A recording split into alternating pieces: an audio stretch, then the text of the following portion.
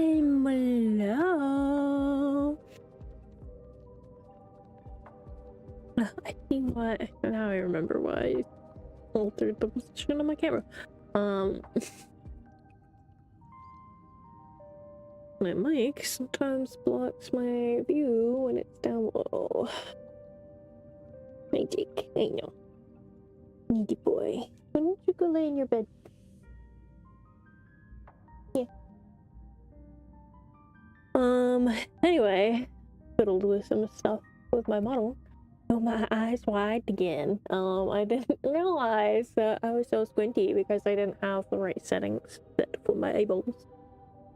Hee. Haha. Anyway, I really wanted to play this game again. I'm thinking about it a lot lately. Hopefully. I also relocated the positioning of my camera back to being on the desk rather than above my monitor. My monitors are large. Because I noticed my eyes were extra twitchy. I probably still will be because I have glasses, but you know, it is what it is.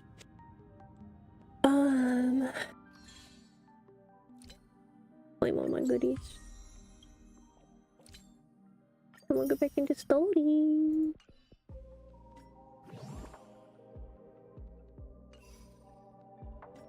I hate that keeps popping up as a thing. I'm like, I don't care. Did all the base story. I don't want to do the co-op shit. Fuck off.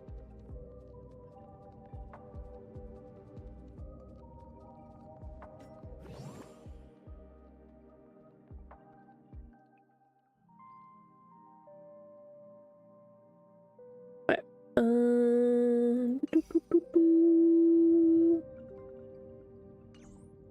All that matters right now.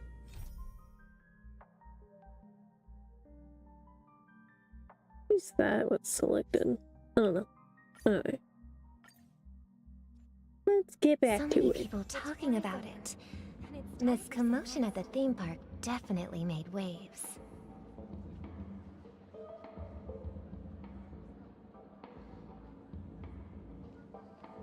Alright, Sparkle. Let's go make chaos, I guess. Fucking goblin.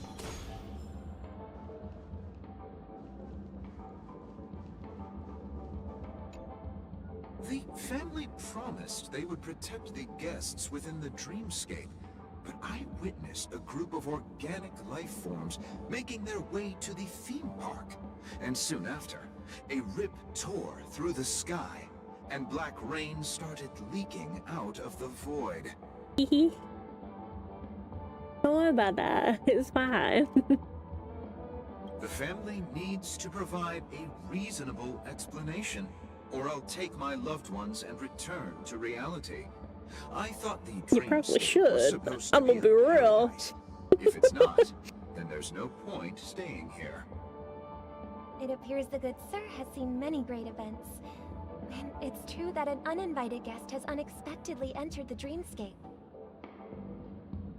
However, their target is not the ordinary guests, but the ambassadors of the IPC. The family will certainly ensure that the safety of the guests is of the highest importance. Miss Robin, I know the Bloodhound family has already sealed off the theme park and has control over the situation, but it won't resolve the problem.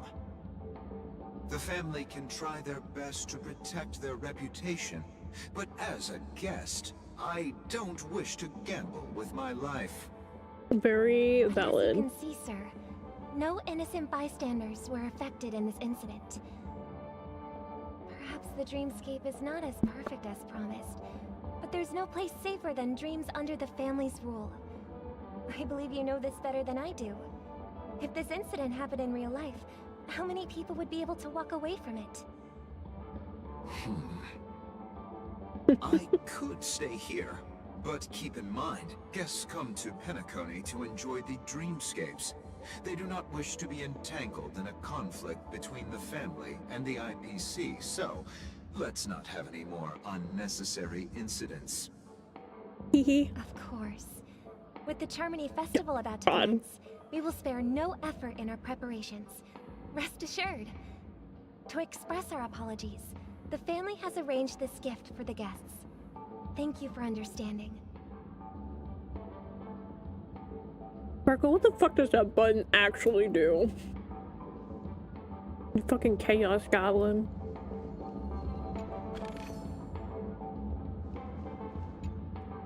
Hello. May I ask what happened here? Nothing to be worried about. There's been a small rehearsal mishap at Clock Studios theme park. Please stay calm. Uh-huh. Hey, are you a fool? You don't even recognize Miss Robin? Who do you think you're talking to? Huh? I'm sorry. I've just been transferred to the Bloodhound family, and I'm still not too used to working on the streets. I didn't realize it was you. I'm so sorry. Hey, don't sweat it. You guys have a tough job. I know how it is. How's the situation looking? She does pretend to be Robin We've rather sealed well, off though. the theme park. Most guests are used to bizarre phenomena in the dreamscape, and so far, no threats have been detected. We can expect order to be restored soon. Rest assured, Miss Robin will intensify our patrols to ensure that no incidents occur.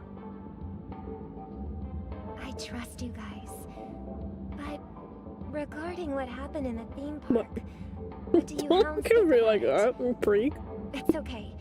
Feel free to speak your mind. No, you can't have my noodles. well- From mine. Actually, I was there shortly after it happened. Is it true that the IPC's ambassadors came with ill intent?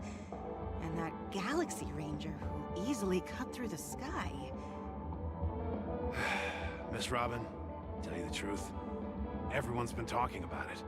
The myriad factions on Penacony have already been causing unease for everyone. Thank you all for your loyalty towards the family. The planet of festivities has indeed run into some trouble. The representative from the IPC, That's good. he's trying to regain ownership of Penacony and is prepared for a hostile takeover. Of course, the family did not agree.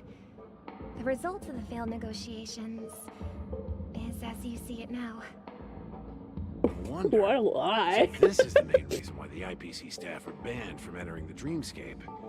Did they apprehend the troublemaker in the end? Don't worry. Mr. Sunday is currently tracking his whereabouts, and he'll have something to show for it soon. However, given the situation, the IPC surely won't let this go easily. Therefore, we are relying on you hounds to maintain the order and stability of the dreamscape. Please be assured, Miss Robin, we take our orders seriously. We won't let those IPC cronies get away with this. Thank you for your hard work. If there are any other members who still feel uneasy, please tell them on my behalf that protecting the dreamscape requires everyone's help. This is a small gift prepared by the Iris family for the guests. There's one for you too. Please, open it at the Charmony Festival for an unexpected surprise. I can't Yeah. believe I received a gift from Miss Robin. It feels like I'm dreaming. Wait, I am in a dream. Wow. If trouble comes knocking on our door, we're not afraid to go to war. Rest assured, the dreamscape's peace will be protected by the Bloodhound family. Gonna adjust the music volume. Music's still a little loud. Playing offline versus online, my volume sliders are very different. So.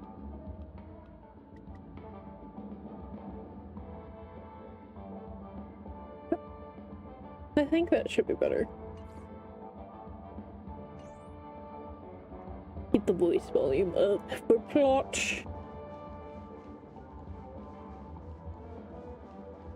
All right. Miss Robin? That's the renowned cosmic superstar, Miss Robin! I didn't expect to meet a fan here. I'm honored. Welcome to Penacony, a world filled with wonderful dreams. I can't believe I'm actually meeting the real Robin. Shouldn't you be preparing for the Joke's on you, Charmony buddy. Festival? Get Preparation real. is important, but the ceremony is fundamentally about sharing the Great One's harmony with everyone. If there's a chance to sing with everyone, I will not refuse. Regarding the recent mishap, I understand it negatively impacted some of our guests. As a member of the family, it's only right for me to come forward and offer my apologies to everyone. But, are you sure it was actually a mishap? Everyone saw those chips descending like rain and the red light tearing through the sky. Claiming it was merely special effects seems a bit far-fetched. I mean, it's a dream, bud. Plus, I met all this generous special gentleman.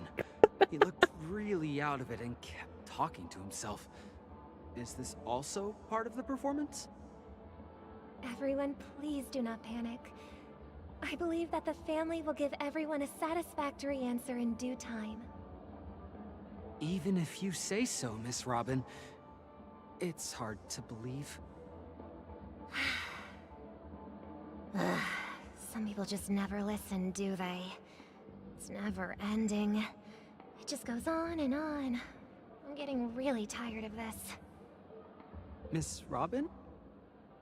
Still, I suppose I should keep on helping everyone. I am the epitome of joy, kindness, and goodness, after all. Huh? What was I just doing? And, who might you be, miss? Here, take this, little guest. This gift has been specially prepared for you by the family. Make sure to take good care of it until the opening of the Charmony Festival. Then, when the show reaches its climax, press the button together with the others around you. You never know. Something very exciting might happen. Little fucking goblin. We're back to where it all began. You entered the golden hour from this place. Our baby. And it is also from here where you will enter the true Penacony. It is a pleasure to journey alongside you once more. But it's time I laid bare the entire truth before you. What? As you might have heard, You're so ornery today. I also go by another name. Stellaron Hunter Sam. Are you alright? I'm fine. Sorry, I hope I haven't scared you. I know you have many questions. Do you remember when we encountered death in that strange dreamscape? When I was caught by that meme? In that instant before it killed me? I saw the reflection of another dreamscape in its ghastly pupils. So, following the clues in the script, I came up with some theories about the meme. That's why I instructed Silverwolf to issue invitations, drawing everyone to the Dreams Hotel. I intended to call upon death before you arrived, to solve the riddle using more direct means, and then invite you to join. However, contrary to my wishes, I couldn't defy the script. And I didn't get a chance to explain it to you. It is how you see now. I was impaled by the bladed wings of death. The heavy pressure of concentrated memoria, miasma, exploded in my mind as if it was actually reality. But after the momentary numbness subsided, I found that my body was absolutely unscathed. I was still alive. And it was just as I thought. I had arrived at a place starkly different from this beautiful dream. Beneath the dreamscape of Penacony lies another, more chaotic, more primal memory zone. Its name? Land of the Exiles. And so, Then I returned to the hotel in the dreamscape, hoping to tell you of its existence. Yet I could not reveal my own identity. So I could only divert your party's attention and lure you away from the battlefield. Aw. And after all my attempts proved futile, it wasn't until not long ago when a crimson blade of light shattered the high wall of the dream, causing you all to fall far into the abyssal depths of the dreamscape, that I was able to awaken you and your companions one by one. And that's it. That is all that's happened so far. Baby. She's so desperate right now. I completely understand. I know it's tough to believe all this without reservations. I just want to say, you are very close to the final answer. Just one more thing needs to be done. And then I can prove it to you. Now, let's leave this place. Please close your eyes. Okay. Take a deep breath and visualize the dreamscape's outline in your heart. And remember, you must not open your eyes at all times. 3, 2, 1. Don't be afraid. The one who has come to greet us has arrived. A piercing screech, a thick, ferocious surge of memoria crashes into your chest, turning and ravaging. Your consciousness becomes like scraps of paper caught in a whirlpool, breaking apart, dissolving, and dispersing within turbulent, muddy current. Innumerable voices resonate through a symphony of memoria like roaring thunder, and among them, one echo stands out with exceptional clarity.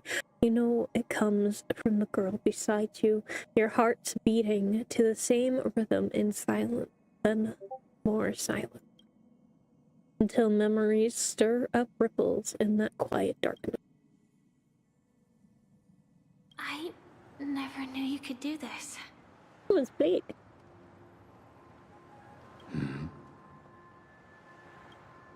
Do you have a driver's license? I do. That is surprising. Why? Because this is Japella, the city of sins? No, it's nothing. I'm just thinking that you haven't slept in 20 system hours. Are you sure you're okay? Don't worry about him, he's fine. I'm fine. I'll survive. Same goes for you. I'm not so sure about that. Slow down a bit. Infiltration is over. Feel free to activate Sam anytime you like. There's still some time before the next part of the script unfolds. Let me stay a little longer in this body.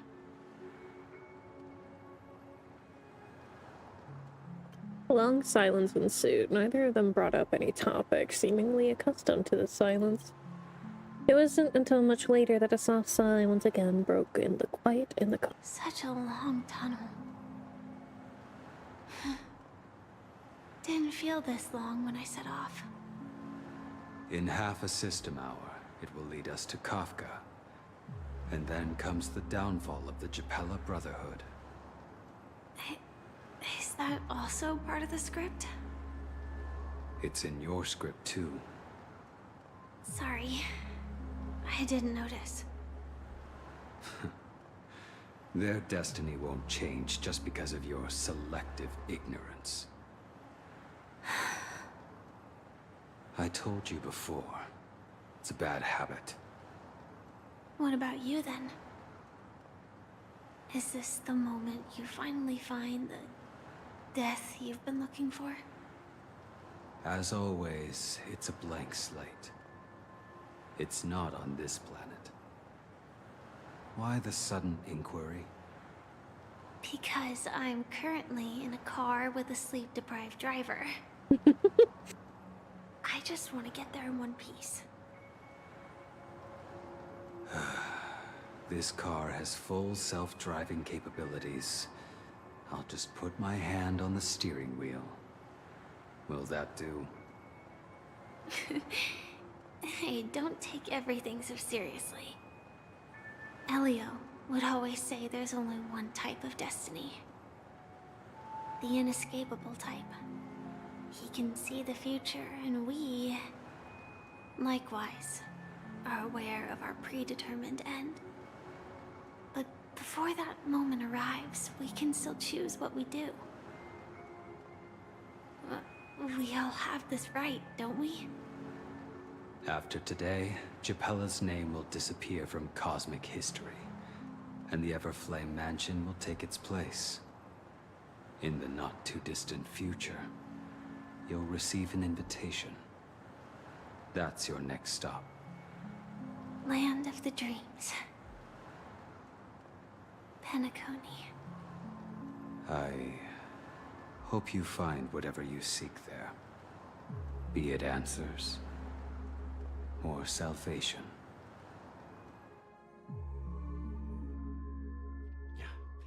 Glad to see you're safe and sound. Where the fuck? Anyway.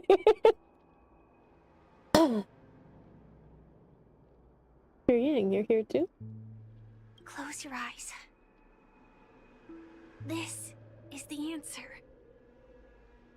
Isn't it incredible? The monster that we have always known as Death is actually the guardian of the land of the exiles. It abides by a certain rule. Abducting people from their dreams and bringing them here. The question that has been perplexing us, does death really exist in the dreamscape, appears to be a cognitive trap. It was laid by those orchestrating events from the shadows to cover up the truth behind His the voice is disappearances different. and the existence distorted. of this Hi, Sam. fortress known as Dreamflux Reef. Every emergence of that meme is related to the Watchmaker. Since Very subtle. Dreamflux It's not Reef quite is as obvious where as it brings its Robin's captives, was, but it's likely that many of our long-standing questions this isn't will the be real well, answered I don't in this think. place. The atmosphere here is starkly different from the beautiful dream. There are no regulators here like the family. And they all look like they're mildly dazed. But from the whispers of the residents, they've heard a familiar name. Gallagher. yeah. It's that man again. Memes are just the Always creatures in the on right place Penacony. at the right time. Though that does save us the trouble of looking for him. Himiko and March have already made a move. Get ready. We're about to set off. Baby. What? The real dreamscape, the land of the exiles. Before we go, Memes are should we also the speak to everyone DNA of our first? soul.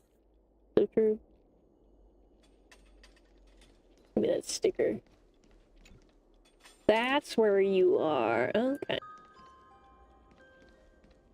I've always wondered where this place was, because I always come here to do the apocalyptic shadow.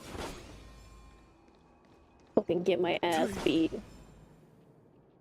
I see Bud. Hello, Bud. Doink. Shush. Quit your whining.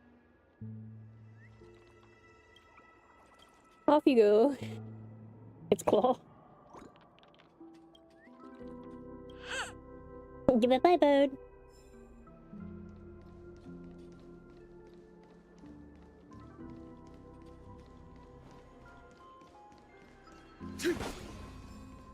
Get boot. I've never actually explored this area whenever I come here. Hold on to that.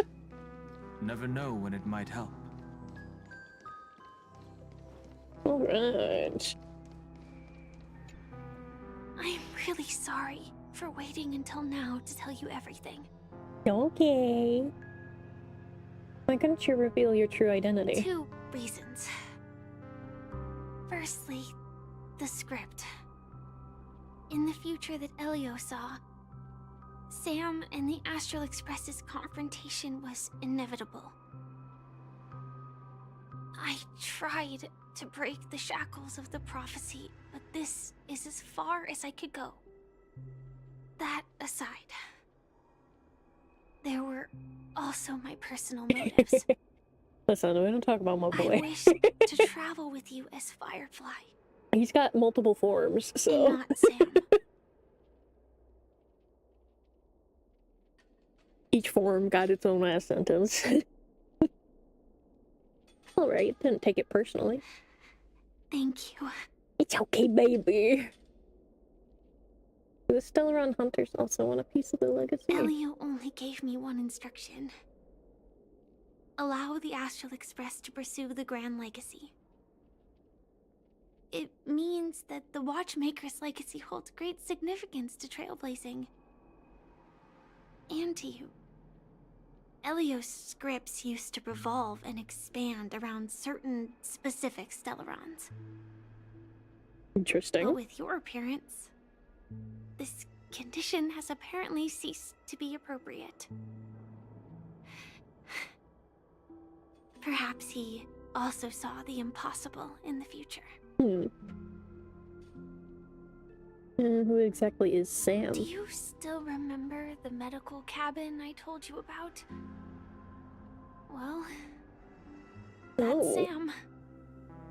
It belongs to the Iron Cavalry of Glamoth's Firmament Frontline. A Firefly Type 4 strategic assault mech. It is the cradle of my vitality. And the meaning of my birth. And for the longest time it was... how I should have looked to the rest of the world.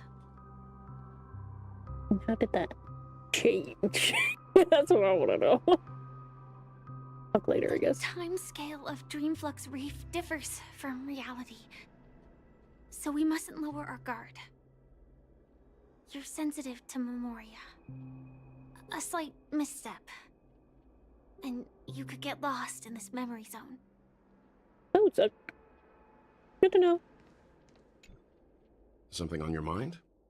Let's talk about it. Acheron's blade slash. No wonder Miss Acheron is so averse to drawing her blade. It's hard to imagine such terrifying power could reside in an ordinary sheath.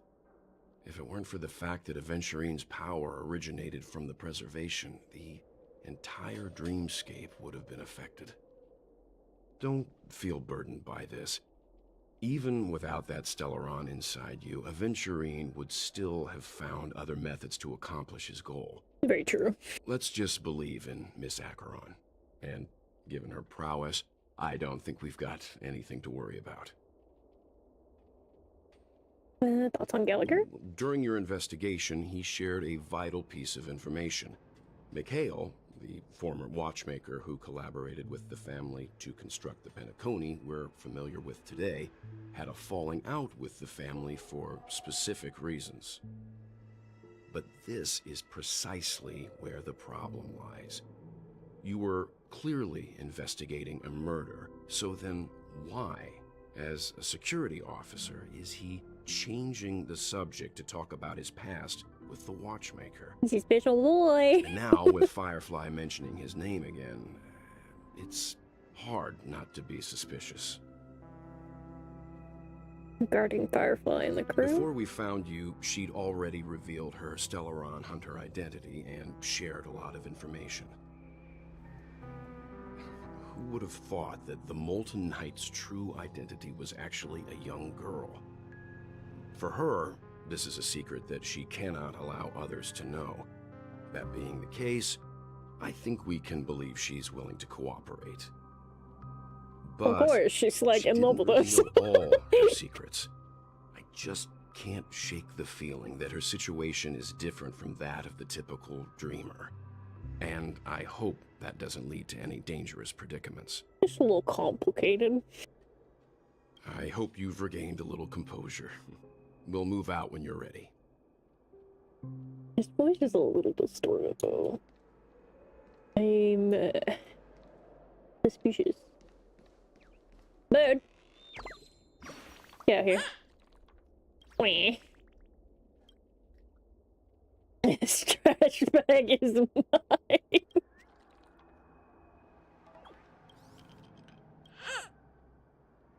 Bye, buddy. Alright, off we go, I guess. Old vagrant. Welcome to heaven. Dreams, true or false, all are ephemeral. Might as well drink more Soul Glad instead. You do that. I have a feeling there isn't any around here, though. That's crooked. Pick up a water drop. Water is the source of all life in the cradle. Why? Huh? Huh? Darn it. Those were darn good products, and robbers took them all. It's careless. It shouldn't have fallen for such an obvious trap. It's fine. Our people are still around. We can still find a way to produce another batch of dream bubbles. One day, we'll pay back everything that belongs to us twofold.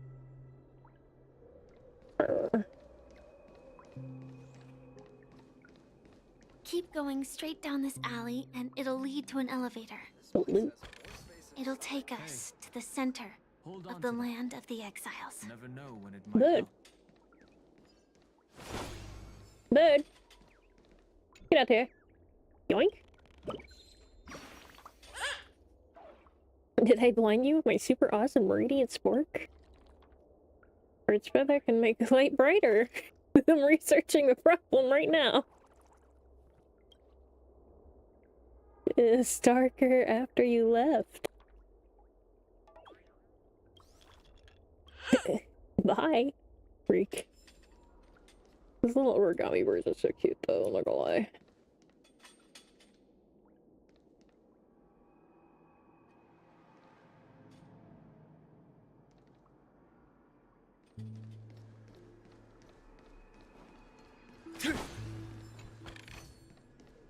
You loot. Hear bird? I hear bird. Ah! I see bird. Come here, bird. Trying to become young warrior. See this map? I've marked the location of treasure. It's what you can see. It's too giant. That was close. I was almost gave the answer away. I'm done with my lines. Good luck, warrior. Thank. Treasure, you say? The clock and 2 tall towers. Alright, you have no idea what this map is trying to tell you. Yeah, there's loot in between the 2 towers there.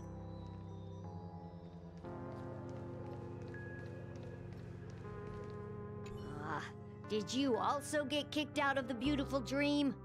I want to go back. Well, but then I don't want to go back. Tell me what I should do. I don't know what to do. Good luck with that, buddy. Looks like a you problem. Look at this guy. He's breaking it down. Yo, get it, son. Hi there, friend from a distant land. I hear the Watchmaker's legacy is right here. Let's say we go treasure hunting. Well, what we're here to find, technically.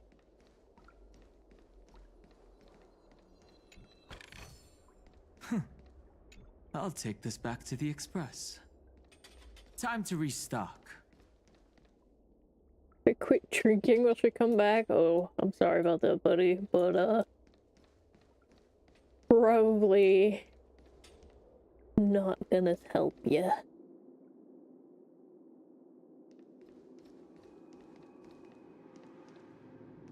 What a ominous here. huge clocky. Looks like the Watchmaker also left his mark on Dreamflux Reef.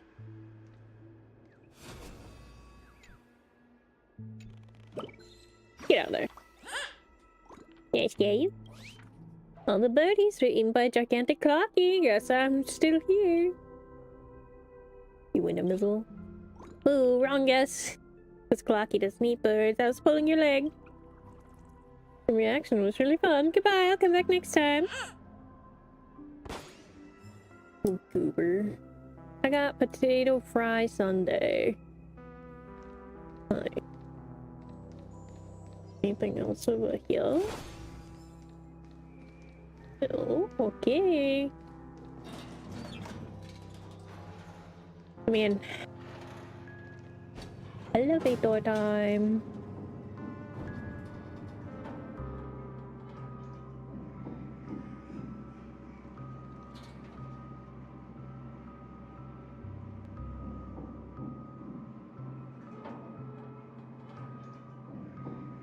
What was that? There was an investigator. I did not press it fast enough. Unbelievable. To think there's a settlement of this size within the dreamscape. And all beyond the family's reach.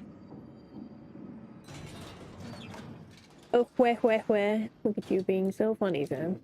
The atmosphere in this fortress is pretty different from that in the beautiful dream. Circular towers, I'm assuming. I was in awe, too. The sky here, it's like a reflection of the 12 dreamscapes. What's even more bizarre is that this place is also separated into trade and residential areas. The layout may be simple, but the facilities are very comprehensive.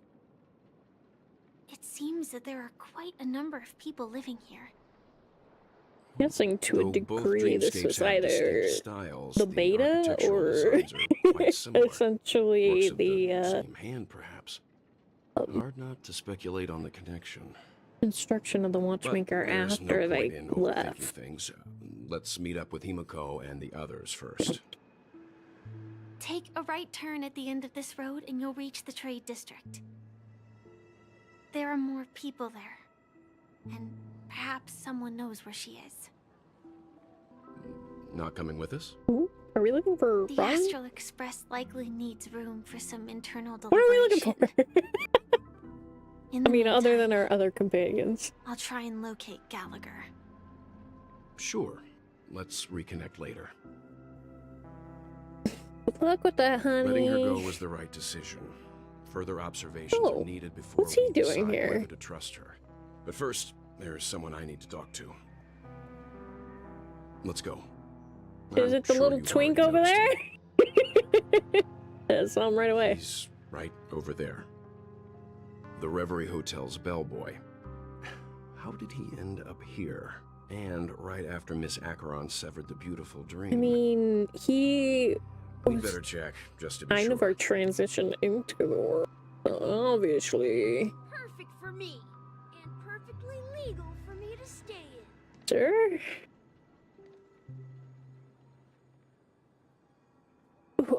Okay. You're weirder than Trailblazer on Bulldog. Boink.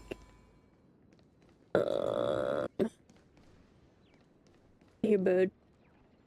Here, bird. There you are. Get out of that trash can. Pirate bird. Sweet and evil pirate captain, more menacing than Boston. My Ironhide cruiser is impenetrable, not even Bombhead can pierce it. Say hello to my baseball bat. Spare the bat, the evil pirate captain yields to you. Yours truly is about to embark on a new journey. May we meet again in the future.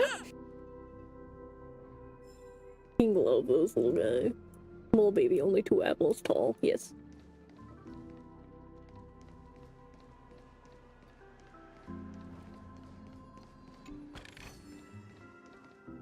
Yes, I'm getting distracted, but there's loot, you know, I gotta loot.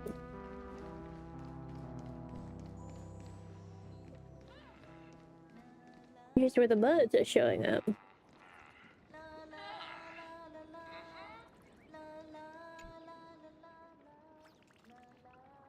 Sweet. Go hunting for Silly birds. Never mind. Since you're here, take this mission before you leave. According to plot. What? You're very confusing. Your words confuzzle me, huh?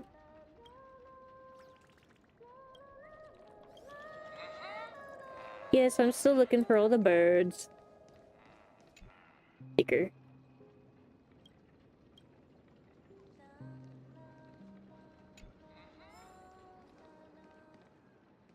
Gooch. Antithesis, the Dreamweaver, Percy. Survey expert, Cammy. Room's looking a little fucked up over here. Well, speaking of birds, almost missed you there. Yeah. Oh, new guests. Need to get tickets from me if you're getting to the next stop. Let's see, ticket device. Where's my ticketing device? Tweet. It looks like it's broken. Tweet.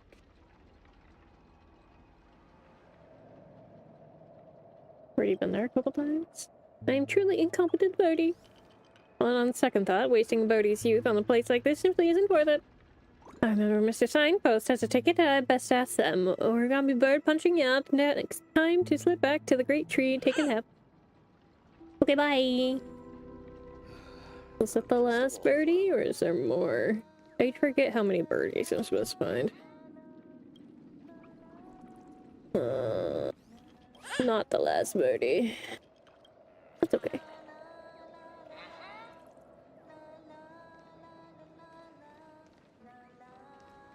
A lot of people I can tune their emotions here. Very interesting.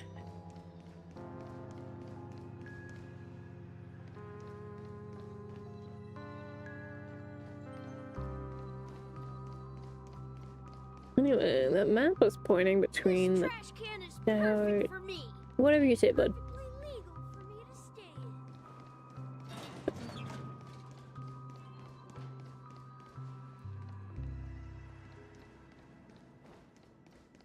Might not be able to reach it from here, but it was showing that there was like loot or whatever on that big map. It's like gated. Can't step on them or anything.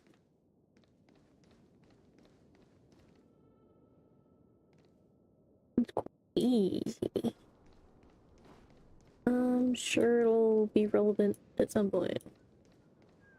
Fine. Get out here.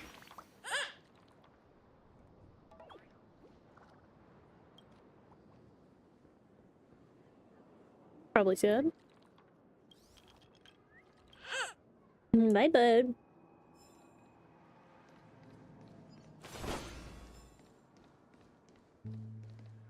There's a lot of people that got fucking yeeted from the dreamscape. I mean, I know I mentioned that there were a lot. This is a lot.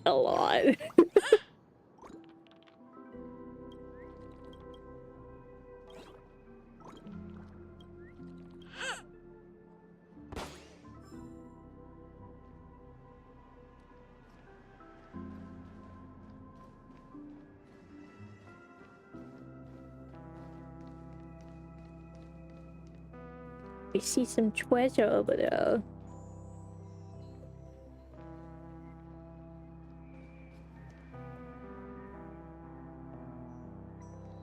I'm gonna go get it.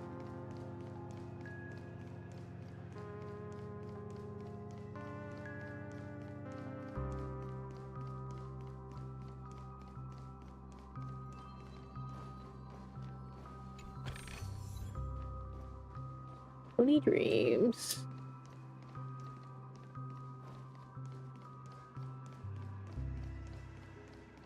Alright, let's talk to the twink. Huh? You're the guest from before. We meet again! And a new friend. Forgot to introduce myself. I'm the hotel's bellboy, Misha. New friend. Hello, Misha. So you didn't I'm Welt. We agree? met in a dream. Oh, and who might this be? Tick-tock! Old friend and new friend! Let's high-five!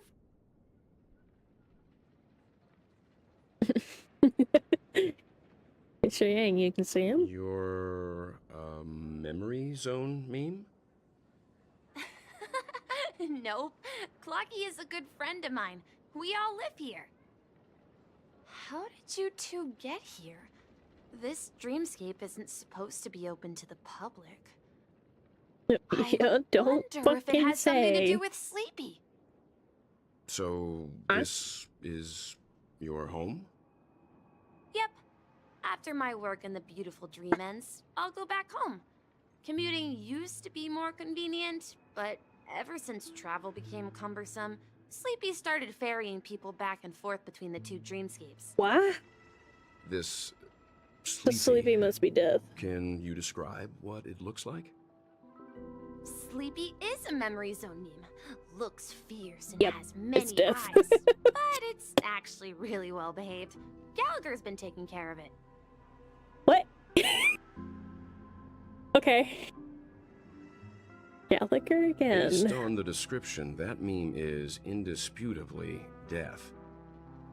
A nightmare for the family, but for the people who live here, well, that couldn't be further from the truth. Death? Not in a dream, surely. Sleepy's just a little aggressive. A little. Sometimes messes up by fetching the wrong guess, but it would never hurt anyone. I see. Has it brought back any guests recently, say, in the last day or two? We're currently investigating a missing person case that occurred within the beautiful dream. I see. Then you'll have to speak with Gallagher. But he's currently busy hosting a visitor from the Oak family and specifically asked not to be disturbed. Did he deadass just yoink Mr. Yang, Sunday? The person you're looking for. Is it Miss Robin? Just as I thought. Considering what happened with Miss Firefly, this doesn't come as a surprise. If you're looking for Miss Robin, I can lead the way. She told me that she'd be willing to meet with outside guests. Ooh. Okay. If it's not too much trouble. Also, we're looking for our missing companions. A woman with red hair accompanied by a girl with pink hair. Have you seen them? Sleepy would never hurt anyone. Turns to look at the firefly shape along the pit. Mental stability. Dreamflux Yeah. is a small place, and it's not as bustling as the beautiful dream. She lived. But its safety is unmatched. Her brain exploded briefly, but she lived. First time here in Dreamflux Reef, I'll be your guide and help you find your companions. And then we can all go visit Miss Robin together. She's gone to Mrs. Grace's to visit the children. She won't be leaving anytime soon, so there should be enough time. All right then, we'll follow your plan. Well, we now know the answer to both murder cases that have caused such commotion in Penacony. As for the intentions of the mastermind behind it all, we're still none the wiser. We really need to talk to Gallagher again.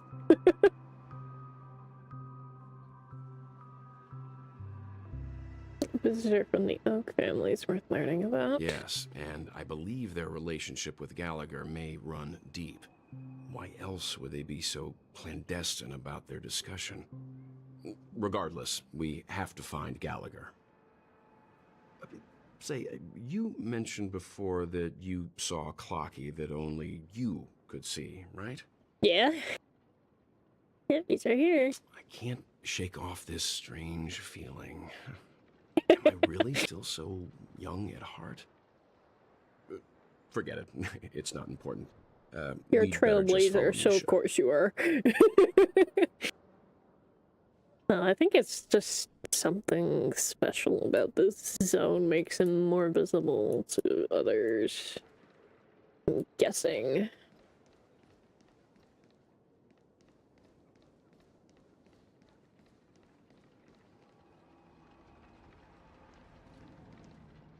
Everyone, look! From here, you can see the most spectacular view of Dreamflux Reef.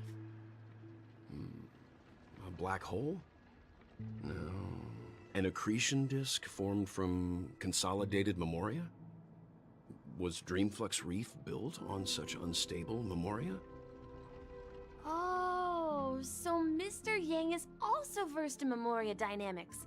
He's I was just just smart. trying to figure out how to explain this huge That hole is to very everyone. smart. I bet you guys have a lot in common with Miss Kami.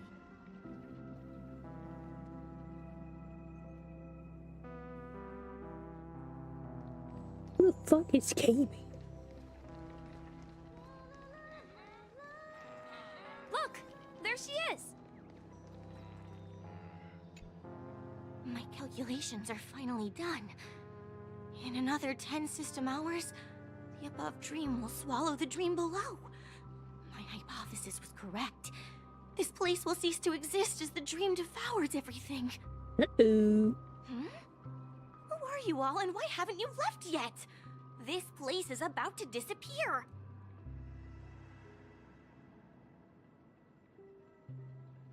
Why aren't you leaving? I'm Kami, a dreamscape surveyor specializing in Memoria dynamics, and this is my life's work that I'm researching. See that huge Her gaping cardigan is hole? very It cute. was just a narrow rift many years ago, but now it's grown into a giant hole. The surrounding Memoria has been flowing towards the other end of the hole at a constant velocity, slowly but surely. Aww. But the scary part is, according to my calculations, the flow rate of Memoria has recently changed, and it's faster than ever before. It's almost as if something is sucking it in from the other side. Okay. By constantly improving upon Madame But Rosalina's why? Memoria measurement method, I've finally In obtained hoops. accurate results. After 10 system hours, the Dreamflux Reef will cease to exist. It will disintegrate like a melting glacier, and then fuse with the sweet dream fragments on that side of the void. Okay. Please don't worry. This sort of thing has happened many times before. Miss Kami isn't a bad person. She's just a bit lost in her own world. She'll probably realize she's wrong soon enough. A little delusional, got it. You don't say. There was something else that piqued my interest. Who is Madame Rosalina? Oh, do you know her too? Or are you also a fan of Memoria dynamics? We're very interested in Madame Rosalina's achievements. Could you tell us a little more about them? Why, of course! She's an excellent scholar of Memoria dynamics, and the first person to apply Memoria rate measurement methodology on interstellar travelers. Bless you. Regrettably, due to the presence of the Garden of Recollection, ordinary people don't pay much attention to the nature of Memoria. She departed this world without much fame, leaving only a few thin journals behind.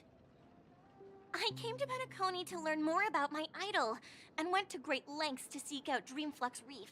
All Just because happened. this is her final resting place. Prodigies always meet their demise prematurely. The loop reset. Madame Rosalina had more Is that what time, just happened? she would have discovered a way to reverse the flow of Memoria. I felt it. The source is in the golden hour. There is a certain anomalous presence stirring the currents of the memory zone. I must uncover more concrete proof. I must convince everyone. But what though? Does the name Madame Rosalina sound familiar to you?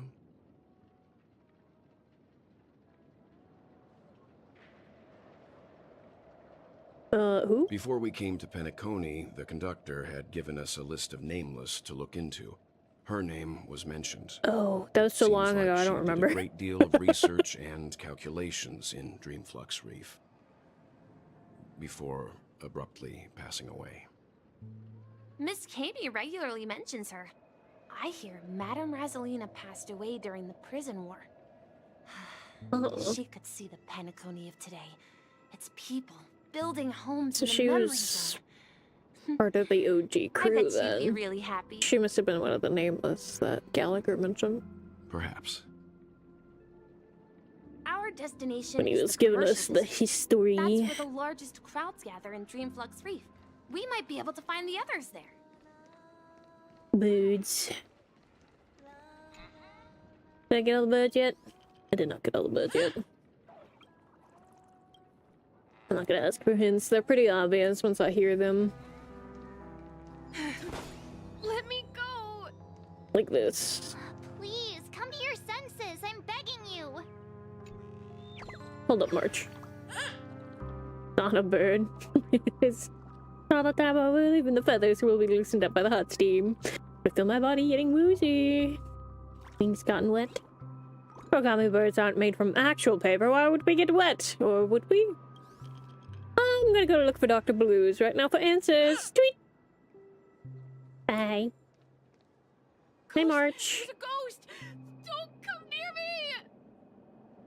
Oh my. I'm human and so are you. Can you get a grip? Ah, there you are. I've been waiting for you two. Quickly, come help. I bumped into a member of the family on the way here. He was so scared and I just wanted to calm him down. But... Let me go! Let me go! I've only done good in my life. Why can't I rest in peace after death? well, this is how it turned out. Good, bud? You scared him this badly? Ha ha, you're a regular comedian. He thinks he's dead. Although, when I first fell in, I also thought the same. Dear guest, this is not the afterlife. This is Dreamflux Reef. That's right. Did you hear that? Repeat after I'm me. gonna be real, Misha's the most sussy bastard out of all of these. He's been there from the start. If I'm not dead, what am I? And for some reason, he knows all about this reef and apparently lives here. Curiosity kills the Papeshi.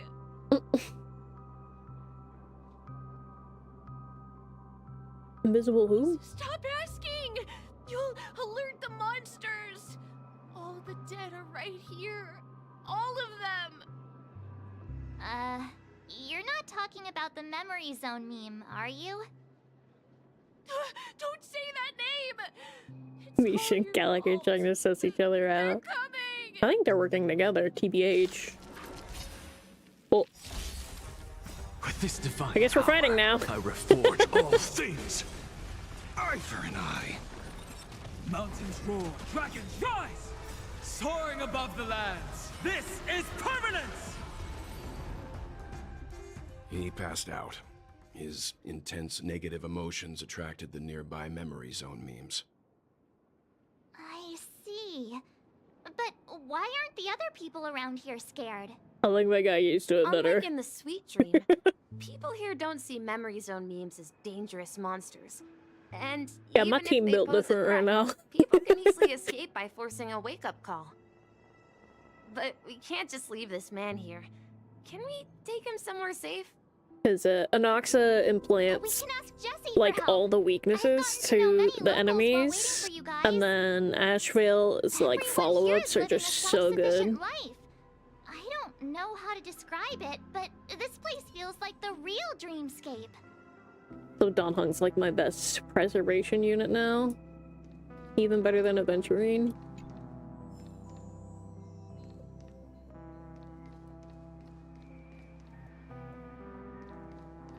And I just have Robin for support, mostly because she boosts follow-up damage. Let's have a toast So, to dreamscape, strange. it definitely helps with Asheville and Anoxa a lot.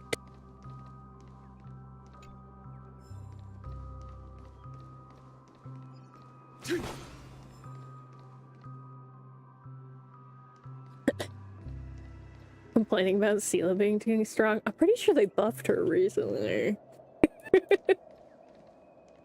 But get out of the shutter. Those are very flat balloons. The shop owner's on vacation. Yeah, you go ask him.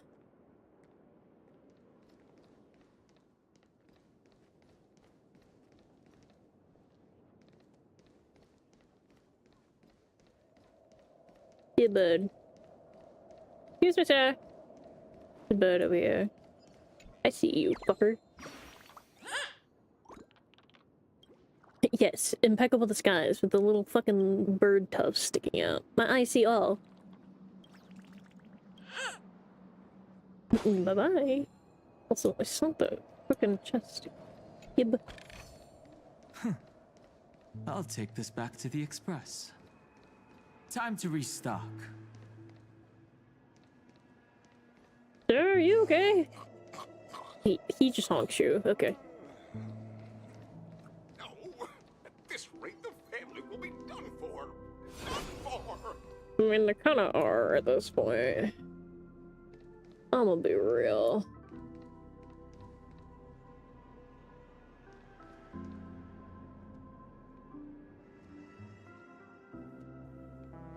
I'm not gonna question it. It's Penacony.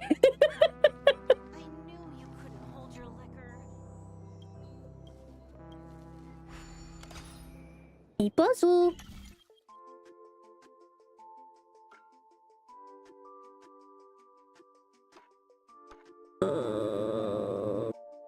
Okay.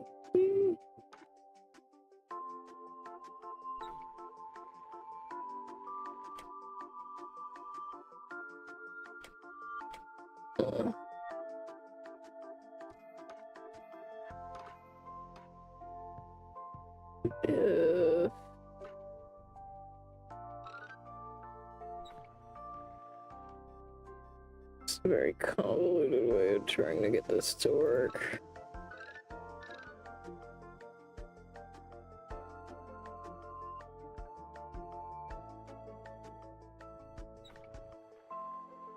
Plan, huh? I need to get into that gear, but this only does so much. This does fuck all.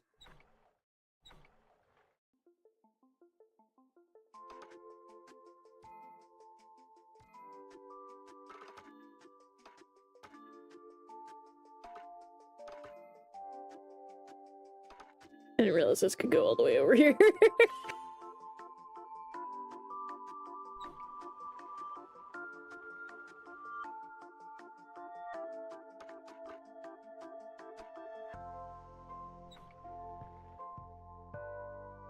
Okay.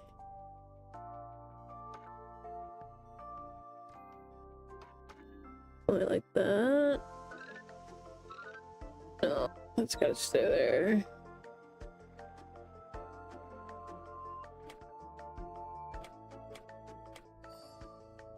For that works too, I guess. This one's a little hard. I don't think I've had one quite this difficult. The answers are a lot more simple than I expected it to be, though.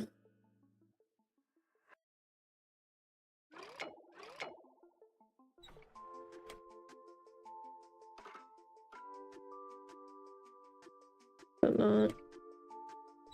Oh. There we go. It's like, why isn't it working? Normally these are super easy, but this one is a lot more complicated. Give me good shit. Cool. Same shit I always get out of it. That's kind of dumb, in my opinion, considering that one was a little more difficult. And there were 4 stages to it, when they're normally only like 2.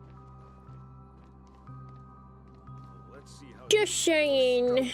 Genius like this. I'm not trying to talk to you.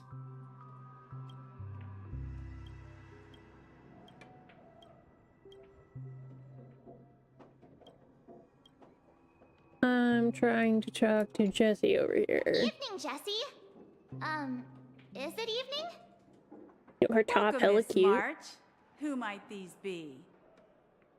These 2 are my friends. As for the man lying on the ground, March, how long have you been here? I know they said time's a little wibbly wobbly in this dreamscape, poor but guy who accidentally ended up here. I'll take care of him. how long has she been here to There have make been a lot of friends new with faces the lately. bartender already? Things must be tough in the beautiful dream.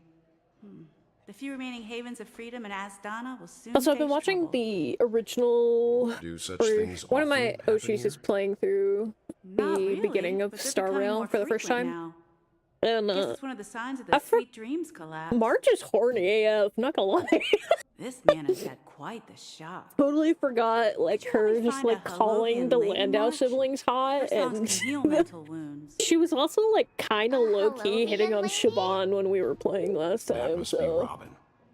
She's also here Pop in off, Dreamflux dude. Reef. Huh? Robin? But I thought she... Oh, right. that's just one of us. Let's be Firefly real. is here safe and sound. Then it means Robin must be okay too. Misha is about to take us to her to find out what happened. But before that, let's meet up with Himiko. You were with her earlier, right? We met some stowaways in the residential area. Most of them came from neighboring star systems.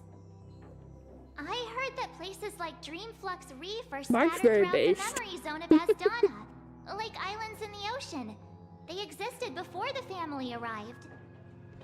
I also heard that when Dreamflux Reef took shape, it was the center of all dreamscapes in Honestly Penacony. though, Siobhan really hot. If that's true, Honestly, it's no wonder surprised she's there are so not many actually a similarities playable between this character. place She and has the a Sweet design very borderline playable character. Himiko must be gathering information. She's like right on the edge of playable versus NPC.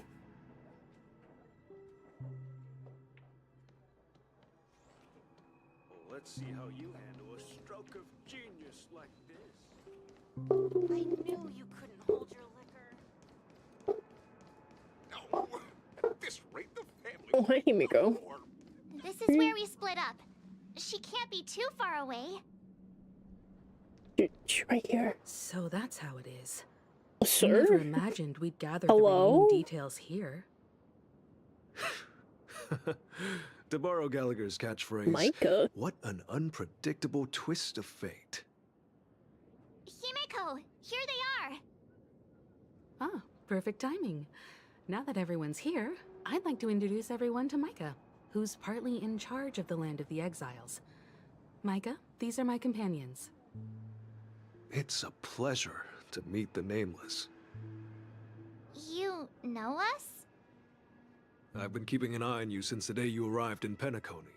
Oh. We would have met under more appropriate circumstances if Dreamflux Reef hadn't been isolated from the 12 dreamscapes.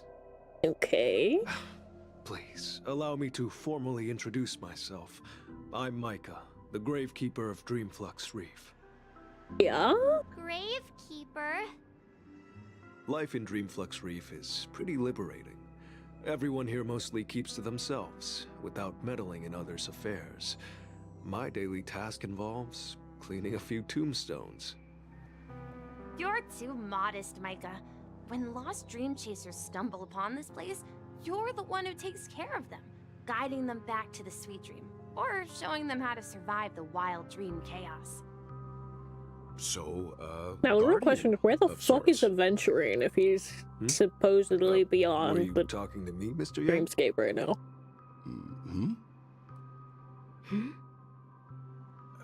On that note, Mr. Mika, which tombstones are you referring to? We didn't come across any graveyard when we arrived.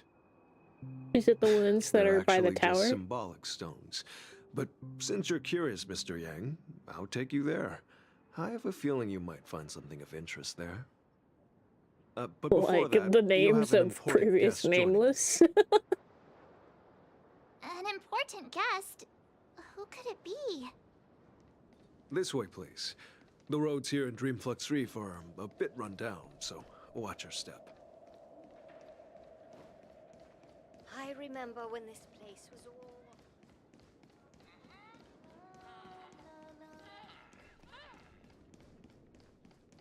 The dog would scream. Ah, there's Robin. The real she Robin is. and not Sparkle, hopefully. Everyone sang so wonderfully. It's not often that I tried this music style, but I've gained some valuable insights from it. Oh, I can't thank you enough, Robin. Well, these kids have made incredible progress in only a few days. It was nothing, Grace. I merely taught them how to sing. It was you who brought hope into their lives. Why is Robin Life must be staying on quite this side difficult of for the them in dream? reality, I imagine. That's right. Whenever it's time to say goodbye to these kids, they're reluctant to leave. But I've explored every corner of Dreamflux Reef, talked to everyone I met, and they all told me the same thing. This shattered dream is not worth clinging to. It seems you truly are a child of the Harmony. Emma and Andy are orphans I took under my wing. Carol there, with her blind eyes, used to work at a nutrition center in the outer ring of Penacony. And as for Gary, he's been living with autism since he was a child. They're not old enough to enter the sweet dream managed by the family. I was gonna say, they said the children weren't allowed to be in the to sweet birds, dream. These kids are like fledglings with impaired wings. But in this dream, well, they can fly freely. Even if they stumble along the way, well, they're still relying on their own strength. And me, an old lady with no legs. Well, without this dream, I couldn't even walk toward them. I'm glad that you found a new life here in Penacony. It's just... Don't worry, Robin. Dreams have their significance, but they aren't everything. Both the children and I understand this. No matter how long we fly through this dream, we will one day return to reality. But you know what? Emma and Gary aren't plagued by their insecurities anymore. No, and Carol is learning how to cope with her blindness. And Andy is livelier than ever. Well, even I've become more optimistic. You see, in dreams, we learn how to live. Once we return to reality, we learn how to survive. So true. Should our feathers be damaged, then we share our wings with one another. There's no need to covet an illusory sky in dreams, because we have the right and the ability to fly towards a broader horizon. It's a relief to see you safe and sound, Miss Robin. It's nice to see you all again, Astral Express crew. I heard my disappearance caused quite the commotion out there. I'm really sorry about that. Since you're here, can we assume that you're fully aware of the situation in Penacony? Ever since I returned to Penacony, my voice started to change, until it gradually faded away. At first, I thought it was a temporary ailment, perhaps due to having been away too long. I thought maybe it just takes some time for my body to acclimate to the high concentration of Memoria and Asdana. But now it seems the root of the problem goes way beyond me. There are elements around me that don't align with the harmony. Losing my voice is just one of the signs of the Sweet Dreams collapse. The Sweet Dreams collapse? That memo keeper mentioned the same thing. So it's real. While I was away from Penacony, the boundaries of the 12 dreamscapes kept expanding outward. But whenever I mentioned the anomalies in the dream, all the family heads refused to talk about it. Sounds about right. Only my brother was willing to respond. Later, I discovered the secret letters from the IPC ambassador, which further convinced me that there are hidden secrets beneath the surface of Penacony. So, following the clues in the Oak family's dossiers, I found my way here. The land of the exiles, concealed by the family under the guise of death. A dream within a dream, where Penacony's past is buried. Hearing you speak, it sounds as if your voice has made somewhat of a recovery. I hate to admit it, but the harmony in this place resonates more broadly than within the sweet dream. Sounds It's regrettable. about right, surprisingly. The family has experienced betrayal. The traitor, or traitors, abandoned their original principles and, using the name of harmony, exploited people's weaknesses to turn Penacony into the planet of festivities, trapping everyone in the illusion of the sweet dream. This is not the strong defending the weak, but rather the strong exploiting the weak. Capitalism! A world without equality won't ever be favored by the harmony. And naturally, those voices blessed by them have lost the ability to sing. Could there be another force influencing the family's shift in philosophy, Miss Robin? Greed. Considering what happened with Acheron, it's although that's probably difficult something to else. conceive of another entity within this the game. realm of the harmony capable of influencing everyone. But, you know. Unless a power surpassing that of an emanator is involved. I'd heard about what happened to the Xianzhou Alliance, but as far as I'm aware, the family hasn't faced any such external interventions. Who knows? Perhaps I've just been away too long and missed something. I mean, regardless, knowing everything, there's probably a Stellaron the involved. very opposite of what the harmony represents, while still claiming to uphold it. I must uncover the reason why Mikhail cut ties with the family, and who exactly it was who betrayed us all. Do you remember our arrangement, Mr. Micah? Well, here's my answer. I've decided to forgo my role, and never step foot on the Charmony Festival stage again. Damn. Them's fighting words. 11 hours till festival. Here, brother. A little bird. Bub. Looks like a fledgling Charmony dove. Stellaron, HSR plot, never. Hello. So, how did this little bird get here? Maybe its parents abandoned it? It looks weak and frail. Why don't we find something soft and make a nest for it? Can't play old bub. This place is too dangerous for a fledgling. Let's take it with us. We can put it on the wooden shelf in front of your window. Okay. A bird like that must have a beautiful singing voice. But where will it live? I'll ask the family head to build a cage for it. A cage? But then it won't have the freedom to fly, right? Let's see. What is it that has captured the attention of the two best interpreters of the Great One?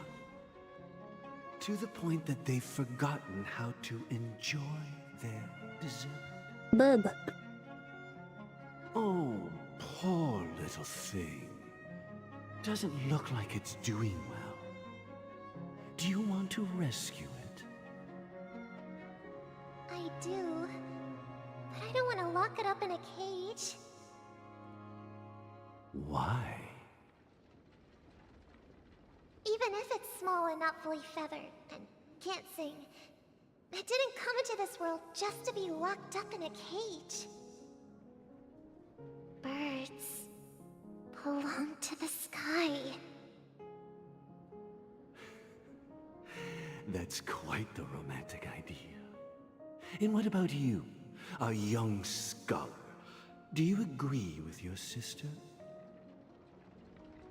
I think I she's feel like right. this kind voice isn't so But if we kind, leave it but I'm out in gonna be the real. wild, it won't survive for more than a few days at best.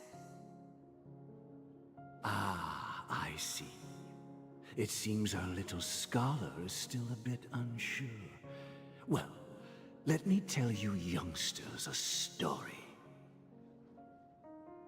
As you probably know, Charmony doves can fly through the air. When they fly really high, the friction caused by the flapping of their feathers against the atmosphere creates amazing lights, so that they look like shooting stars. We've seen this spectacle so many times that we think it's just something they can naturally do. But that's not the truth. Their radiant display is the result of countless struggles against nature over generations. Yeah, this boy's saying Their very kind. ancestors were too weak to survive on the ground. So, to escape predators, they started seeking Illusory kindness in the air. After countless attempts by many generations, one of them finally figured out how to fly. It soared into the sky and never looked back at the ground again. Personal experience, buddy? So, you mean birds aren't born to fly, but they find a way to do it through their determination, right? Well, that's an idealistic way of putting it. So, what are your thoughts, Sunday?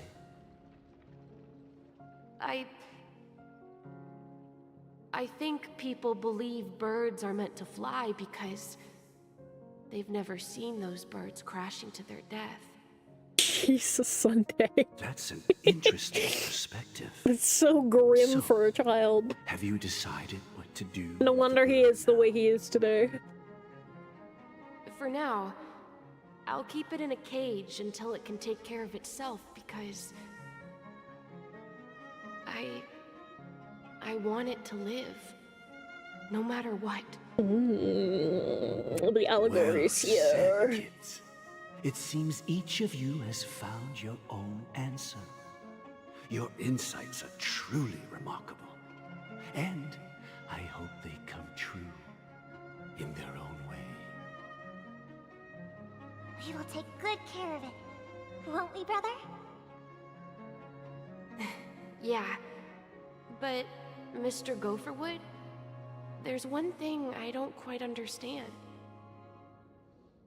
And what might that be, my son?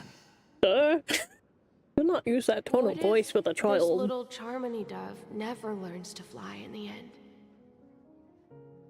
I mean, if there are fledglings in this world that can never fly throughout their lives, should we let them go back to the sky, only to see them crash to the ground and die? Talking in your sleep, Birdie? Time to wake up. Wakey wakey. You look a little unsteady. Need a hand? I'm still alive? Supplies. Yeah. Happy about that.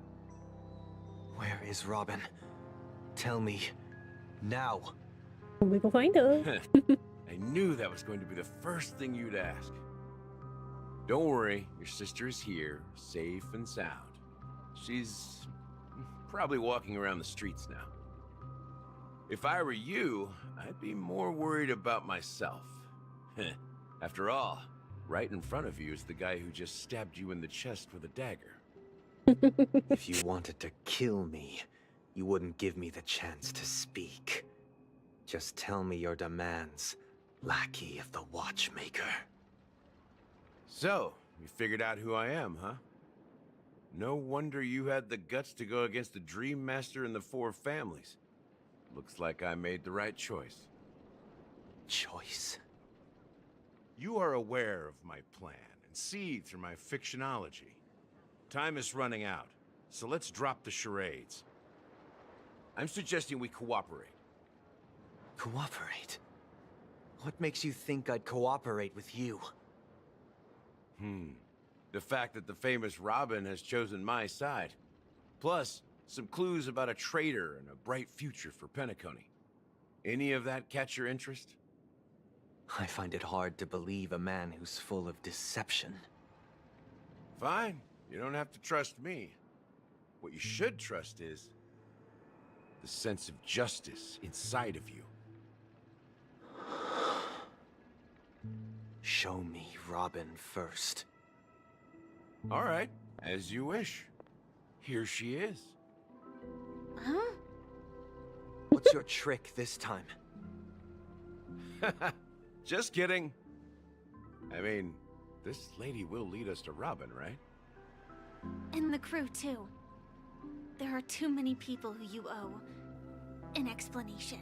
Just a little bit. That'd be great. Please follow me, Honorable Oak family head. Now, all the actors... And boys being sussy. I mean, a lot of people ship Gallagher. But... This is the monument I mentioned understandably earlier. so. The names inscribed on it should be familiar to all of you. Rosalina and Tiernan. When Penacony was known as a frontier prison, it was the Trailblazers who connected it with the stars. They were the heroes who saved Asdana, and their names deserve to be immortalized, not just on this small stone tablet, but in the annals of history for all of time. However, today, the planet of festivities is nothing but sweet dreams. That heavy piece of history is all a distant memory. Just like that prison. If their names are inscribed here, then that means... According to Micah, they died long ago. Rosalina was killed during the War of Independence. She ventured alone into the heart of the star system to investigate the flow of Memoria, but she never returned. Tiernan was a skilled gunslinger, strong and reliable. He led the people through countless battles, but he didn't live long enough to witness the arrival of true peace. Oof. In the decade following the war, Penacony faced challenges internal and external. To protect Asdana, Tiernan picked up the way of the Trailblaze again, and led the Letmoth family to explore beyond the system, only to be surrounded and wiped out by the swarm. Though I had expected as much, the tales of these heroes truly are sorrowful. It's the way of the True to the Trailblaze. title of Trailblazer. They spent their lives venturing into the unknown. But what about this tablet? There are no names carved on it. When Dreamflux Reef was created, its owner was still alive. However, he insisted on erecting a monument for himself, saying that it will happen someday. Here we meet again. Everyone from the Astral Express. Robin.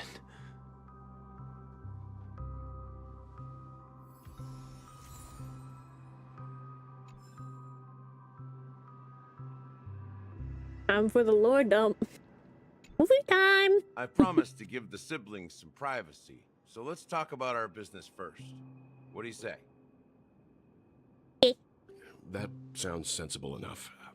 Since you went through the trouble of gathering the family head, the crew, and the Stellaron hunters, I'm guessing you have something important to say, Mr. Gallagher? Oh, is it that obvious? The look on your face is practically screaming, I'm the one behind all this. You're right, Mr. Yang. It is indeed time to come clean on everything. The siblings already know what they need to, and they've made their choice. But you, Nameless, arrived a bit late. So it's only fair that I answer your questions. Bill T. Before we begin, let me reintroduce myself. I'm the founder of Dreamflux Reef, the deputy of the Watchmaker, and the one who sent out that invitation. As Gallagher, the history fictionologist, I humbly extend my greetings to you all. History fictionologist? That's some made-up ass title. Everything you told us was made up? Well, don't worry. Almost everything I shared was true. Well, except for the part about the family accepting me back. I double-checked with Micah, and everything he said about the family, the Watchmaker, and Mikhail is true. Thank you for your understanding. Now let's get down to business. I'm sure you're all wondering why I went through the trouble of setting up this battle for the legacy. inviting different factions and stirring up a ruckus all over Penacony? Well, it all boils down to something very familiar to Told you. the Stellaron. The Stellaron? But how is that possible? Penacony is a free-flowing interstellar hub. There are no signs of contamination whatsoever. You're totally correct. So, care to take a guess at what that means? This is the contamination. Someone's manipulating the Stellaron? How keen. Well, what should I say? I expected nothing less from the person here who is the most familiar with Stellarons. The sweet Kinda dream in our doesn't come out of chest. thin air.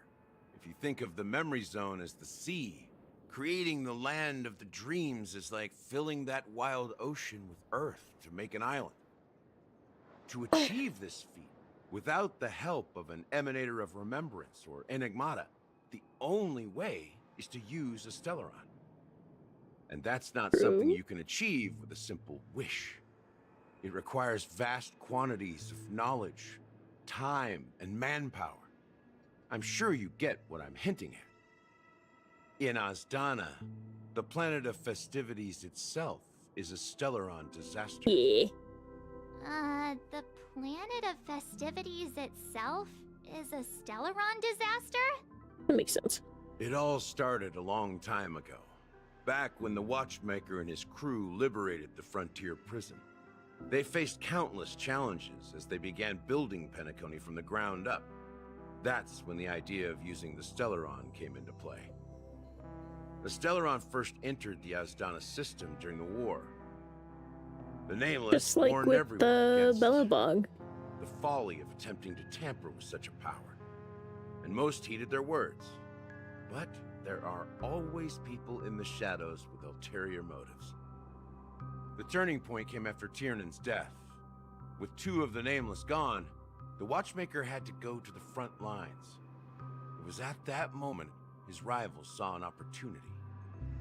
By the time a representative from the Montour System's family arrived at the Watchmaker's call, the Stellaron had already been activated and was seeping into the primordial synesthesia dreamscape. And I suppose the family happened to possess the knowledge to seal the Stellaron? I don't think Not it's really just that. sealed. They knew far more about the Stellaron than the average person. They helped Mikhail swiftly quell the civil unrest and played a part in building Penacony under the disguise of the Harmony. Those three eras were known as the Age of Dreaming. The Watchmaker, who had been left in the dark, sent out invitations across the universe, spreading the hype around the land of the dreams. Then, how did they turn against each Great other? way to carbo load. Remember the island in the ocean metaphor? Nom, nom, nom. The truth is, the Stellaron was never truly sealed. Yeah. It existed in a different form within the dreamscape. Think about this. What would it cost to create and maintain such a lavish dreamland? An infinite people's power lives. source. The opulent dream is built upon the decay of spirits, with a toxic elixir called pleasure flowing through the dreamscape. It tempts people to indulge in the dreamscape, and gradually their minds succumb, becoming nourishment for the sweet dream.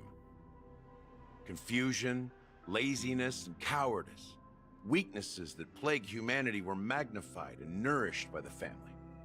Penacony became a new kind of prison, even more impenetrable than the previous one. Yeah. Sadly, we realized this far too late. By then, the family had a firm grip on Penacony, swiftly quelling any opposition that arose. At my wit's end, I had to use the power of the Enigmata, and sought refuge in this chaotic memory zone. Over the years, I fabricated a meme within this dream for our use. Dormancy. That's its real name. We exploited a loophole.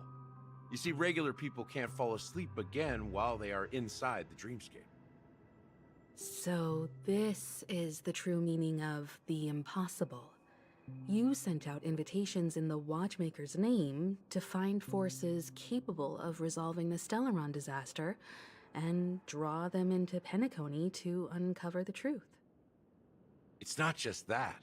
Above all, I wanted to see what happens when the major factions engage in a struggle for the legacy. Since this is the Watchmaker's first announcement in decades, the traitor within the family is bound to reveal themselves. So, the legacy is just a facade. If you want to consider the Stellaron as the legacy, I'm totally fine with that. If that's the case, where is the Stellaron now? That's a question for Mr. Wings. The Stellaron is still under the family's control, and as the head of the Oak family, I'm sure he holds all the answers.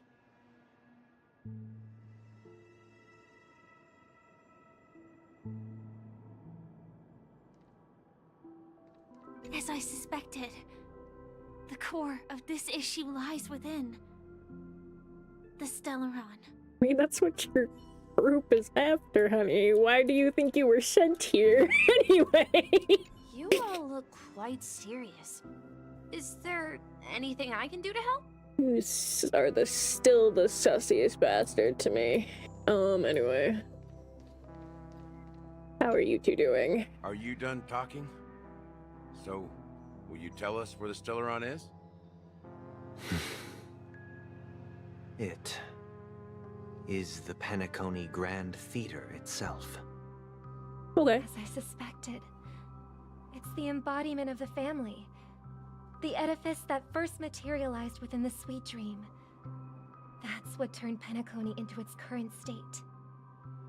As for the person who employed its power, it is in fact Mr. Gopherwood, the current Dream Master. That name is so fake. Well, that was easier than I thought. Anyway. Did you conduct your own investigation already? Correct. Whoever came up with that, it was just...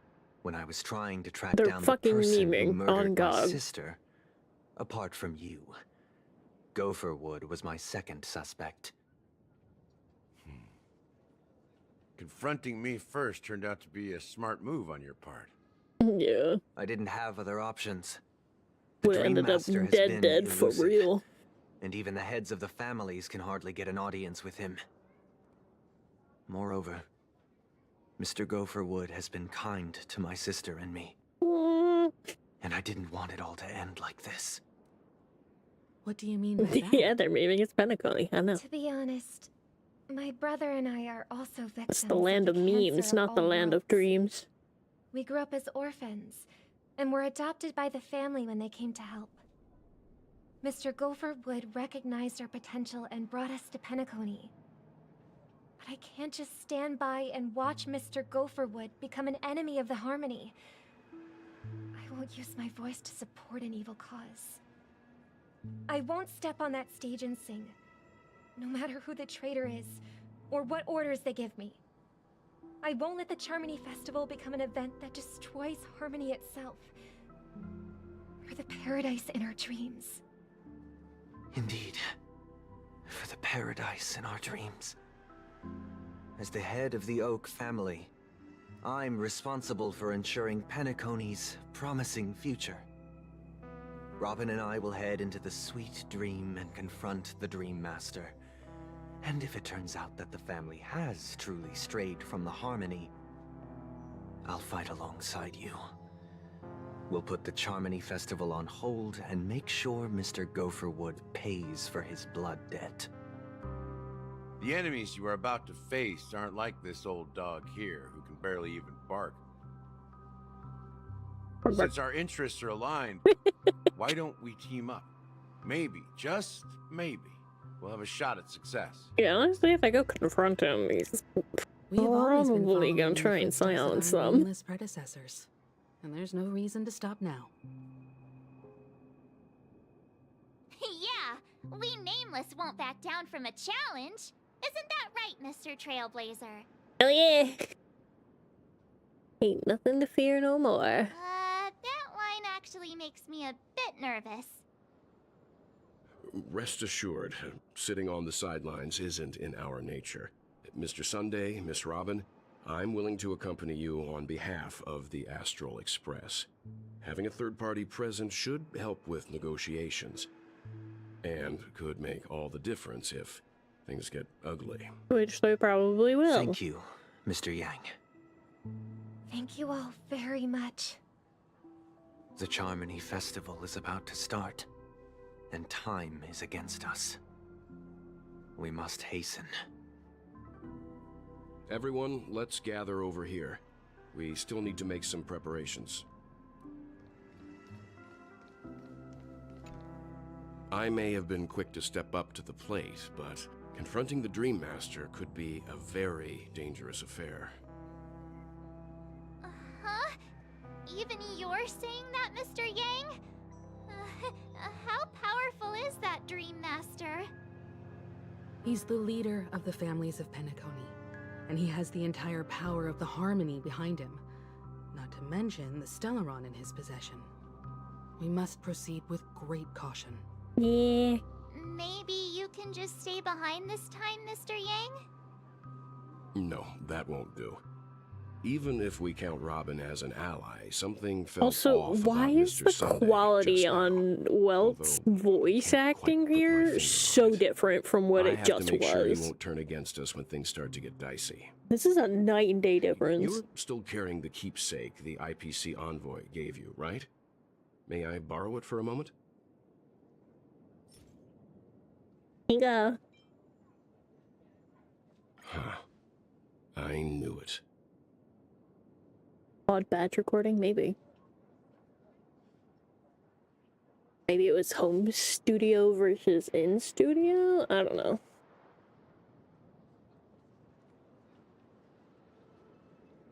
What do you need it for? As I suspected, this chip Aventurine gave to you is actually a miniature transmitter. Well, that's a given. If I'm right, he intends to use it to track your location or contact you when needed. As it so happens, this may actually be of some use in the current situation. Aventurine? Is he still alive? Oh yeah. And what does he have to do with our mission to confront He's out the there Dream somewhere, Master? causing chaos. Remember what I said earlier? Working with the IPC is a way to keep the family in check. If negotiations go south and the family show their true colors by going after the Stellaron, I'll use this transmitter to send a message to the IPC. It'll be just the opportunity the IPC ambassador was hoping for. The only question mark in all of this is Aventurine's current status.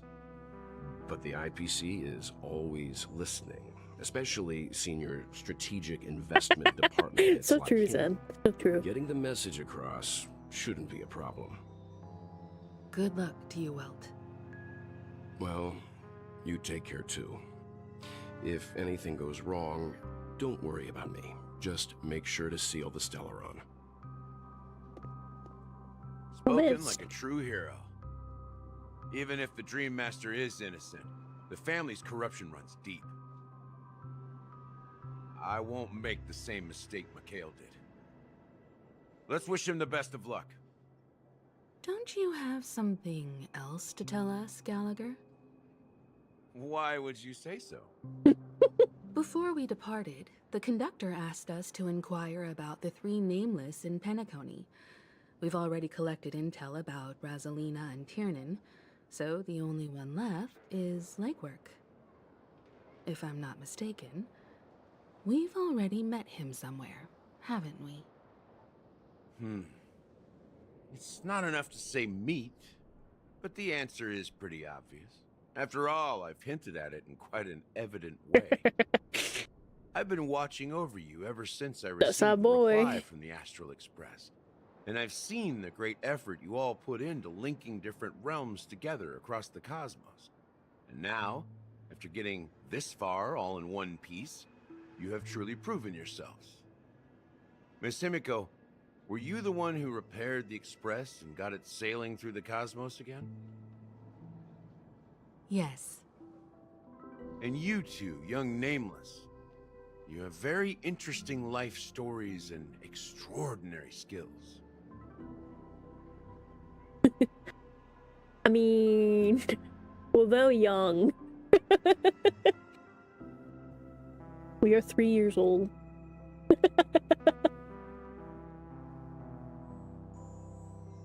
Aw, you're making me blush with these flatteries. Keep them coming. I don't know much about my life story, but I do have extraordinary skills. You're full of energy. Please send my regards to the conductor, Pom Pom.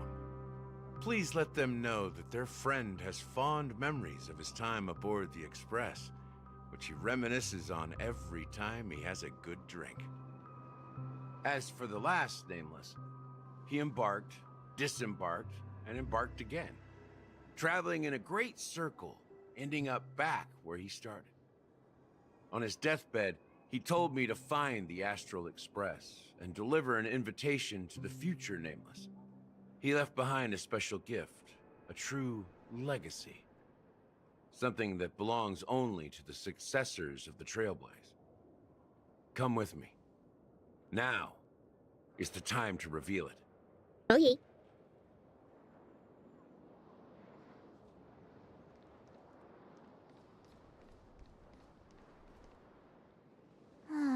Back here again. Sometimes I feel like you're still alive, old friend. Like you've still got so much to say and do. I've kept my promise and brought the future Trailblazers you've waited so long for. I don't know why you were so obsessed with that train, but I remember your last words. Don't let us down, old man.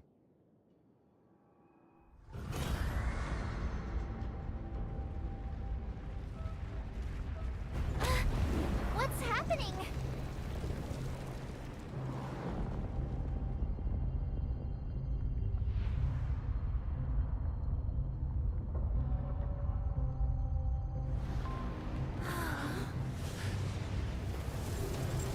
Oh, Jesus.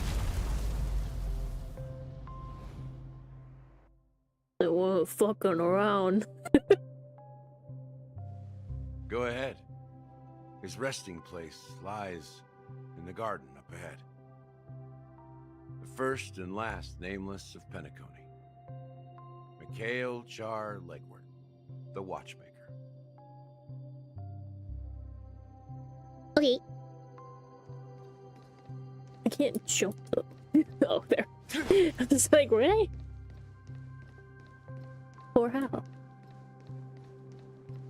Damn. Witty.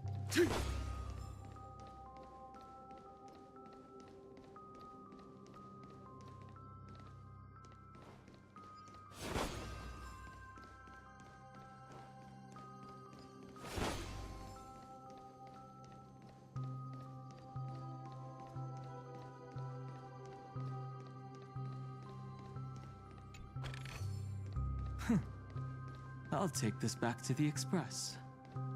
Time to restock. They'll never add a character that can jump. Let's be real.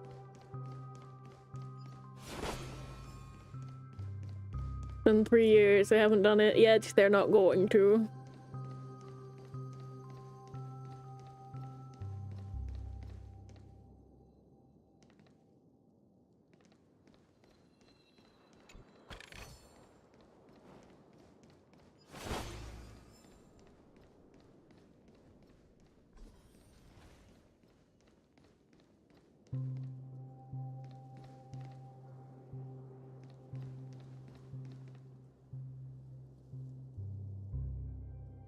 Beneath the surface of the memory zone, in a garden closest to the full moon in the water, an elderly man rests in a recliner, enveloped in utter silence.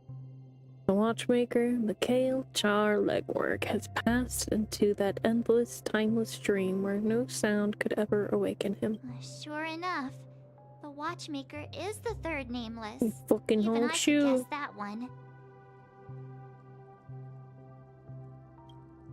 The legacy he left behind was a dream bubble. I believe inside that bubble, there's something that holds meaning only for the nameless. After all, when I checked its contents, I found nothing inside. Maybe some Trailblaze runes? Even more enigmatic than me. Well, let's have a look.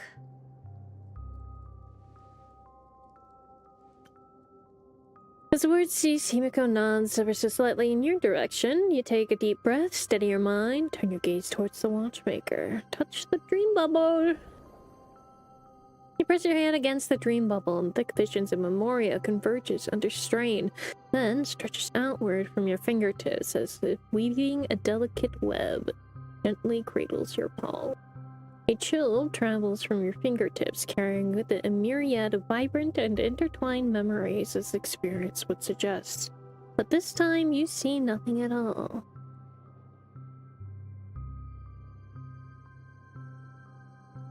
Try to focus and capture the memories. The dream bubble is clearly extraordinary. Perhaps the approach is wrong, you think. Holding your breath and closing your eyes with one knee to the ground, you press your forehead against the thin film coated in the memoria. Yet before you remains the abyss of darkness. No crimson sun descending upon snow-capped mountains, no gentle laughter, no twinkling stars. The echoes of swords clashing, and most of all, no traces of Trailblaze. There's nothing, and nothing is there. Indubitably, this is but an empty dream bubble. Wait, what's going on? That's the thing. Yes. Seriously? There's nothing inside this dream bubble? So twitchim. How could a dream bubble be empty? Just as I suspected. That old man always had this strange belief in the nameless and the Trailblaze. And I never understood where he got that confidence from.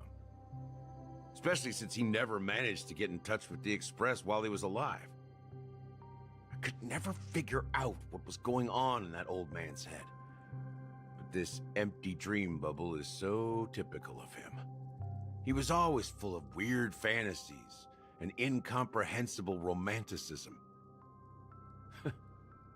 Mischievous old man. Well, I didn't expect him to leave anything concrete behind anyway. Don't think that's the case, Gallagher. I'm sure Mikhail has left us the most precious thing of all. Don't start getting all philosophical on me, all right? Just as Mikhail believes in the nameless of the future, we unconditionally believe in the nameless of the past. How could they leave with regrets for the future when they were ready to dedicate their lives to the land they loved? Very true. There must be something contained in this dream bubble. It's just we haven't figured it out yet. You also have faith in the Watchmaker, don't you, Gallagher? Well, I'm a follower of the Enigmata. My philosophy forbids me to have faith in anything. That's why I understand what faith means in the path of Trailblaze. And I also want to know what he left behind. I'll leave it to you guys then. He's curious. Can I borrow your pet? I need to make a trip back to Golden Hour and check something at the Dreamscape sales store. It's for Mikhail, and for the future of Penacony. Is it something that contains a dream bubble? Welcome to the Reverie Hotel. How may I help you? Finally, back to these fuckers. Greetings. We're the Nameless from the Astral Express, and we'd like to check in. The Astral Express? But I thought... Yes, my companion's already checked in. My name is Dan Hung, and I believe my personal information is recorded in your system. I see, but your companion said you wouldn't be coming due to a change of plans. Now the plans. Somebody convinced him. And see you later, Zen. Thanks for stopping by. A new nameless who's also with Oh, the honey. Astral Express. You can't come up with a better name. He's my fellow Trailblazer. We responded to the family's invitation before precious boy. he boarded the Express, so he wasn't registered in your system. Is it possible to accommodate him as well?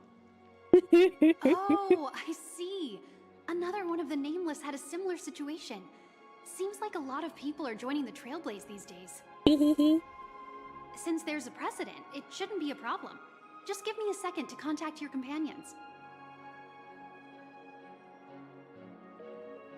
I'm sorry, dear guests, but it seems I'm unable to reach the other members of the Astral Express. It sounds about right. What do you mean by unable to reach them? My apologies.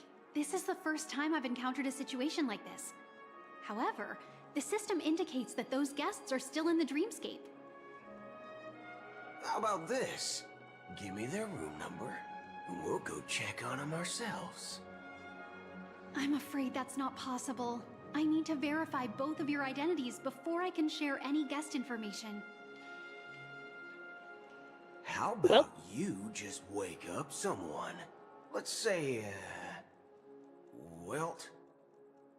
I'm sorry, but there are strict rules regarding forced awakening. It cannot be done without the proper clearance. So nothing works, huh? What's your solution then?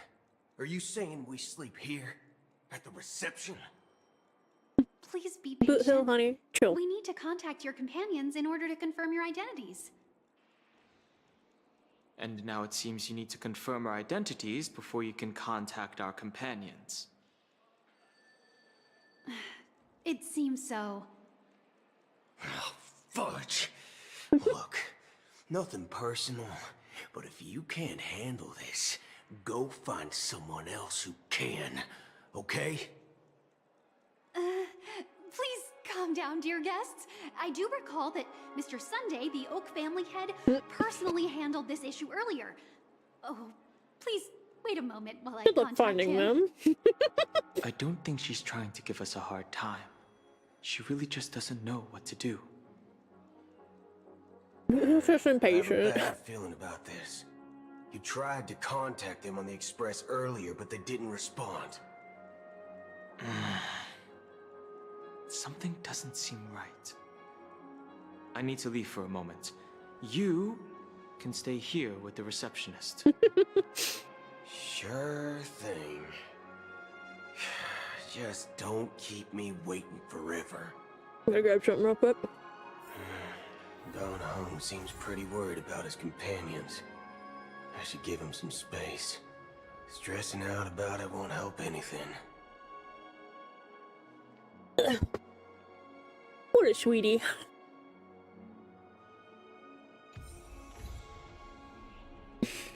Blue Hill time. Fucking go. We're gonna need to adjust the party a little bit if we end up in a fight. I don't wanna.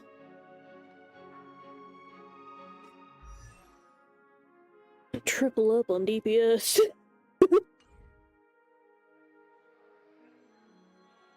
Team lineup.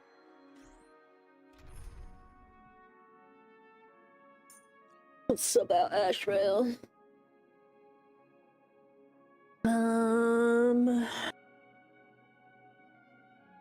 Doing Robin. I guess Robin should still be fine, I think. Blue Hill doesn't really have follow-ups, but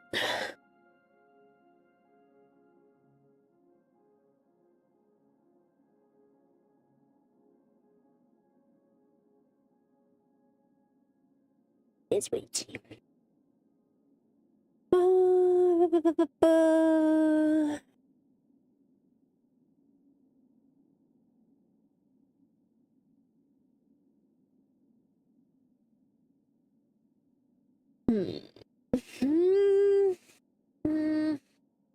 Let's just stick with Robin. I'll be real. Noxa is like kind of built to be my DPS lately, so flare for him, eh?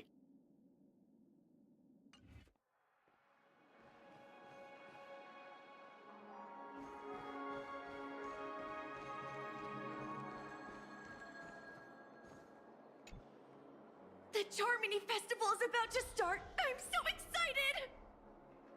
Hey! We're pretty dressed. You guys here for the Charmony Festival too? Well, I didn't come all the way here specially for the festival. Honestly, I don't really even know what it's about, but I heard it's a lot of fun! Well, back in my homeworld, Anaria, we have festivals like that all the time. My dad threw me a birthday party one time that was just as extravagant as the Charmony Festival. Okay, honey. Oh, come on! The Charmony Festival is a once-in-an-Amber-era event! How can a birthday party compare? Well, you never know, right? Maybe on her world, birthdays only happen once in Amber Era. Anyway, let's forget about that. Have you heard about the, unsettling things happening in the dreamscape? Unsettling things? What could possibly go wrong? It better not ruin the Charmony Festival! I've been looking forward to it! Relax. With a big event like this, there's bound to be lots of gossip and rumors. Don't worry. If anything does happen, the family will be on top of it. Oh, that's a relief. I didn't come all this way to see the festival go down the drain. He sounds so enthused. Looks like I won't get any fudging clues out of these two. They're clueless. He's trying his best.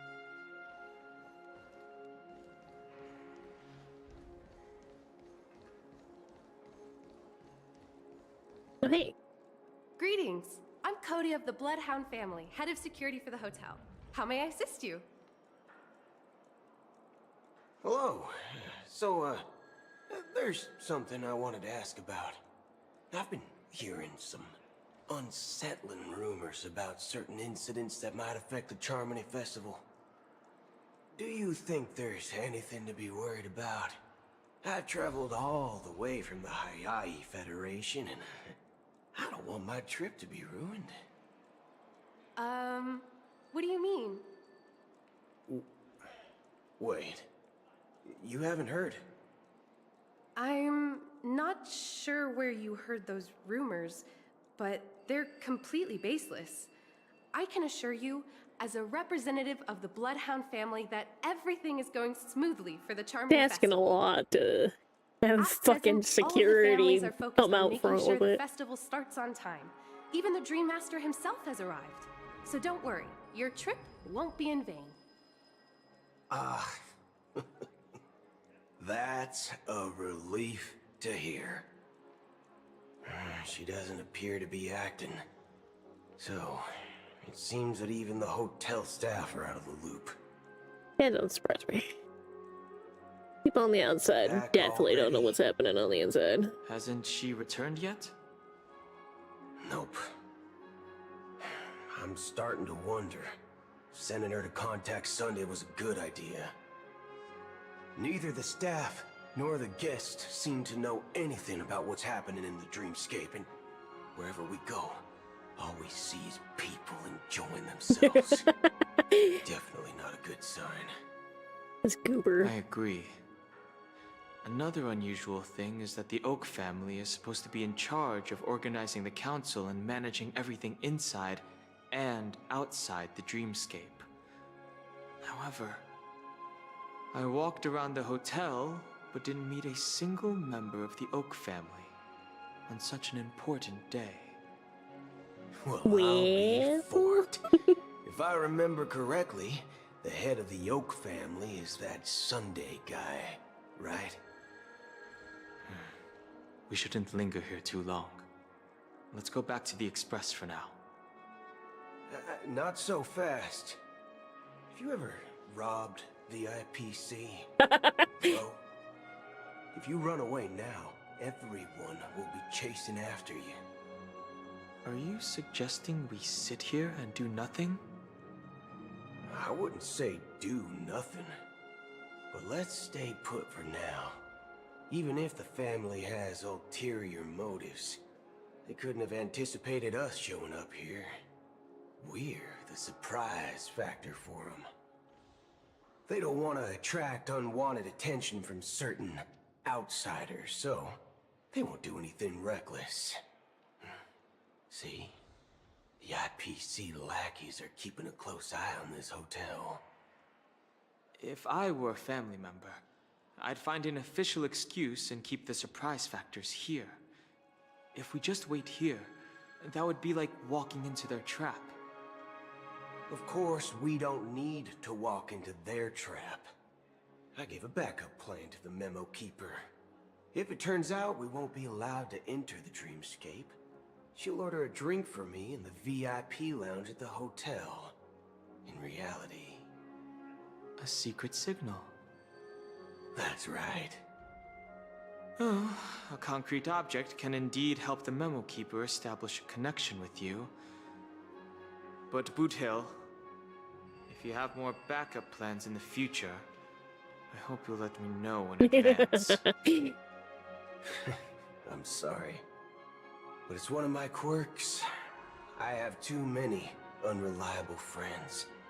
And if I reveal that I have backup plans, things can go awry. And that would leave all backup plans completely useless. Honey, we need to get you better friends. How do we get into the VIP lounge? This is where my street smarts come into play.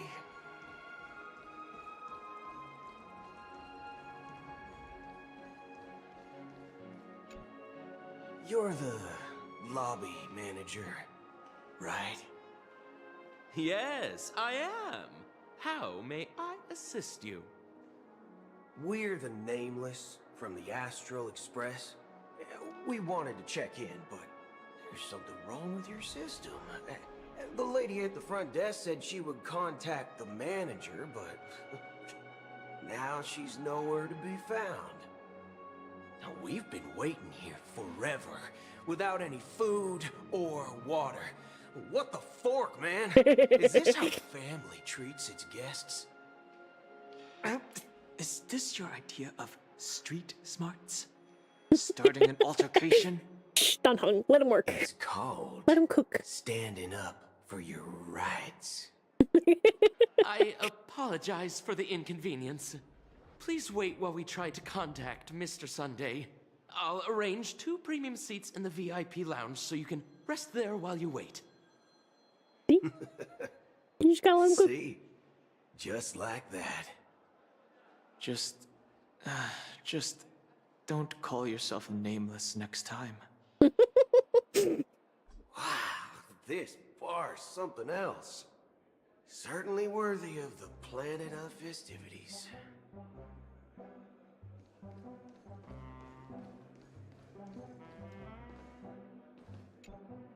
Good evening, gentlemen. Hey, I have an order for a bottle of Hasdana's White Oak. Can you help us find it? Hasdana's White Oak? I think there might be a misunderstanding. We don't serve that here. Oh, no way. Are you sure you're not mistaken? If someone had reserved such a beverage, I would definitely remember it. It sells for hundreds of thousands of credits per bottle, after all. I couldn't afford to cover for such an item if it were broken or lost. That's strange. Well, could it be that the memo keeper couldn't afford it? What should we do now? Oh, no need to rush. Let's grab some drinks first. Maybe I arrived too early and she hasn't come yet. Now, let's see what kind of juice malts you all have here. Well, give me a glass of Heenum Valley, 40 years. I'll have it neat. No ice. Well, that's the most expensive one on the list. You have a taste for the finer things. He got refined taste. It's on the house, anyway. What can I get for you? Anything you recommend is fine. Then I would recommend today's special, Glass Village. It's classic Soul Glad mixed with Laboom juice. It's refreshing and suits your cool demeanor. Just 1 minute. Ah, this flavor. Dynamite barbecue with rocket fuel. Ooh, it really hits the spot. Truly, the finest sherry cask-aged malt juice in the cosmos. Dynamite barbecue with rocket fuel. Is that really something that humans enjoy? He's a little special. This guy doesn't know anything at all. As long as you're satisfied, dear guests, please enjoy. Let's give the memo keeper another half-system hour. If she doesn't show up, we'll need to come up with a new plan. In the meantime, let's take stock of the situation. What do you think? The situation is unclear. Something must have happened on the planet of festivities, but the public is unaware of it. Someone in a position of power within the family must be covering it up. It's unusual for the followers of the Harmony to invite other factions, let alone the IPC and the Masked Fools. If what you said about the Emanator of the Nihility is true, the situation in Penacony is a little complicated. That's an understatement. Actually, there's something else I'm concerned about. Regarding Acheron. As you know, the faction that follows the path of the hunt are some of the most dangerous folks in the cosmos to mess with. I mean, who in their right mind would impersonate the Xianzhou Alliance or the Galaxy Rangers? It's like asking for a death wish. So true. Isn't there a saying among the Xianzhou people that the Rainbow Sect lets their luck's arrow do all the beating? Talking. Do all the talking. Well, you know what I mean. Even though the Galaxy Rangers have been out of sight for years, we've been keeping an eye on this region. Even the dumbest criminals know better than to mess with the Annihilation Gang, much less the Rangers. But that Acheron lady, she doesn't seem like a lunatic at all. On the contrary, she's highly logical and organized. She knows exactly when to hold back and when to strike without mercy. And do you believe that someone like her would have an ulterior Acheron's no longer in a impersonating dream. a Galaxy Ranger? Shouldn't she be around here somewhere? Entirely sure. I do have my suspicions. Maybe she knows a Galaxy Ranger, or perhaps she's trying to lure us out for some reason, which I can't figure out. Anyway, what worries me more are the anomalies within the family. They've summoned followers from various paths for the festival. No matter how generous the family might be, this move seems highly unusual. Unless the invitations weren't sent by them. If that's the case, it's even more intriguing that the family insists on organizing the Charmony Festival, despite the chaos. Maybe. Clearly they needed to reset something, probably with the Stellaron. Because it wasn't arranged by humans at all. People do stupid things out of irrational impulses. They abandon their principles when self-interest is involved. They believe in things they know they shouldn't, and fudge, they even break their own rules. But Eons don't. They stick to their determined path and never turn back, even if they reach a dead end. You think Shippei's will is behind all this?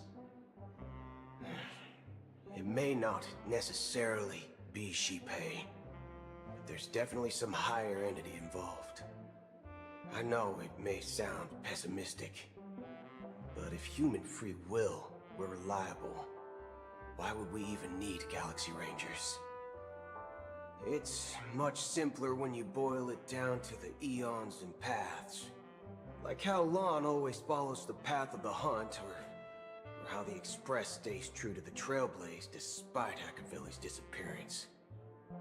But in my opinion, Akavili's fall holds significance for the Nameless. Oh, so you're saying the Nameless now have to take responsibility for their own choices because their absolutely right leader is gone? Exactly. I believe the purpose of the journey isn't just about following a path that's always considered absolutely right. It's more about doing your best to choose the right path for yourself among countless possibilities, even with limited insight and judgment. I don't know what you've been through, but I agree that people must take responsibility for their choices, because no one else can do it for them. So true. That's why the Galaxy Rangers need to uncover the imposter and figure out her true intentions. Just in case. I have a backup plan if the Memo Keeper doesn't show up. This is my final backup plan. I promise. You sure have a lot of cards up your sleeve. Well, going back to my old career would make For things such a tiny lot sleeves, easier. he sure got a lot.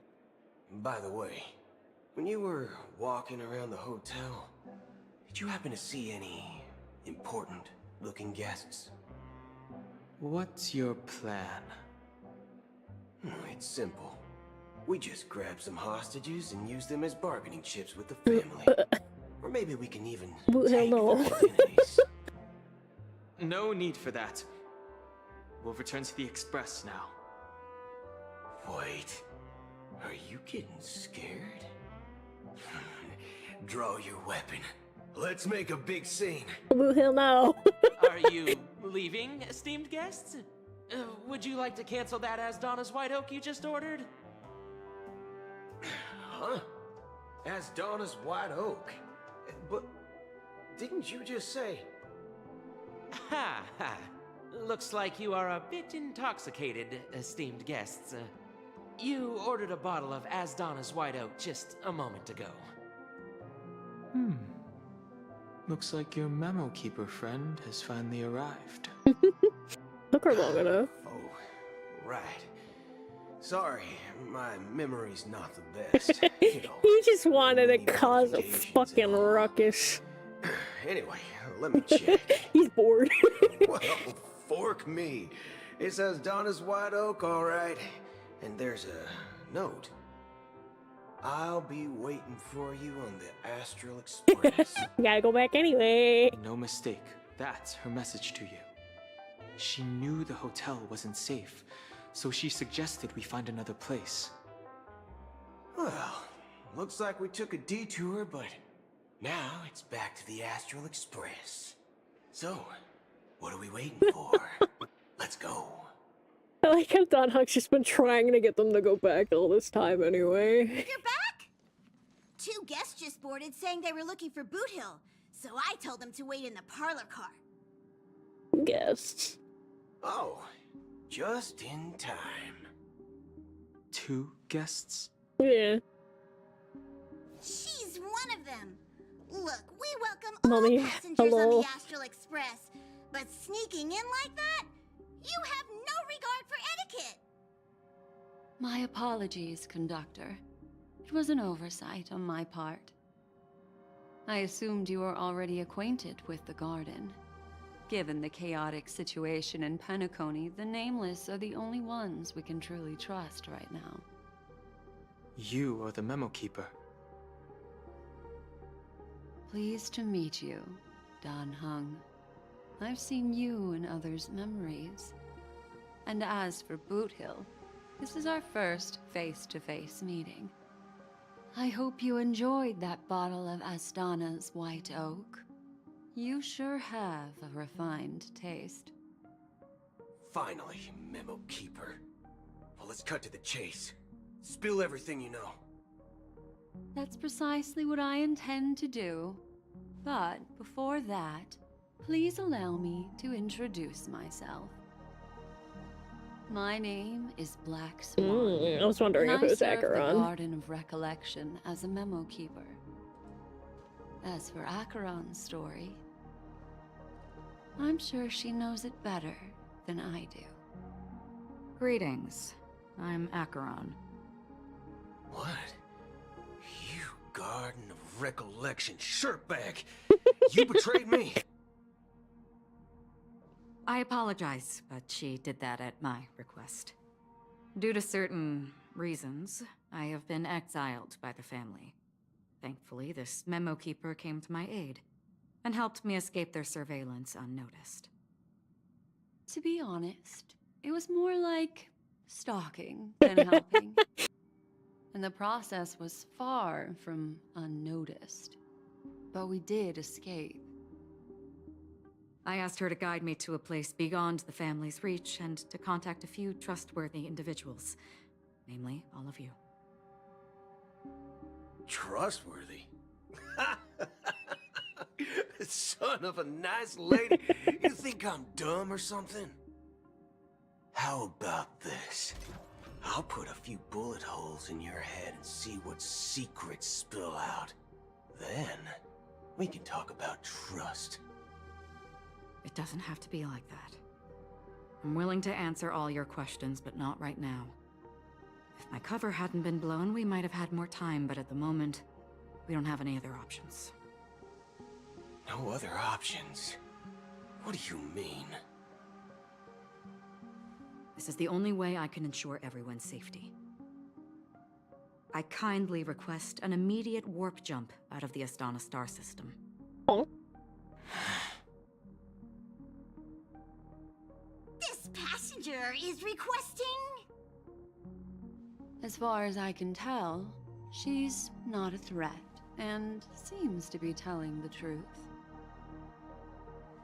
I've briefly traveled with your companions and know their whereabouts, Dan Heng. Please rest assured, your nameless companions are safe, but they need our help. As for Boot Hill, you may have guessed, I've been waiting for you. Galaxy Rangers are known for their elusive nature and limited contact with each other, so this was the only way I could reach out to you. Only by doing this can I find a true Galaxy Ranger and fulfill a long-standing promise. To return his relics to their rightful owner. Someone once told me that every rainfall is like a gift from the heavens, a sign of their mercy upon the world. Raindrops are said to be the tears of the gods, shed in response to the sorrows of the world. Their constant pouring is a reminder that the gods haven't abandoned us yet. So, how long has this rain been going on for? I used to believe, just like you, that it would eventually stop. Years and decades passed. And in the end, such hope faded away before the rain did. Looks like the god you mentioned doesn't exist after all.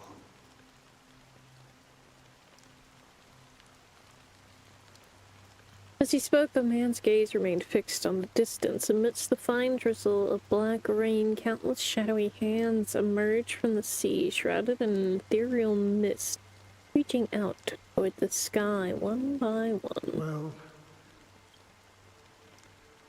let me share a story with you. Mortals who walk the paths are like sailors on a vast ocean, leaving behind a trail that creates countless ripples of possibilities. These ripples last longer than the fleeting lifetimes of humans. And for some, their presence leaves such a strong mark that it's reflected in the waves. Like those shadows on the ocean. Sin-thirsters, the obsessions of the Pathstriders, they emerge from the depths of IX, seeing themselves as masters of their own destiny, unknowingly repeating the actions of their past lives. They emerge from the nihility and head toward it, leading purposeless lives. However, these hollow phantoms, they were once my dear companions. A group of Galaxy Rangers. Are you watching over them? Watching over them? No. I'm guiding them toward transcendence. It was a brutal war. A crusade that shook the universe. The universe witnessed the fall of Zulo, the Lord Ravager, but it came at a price. A price so hefty that only those who were there still remember. The unwavering determination of the Hunt followers persists even in death. So someone must guide these lost souls to their life beyond. They were heroes in their time. And they shouldn't be reduced to mere puppets of nihility. As for me, I've suffered too many losses on that battlefield to advance any further. And that makes me the most fitting person to carry out this task. But you know, these sin thirsters, they're not who they used to be. Does this seem pointless to you? Well, some tasks have to be done, even if they are pointless.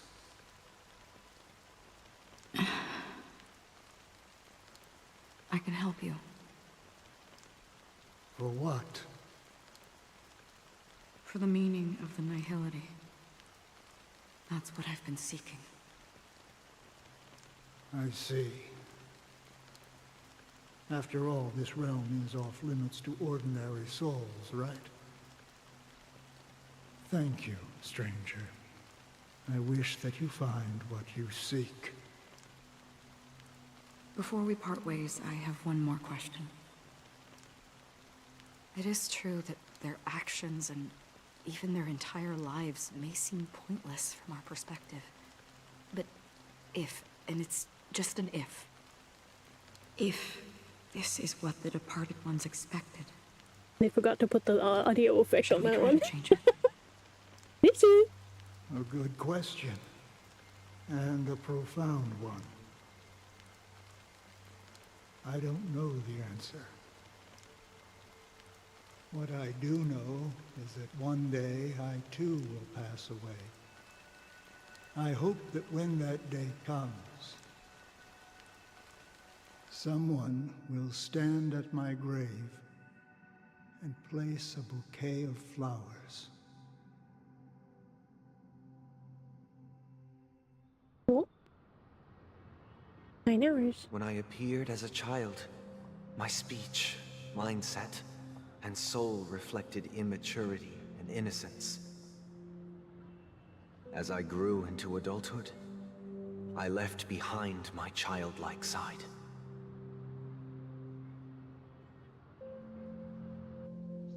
I humbly request your blessings, esteemed advocate of Shipe. Come to me, my kinship.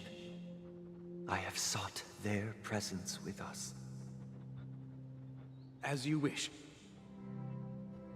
I have faithfully served the Alfalfa family for nearly a decade, promoting the path of the harmony to the best of my ability. However, I made a mistake yesterday. While I was preparing dinner for the family head, I accidentally dropped a prepared dish on the floor. Out of laziness, I lied and claimed that everything was ready. Although the head has dismissed me as punishment. It has been tough to sleep with the guilt still gnawing at me, as I worried that the seeds of evilness may have taken root in my soul. So, I confess to you now, to seek atonement for my sins. Do you sincerely repent and vow to change your ways? Yes. Have you examined your soul and confessed all your sins? Oh, yes. Are you willing to accept the process of atonement? Yes. Very well. Show your dedication and goodwill to the family, and you shall be reinstated among them. Now, please, leave in peace. Oh, praise Sheepy. And thank you, esteemed advocate. Next, please step forward. I wholeheartedly confess to you. Please, pardon my sins. Rest assured, I have implored their presence to be with us. As long as you are sincere, absolution will be granted. Oh, great. You know, I arrived in Penacony as a stowaway. I sold everything to get a ticket. My house, my land, and my 2 children. Oof. I see. Please, go on. My children were starving, and I hoped they'd have a chance at survival if they became slaves here. If I can strike it rich here, I'll lift them out of that situation and give them the life they deserve. But the Bloodhound family got wind of it. They're on my tail, hunting me down. I thought I could bring my kids here. It was all my fault. All my fault. The family is ready to forgive all sinners. I'll ask the Bloodhound family to cease their pursuit. You don't need to live in fear anymore. Oh, thank you. Thank you. I'll work my hardest to redeem my children and make them part of the family. Praise the harmony! Next, please step forward. Hey! Long time no see, Mr. Sunday. The most esteemed individual in Penacony, and the next leader of the Oak family, right? I have sought their presence with us. Let us proceed. Sure. Let's just get this over with. I have sinned. Please forgive me. I wasted half a pizza at breakfast, and a bottle of Soul Glad. That's it. Nothing more. Can we wrap this up?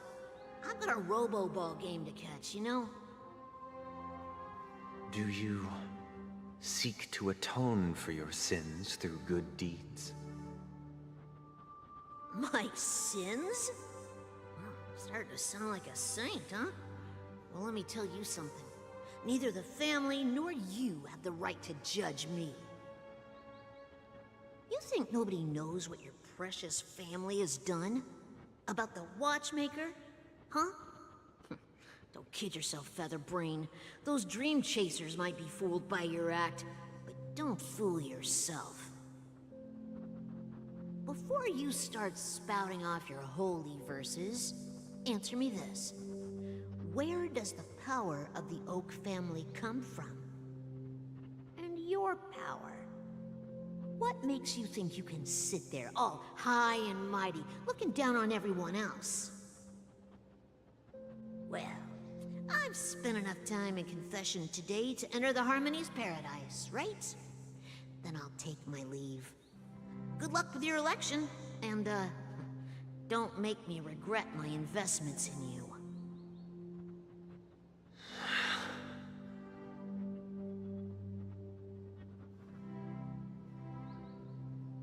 Oh, revered triple-faced soul, hear my doubts. Who can judge the strong when their power hides their crimes? So true. Who can vouch for the weak when they will pay any price to survive? Who can comfort the purest souls when even they get led astray? If the strong defending the weak is truly the foundation of paradise, then who is responsible for the suffering and anguish in this wretched world? Brother? Brother?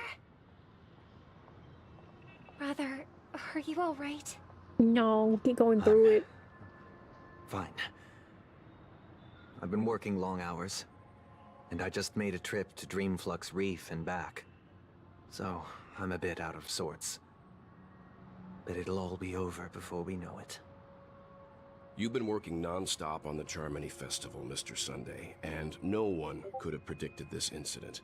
Even if the Stellaron does pose a grave threat, I still feel sorry for all the trouble we've caused you. No need to worry about troubling anyone. The Charmony Festival was meant to spread joy and harmony across the cosmos. But now that we know the truth, I'm afraid we'll have to cancel it. It has always been our wish to make everyone happy, so...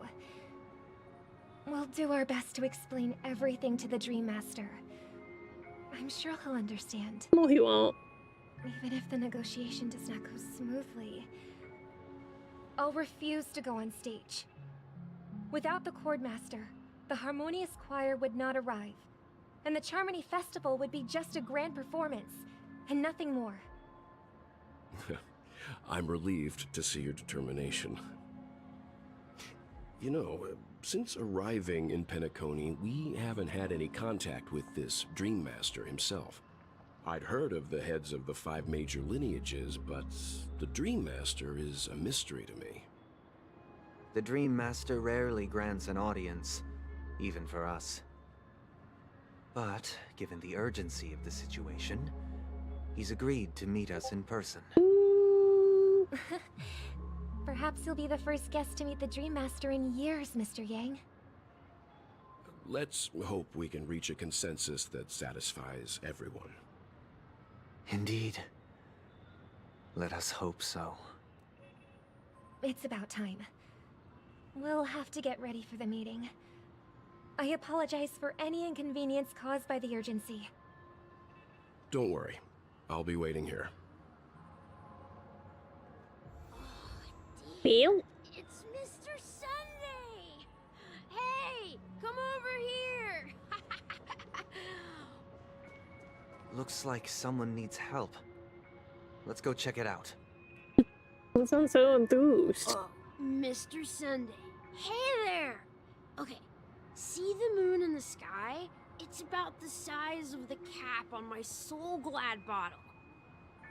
If I just reached out my hand, I could grab the moon, couldn't I?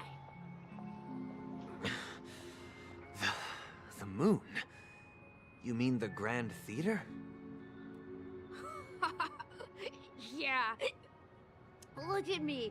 I've been away from home for too long. I must be missing that moon. But it's no big deal. The Grand Theater here looks much better than the moon back home. It's just magnificent. They told me not to sell everything I had just to come to Penacony. How short-sighted. Selling everything you had?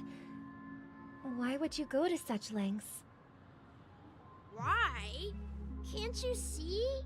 Life back home is miserable. It's not really living at all. Being here is? Here at Penacony. No pain, no worries about tomorrow, just sweet dreams. You can do whatever you want. That's what I call living. Yeah. Now this is That's the life. a dream. Is this truly living? Huh? What did you say, young lady? I didn't quite catch that. Oh, it's nothing, sir. You see, the traffic on Glock's Avenue can be dangerous. How about I ask a Bloodhound family member to escort you to Ideen Park over there, so you can continue enjoying your sweet dream?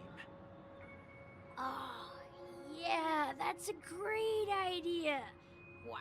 No wonder you were the leader of this sweet dream. You're totally a lifesaver. See you around, Mr. Sunday. And it was nice chatting with you. What's up, sister? This is the land of the dreams. But why do they live like this? The man we ran into, he doesn't seem happy at all.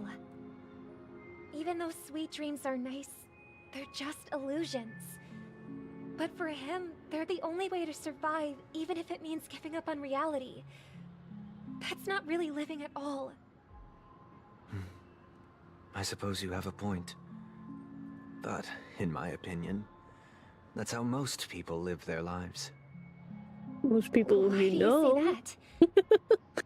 You think that man is not actually living, but that's not quite accurate. Even without Penacony, people create their own illusions called self-value.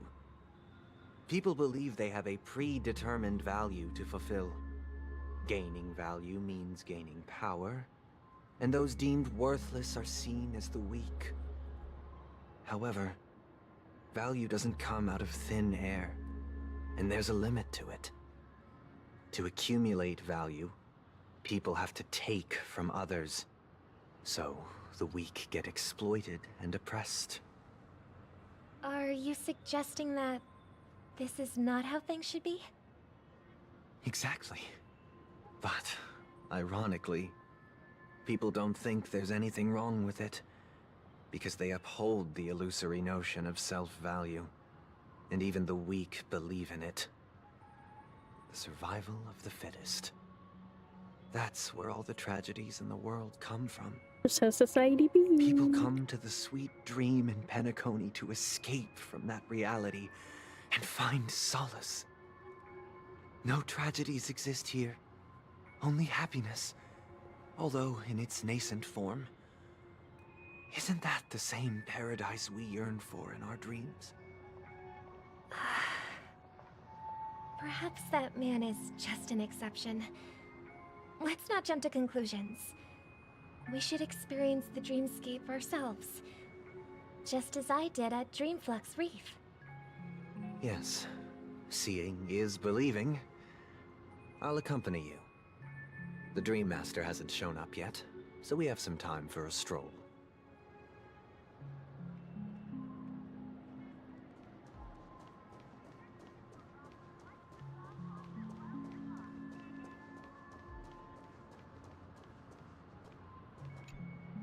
Glad to meet you again, Robin. How are the preparations for the Charmony Festival coming along? We're all so excited about it. It's going smoothly. Thanks for making the trip to join the festival. You're too kind, Robin. It's a pleasure to have guests from all over the universe celebrating day and night. I can't stand being lonely or bored, so this jubilant dreamscape is perfect for me. But if this went on forever, would it get boring too? Nah, not at all. Who would get tired of having so much fun? Every day, Well, technically your brain dopamine receptors wouldn't work properly anymore. And delicious food without gaining weight. and you never get old Constantly or sick. being bombarded by the Long as happy you can chemicals afford a means your room, happy this place chemicals is become the less ultimate effective. paradise. But you know that only a few things can be brought back from the dreamscape to reality, right? That's exactly why I don't plan on bringing anything back. Just enjoying the dream itself is good enough for me. I mean, I'm not one of those long-living species. I only have around 60 or 70 years in this lifetime, and there's so much to worry about. Being happy here is pure bliss. Only in this sweet dream can I truly feel like I'm in control of my life and fate. Who would want to go back to reality after experiencing this bliss? I see. I genuinely wish you all the happiness in the world. And I wish you a fantastic performance, Robin! It'll be real great when we shatter this dream later. See you later.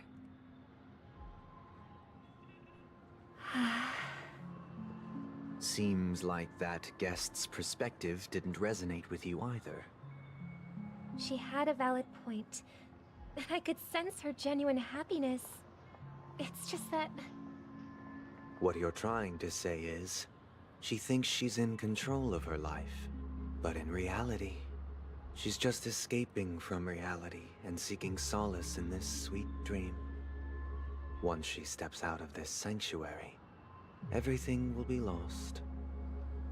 Well, she did make mention of being able to afford a room. Didn't she? However, the paradise in our dreams, it doesn't have to end. No. And the paradise we yearn for shouldn't be just a fleeting dream either.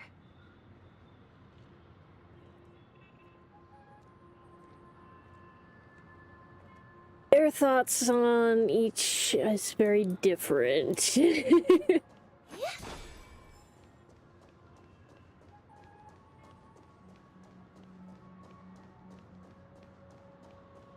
But that was kind of apparent from the beginning. Scenery in this dreamscape. Robin and Sunday just very much aren't on the same page. Oh, Robin. Can't believe I'm meeting you in person here. What an honor. You're right. Even though time stands still in this dreamscape, it always feels fresh. I find something new every time. A philosophical mind.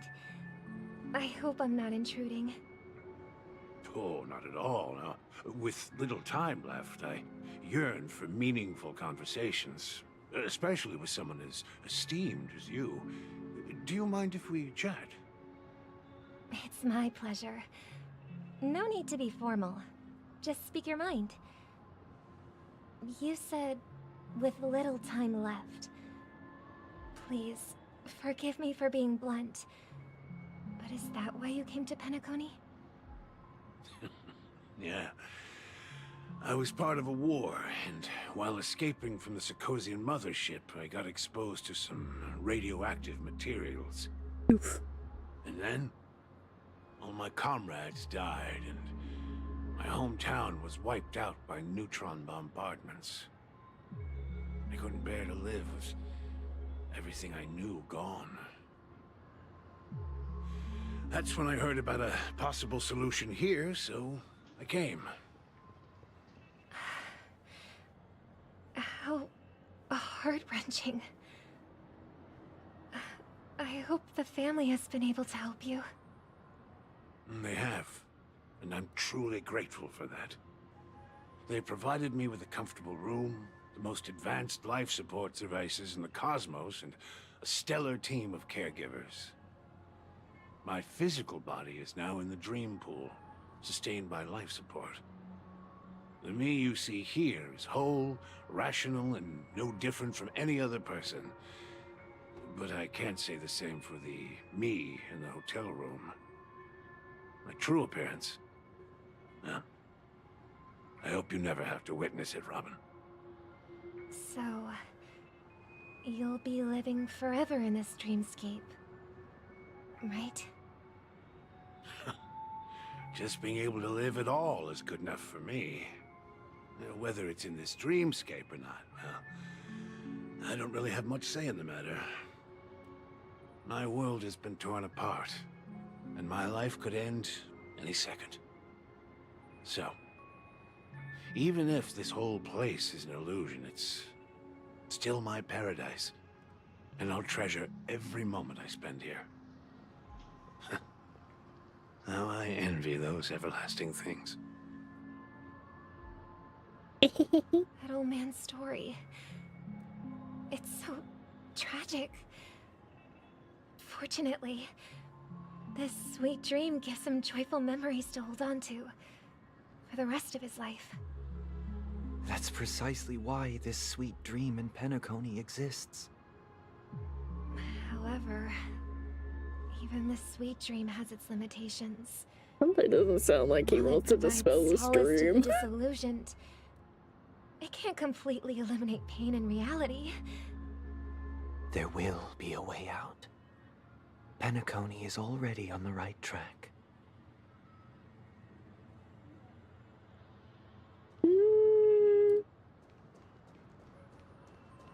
Meet the other Robin. Sparkle! What are you doing, you goober? Look what we have here. A lovely young lady. Brother, what a surprise to see you again. Show yourself. Your trick won't work on us. I've heard that a skilled mass fool received an invitation too. That must be you, right? Did you enjoy yourself? Barely. The people here are way too gullible. A little bait is all it takes for them to bite. And they run away at the slightest hint of danger. In other words, they're naive and cowardly. Now that you've had your fill, it'd be wise to leave before it's too late. The music of the harmony doesn't tolerate discord. What? Now that you have the real Robin, I'm useless? Oh, how disheartening. I've done so much for the family. You should be thanking me, because if it weren't for me cleaning up this mess, Penacony would still be in shambles. Don't you think? That was a personal request from the head of the Iris family, and it has nothing to do with us. Step aside and stop causing trouble for the Charmony Festival. The Charmony Festival? You think you can scare me? You think I have no idea what you're planning? I don't care what you're thinking, chicken wing boy. But I'm pretty sure our lovely Robin won't be appearing on stage. After all, you're well aware of what a sorry state this dreamscape is in under the banner of harmony. Penacony, the land of the dreams. Is this truly the paradise you desire? Stop it. What's the rush, chicken wing boy? Did I get to you? Our paradise Sparkle's is none such a of your concern, shitlord. I love her. Leave now, or the family won't tolerate you anymore. All right. I'll go. But Robin, I suggest you seriously consider this. Do you really believe those living in dreams can escape pain and find true happiness? Well, I've done my part, and now I'm simply waiting for the fireworks to begin. Here, the last 2 gifts for both of you. And don't lose them. If by some unfortunate chance the Charmony Festival starts against all odds, remember to use them during the show. And it'll be thrilling. Bang! I heard a raven cawing in the distance. It seems the Dream Master will arrive soon.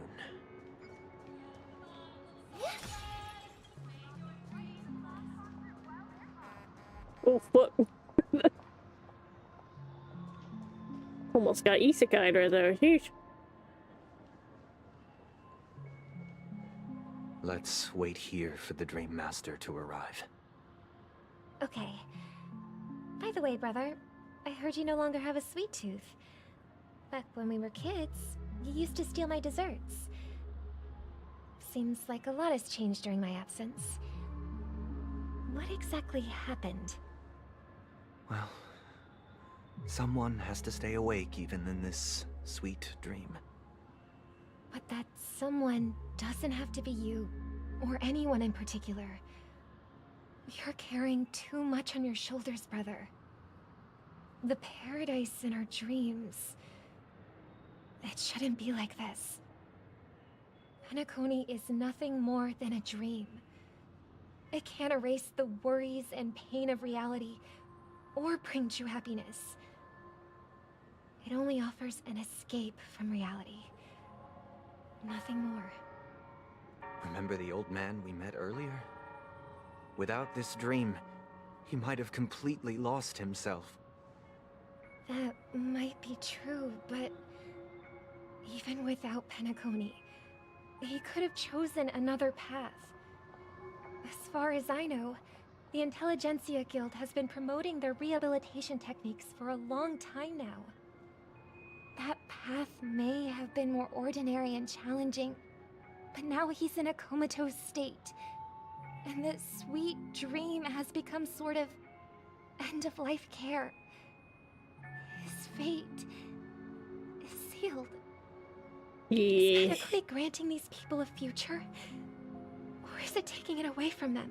Just kind of delaying the inevitable. Don't forget this. Not everyone really has a future. The future for humanity is like the sky for birds. People mistakenly believe that flight is inherent to birds because they've never witnessed those birds crashing to their death. Do you remember how we took in that little Charmony dove when we were young? Yeah, we took care of it. Provided food and water, groomed its feathers. And later, when I decided to leave Penacony, I opened the cage and set it free. Well, I didn't mention what happened to it in my letters because I didn't want to upset you. Shortly after you left, it crashed to its death right in front of your window. Ooh. I had surmised as much. I knew you wouldn't have avoided mentioning the bird for no reason. Despite that unfortunate outcome, kinda raised it for the most part, so kinda became a Birds pet. aren't meant to spend their lives in cages.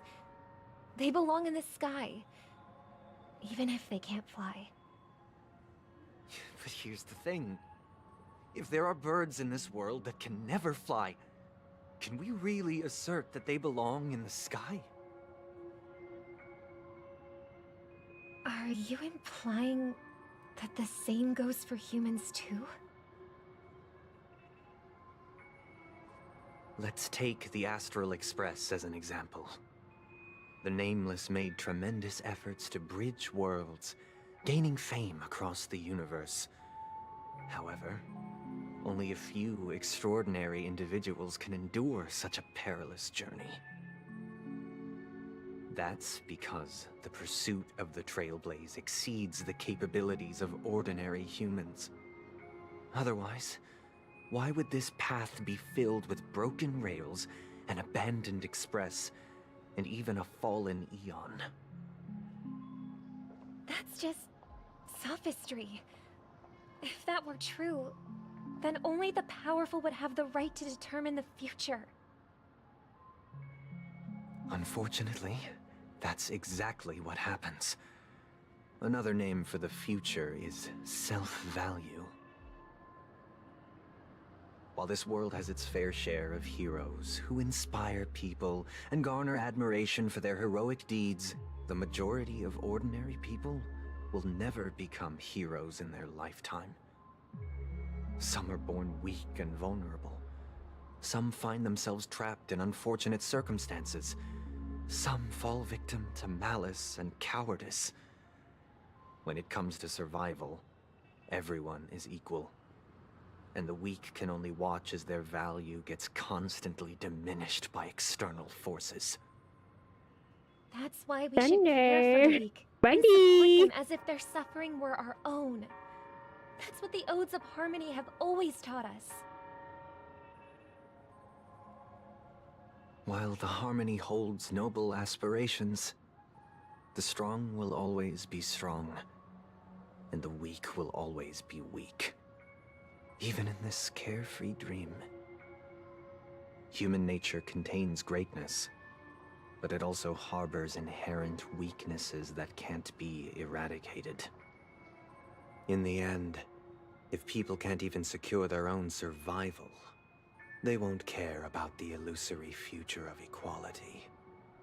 As long as the law of survival of the fittest prevails, there will always be fledglings crashing to their death. But if people don't live for the future, do they merely exist for survival? If even you, my brother, don't believe that the Harmony will save the weak, then which Eon can make our dreams come true?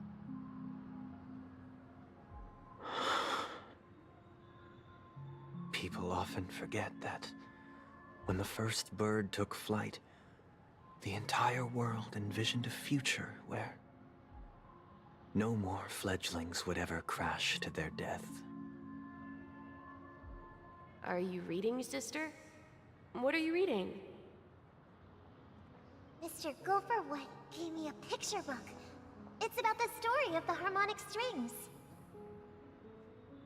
If I could become a chord master, I'd like to summon Dominicus, the harmonious choir. I want to sing with everyone and spread our wishes so that all can feel happiness and joy. I see. Then, I would summon the harmonious choir too. Don't you have a wish of your own, brother? Of course I do. It's just that it includes your wish and everyone else's. I long for a true paradise where everyone can find peace. Then Edward Ghost. and invite everyone to our performance so that both our wishes come true through the power of the harmonious choir. It's a deal then. Yeah, it's a deal. But how can I become a chord master?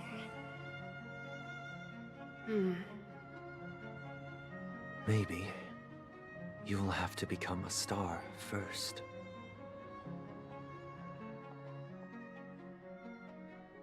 Towers and Back the sooner than I Harmony thought. Festival. Any results?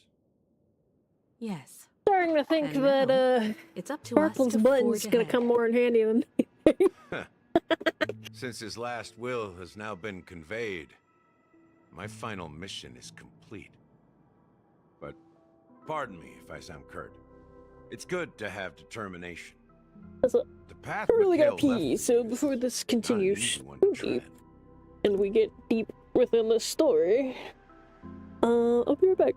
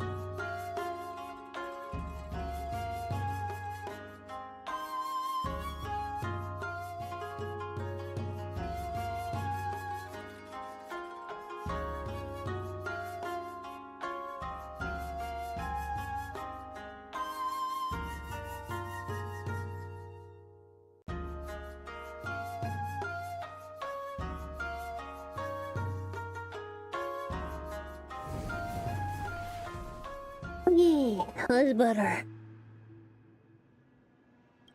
Continue. Why else would he have chosen to sleep in solitude, staking everything on some nameless in the future?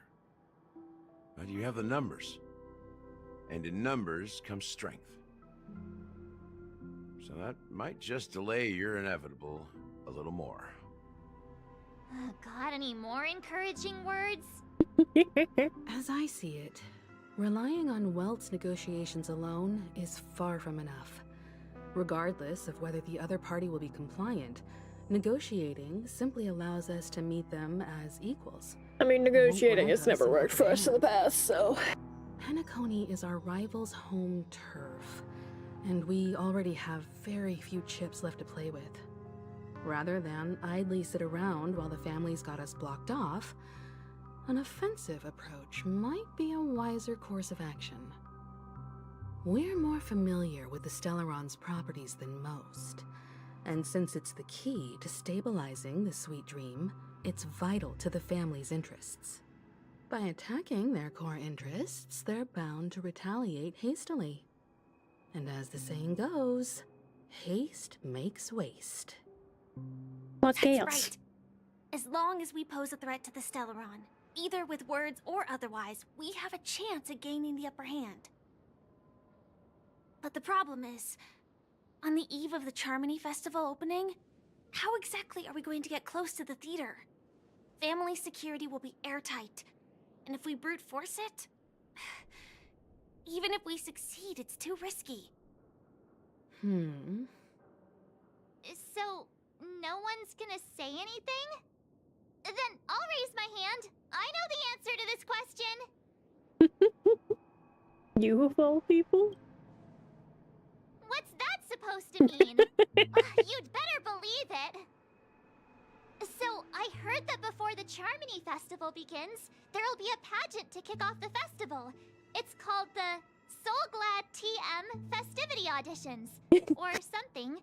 And it's going to be held in the moment I of love Sports the Sand. inclusion of TM. As long as we clinch the top spot, we'll be able to attain the title of Festive Superstar, and be able to personally bask in the graces of Miss Robin. Not that that's important. What's crucial is that we can enter the Grand Theater before the audience arrives. I mean, we were just in her presence. What are you talking about? How do we go about participating in these festivity auditions? These are so stale. Oh my god.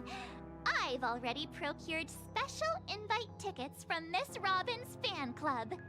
To tell you the truth, I had been preparing to join the auditions all along, but now it looks like even if I scrape through, I probably still won't have the chance to shake Miss Robin's hand. So they're still running this thing, huh? It was originally just a publicity stunt, set up by Mikhail to drum up attention. But it looks like it might be worth a shot. We'll follow Marge's plan. Mr. Gallagher, will you be joining us? No. I'm afraid I won't have the time. As a virtual character, I've already completed my final mission. Whether Penacony can awaken from this dream is all down to you. Should we ever cross paths again? I'd love for you to visit the Express. All right. I'll have to add to that data bank of yours you've got on the Express. No. And Miss Firefly, we thank you for all your support. We're faced with a formidable enemy. As long as the Astral Express and Stellaron Hunter's objectives are aligned, we're willing to cooperate with you. We've already come this far together. I'd like to join you for the rest of your journey on Penacony. I'm pleased that we can finally fight shoulder to shoulder. I couldn't ask for a better ending. This is also the spirit of the Trailblaze. Now, everyone, let's prepare to move out. Yes, my man. Ladies and gentlemen, welcome to Scorched Sand Hall. This is where challengers thrive and dream chasers shine, all under the watchful eye of the entire universe.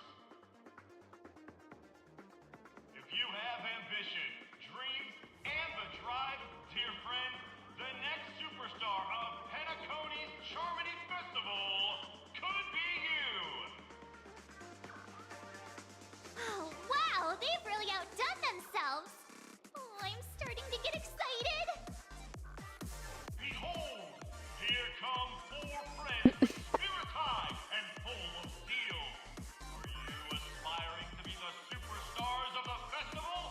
Kiki? Is he talking about us? Obviously. Yes, you! There's no doubt about it. I see you have all the potential of a superstar in you. Excuse me, you four. What are you hoping to get out of all this?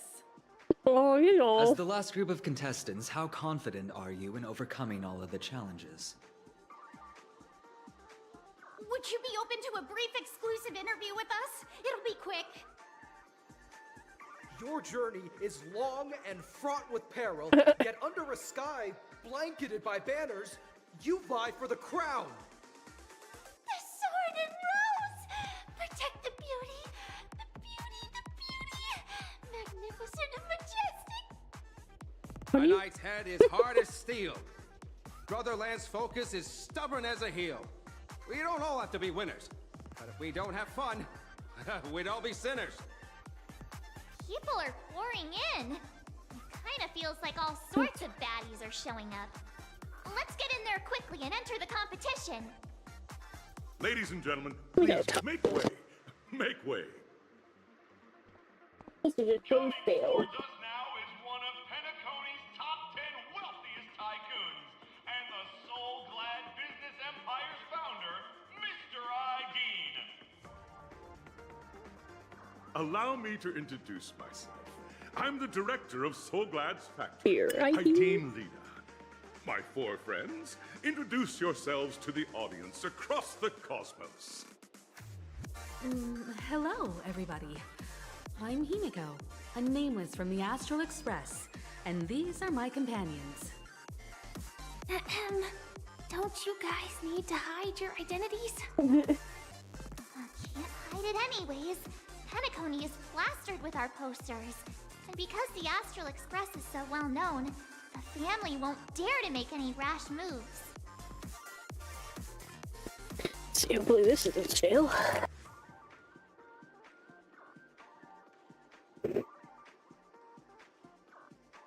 Is it really good idea to have a talent show in a pivotal moment of our story? A little bit. Hello everyone. Oh, hello everyone. Oh my god.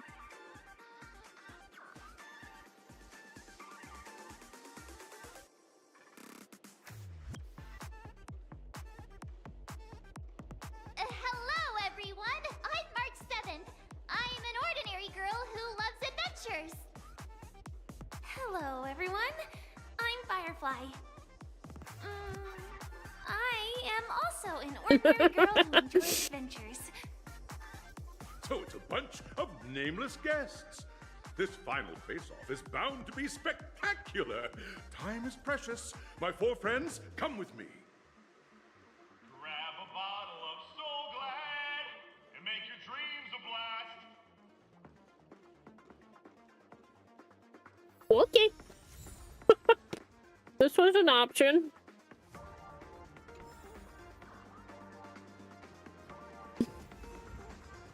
At least they know it's silly.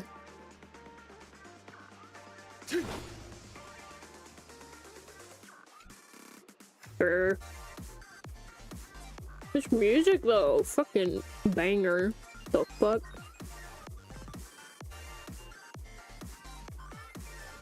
This place is buzzing. That's right. This venue is a miniature representation of that time known as the era filled with boundless possibilities.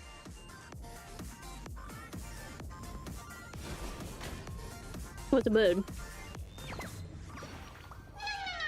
Hello, bub.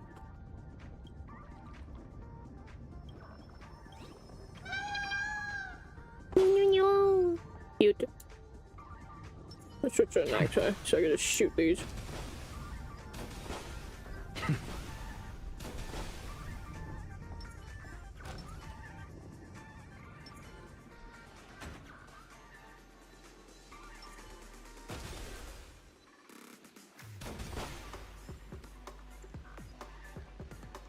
So much loot.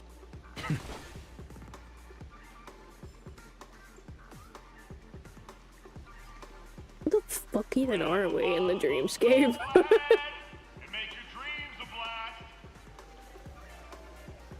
Nameless, your arrival reminds me of the grand occasion when Penacony was first established.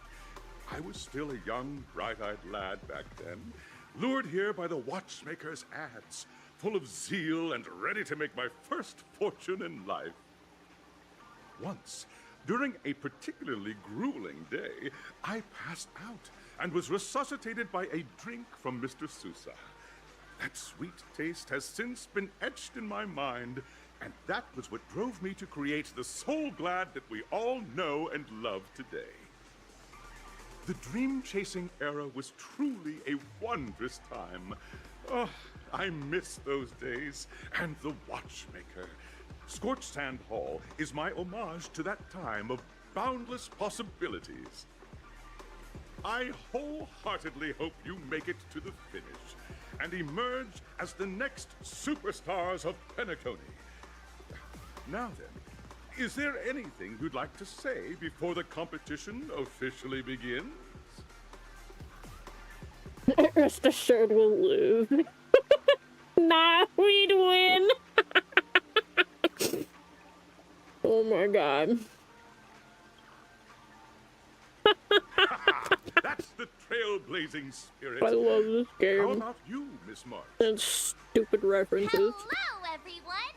Next up, get ready for the Mega March 7th adventure, where I'm going to break the speedrun world record! Trailblazing into the speedrunning, honey? uncharted and challenging the limits. That's Miss March 7th for you. How about Miss Firefly? I hope that by the end of this journey, everyone will have achieved the outcome that they hoped for. Oh, he's so cute. A wonderful wish. Miss Himiko, what are you expecting from your team? Safety first, everyone. Simple words, but full of warmth. It's mommy for you. Waiting for you are 3 stages, each connected to that era. The first 2 stages offer 2 distinct paths to choose from, with unique challenges on each route. Okay. And in the last stage, you will face off against a champion who has defended the title to this very day. A beloved contender whose noble virtues are unrivaled. Yeah. Those are the rules. Simple. Everyone clear? Now then, I hereby announce that the 33rd Scorched Sand Festival of the 20th season, sponsored by Soul Glad Enterprises, has started. Okay. Everyone, as the Charmony Festival is drawing closer, we must reach the end as quickly as possible. Factoring in efficiency and safety, splitting up into 2 groups is the best choice. Okay. March and I haven't known Miss Firefly for too long and aren't overly familiar with her. It'd probably be better if the 2 of you paired up. Fine by me. Let's do it. Bye. All right. I don't have a problem with that. Of course she doesn't.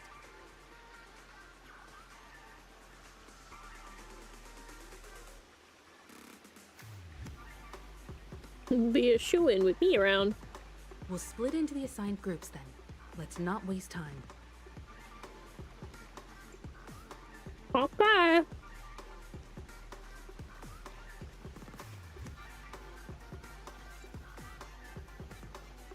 Welcome to the first stage of Soul Glad Enterprises' 33rd Scorched Sand Festival of the 20th season, Dream Play Fantasia.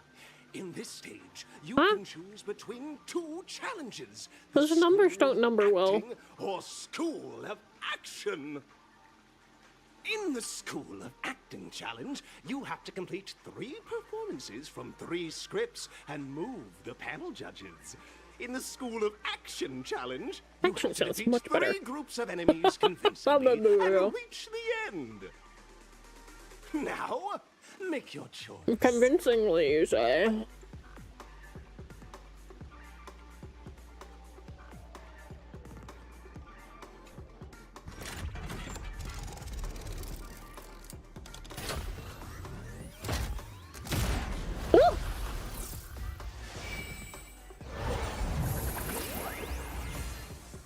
playing pinball up in here. Click the button on the tracks and select the challenge arena to go to.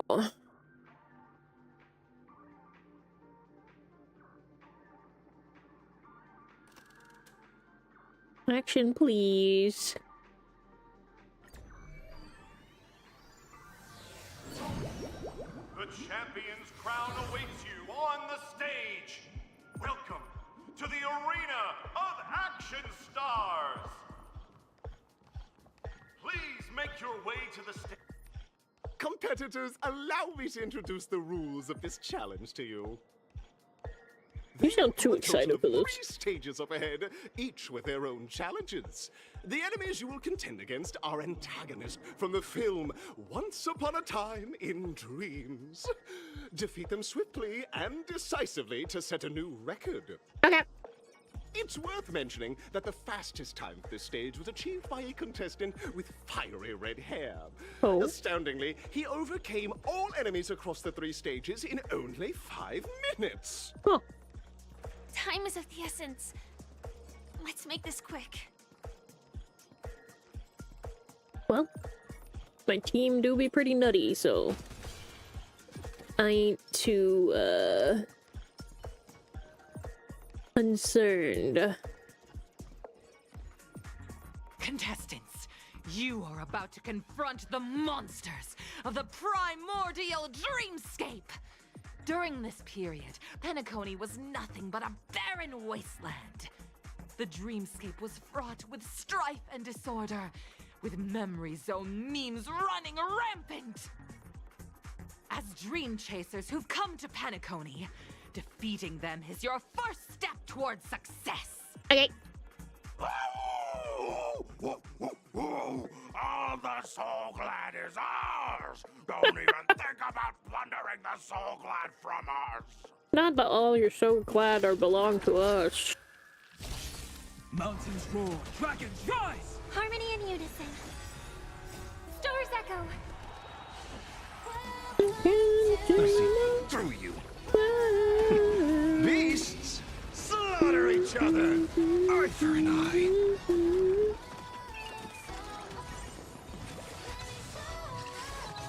Insanity. Jesus. Soul Clan! My Soul Clan! Yep. Pretty simple. I just hope these tests don't take too long. Honey, these are chumps. Look, I built my teams to, like, handle extremely fucking high level of Divergent Universe right now, so.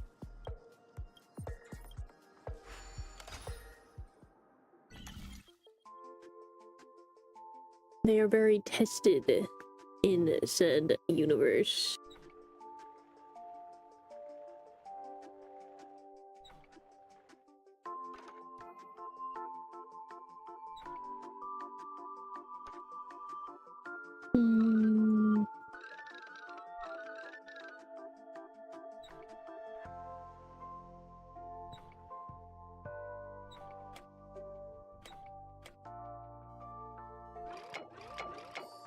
There we go.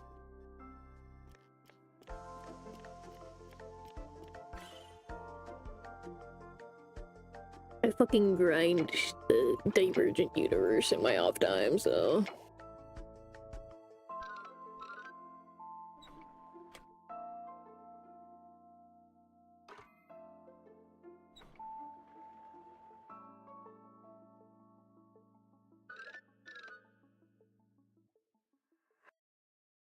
Is that not?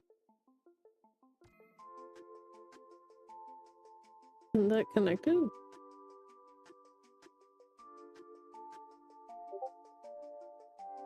It fucking looks connected to me.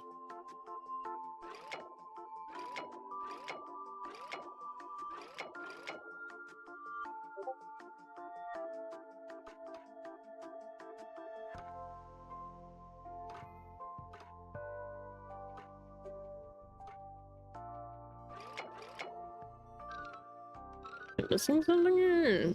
It's not slid in a direction enough, or...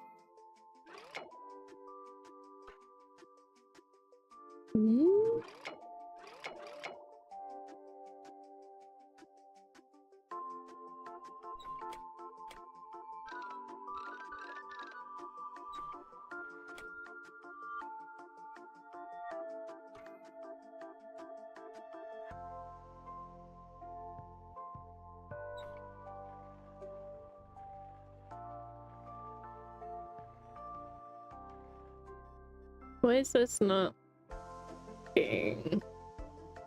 It seems like it should be working. It's literally connected. Am I in need of a completely different route? Is that what this is? Okay.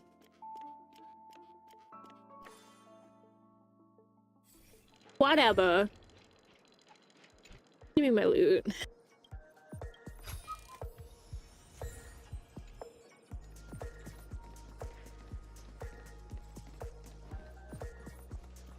I'm here to fight.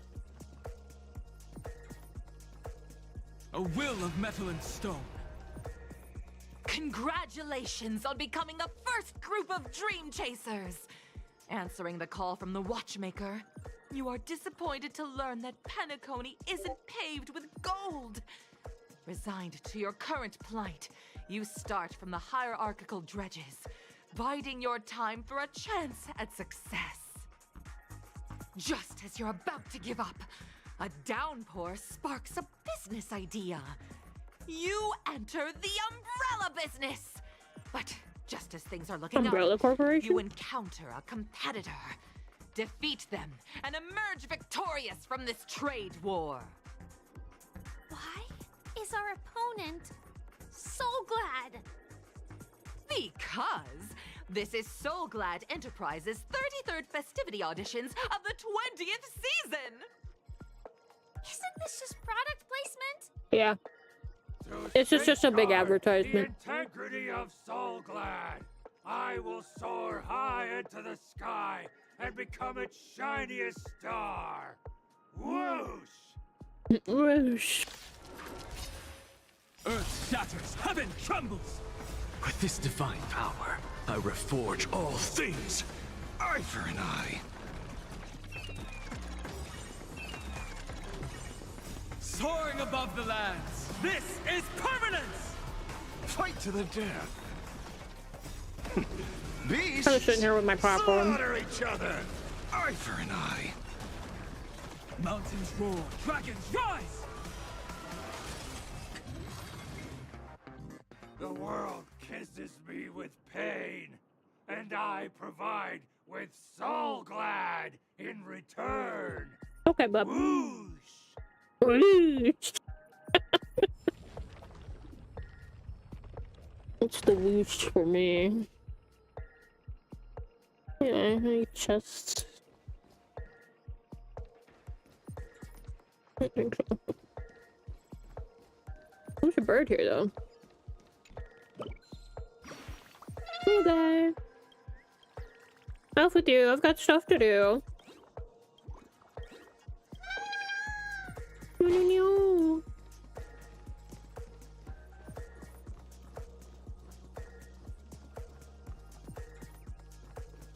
Hello, bub.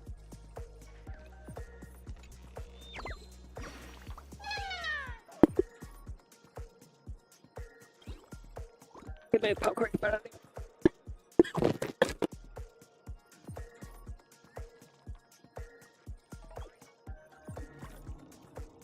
Where's the clip?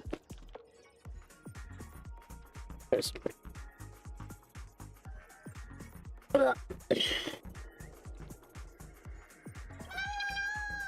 I think Otter was on for that. A will of metal and stone. Congratulations to our 2 Dream Chasers for establishing yourselves as budding stars in Penacony. However, now you face a competitor selling at low prices, pushing you to the brink of bankruptcy. No matter how lengthy the battle, you always persevere. Topple this powerful opponent, and the tides will turn, paving a way to success! None will take my soul glad away from me. I will use the transmutation arcanum to turn into a dinosaur! Okay, buddy. Oh, dinosaur! Devour my enemies! Grab a bottle of soul glad and make your dreams a blast! Okay. Earth shatters, heaven trembles, mountains roar, dragons rise! Harmony and unison. Stars echo. I see through you. Insanity. Fight to the death. Eye for an eye. Anyway. The body withers, but the soul glad name shall not. Okay. You truly are a beast, more than I can ever be. That should do it. Okay, let's go. Mr. Yang is waiting for us. Isn't this fight This was way off from the actual storyline? an experience. Transforming into a dinosaur isn't imaginative enough for you? This is the sort of magic only seen on Penacony. Anyway, let's get back on track. Where were we? Oh, that's right. After an extended battle, you finally emerged victorious! But the companion who journeyed to Penacony with you chose to leave, having lost all hope. In the years that followed, you encountered each other once more on the prosperous streets of Penacony, but dared not call out to one another. Perhaps akin to the lingering regret of every dream chaser. Ah, well done! You brought to life the thrilling action scenes from Once Upon a Time in Dreams with your fighting skills. Yeah. I guess. Looks like we won. Let's hurry up and get to the next stage. It was an experience. Anyway.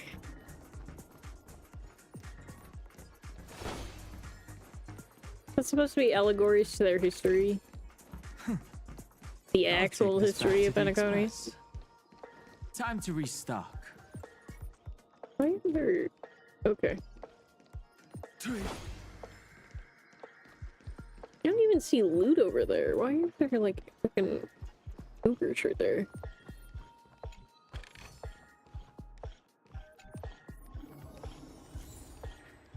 Got some music. Congrats to both of you for clearing the stage, but more importantly, are you having fun? Yes. Fun is more important than success. Look at the time! You finished much faster than that red-haired contestant did. That red-haired contestant. Who is that exactly? You'll find out eventually, but only if you clear the next test first. It is who I think it is. Stage of the 33rd Scorched Sand Festival in the 20th season, sponsored by Soul Glad Enterprises. Gunfire time! You have the option to choose gunfire and undergo Brother Hanu's trial, or time, where you'll face Clucky's trial. What's the difference? Make your choice. What's the difference? What do they do? What are they?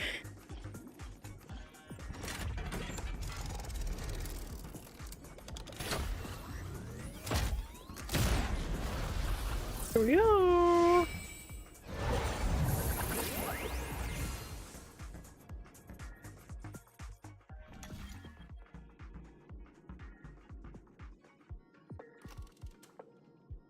Gunfire. Time. I swear, gunfire is the...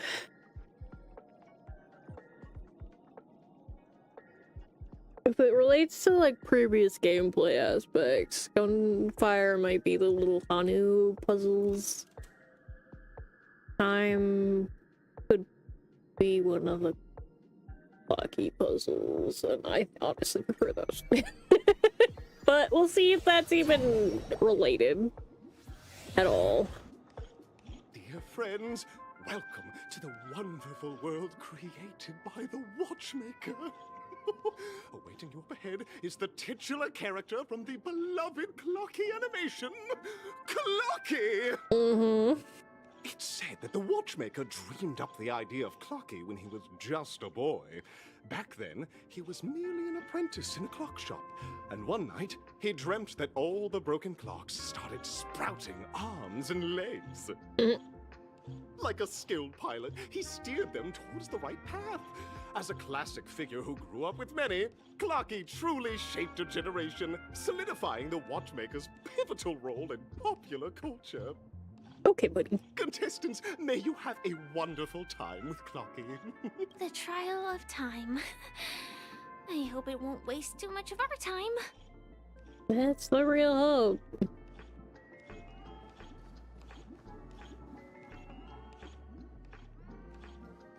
Can I just like loot this and leave? Sure can. I'll take this back to the express. Time to restart. Am I just a failed experiment? Yes. Unfortunately for you. That statue. Did it just speak? Don't worry about that.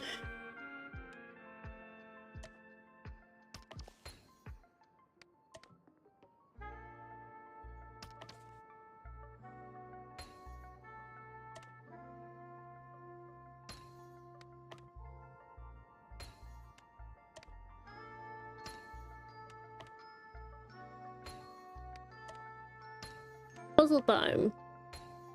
Let instinct guide what reason delays. Cool.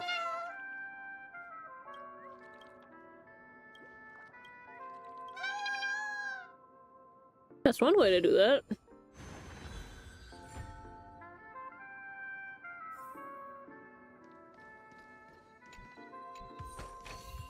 Hey, hold on to that. Never know when it might help. Am I just a failed experiment? I'm just an expendable failure of a clock, aren't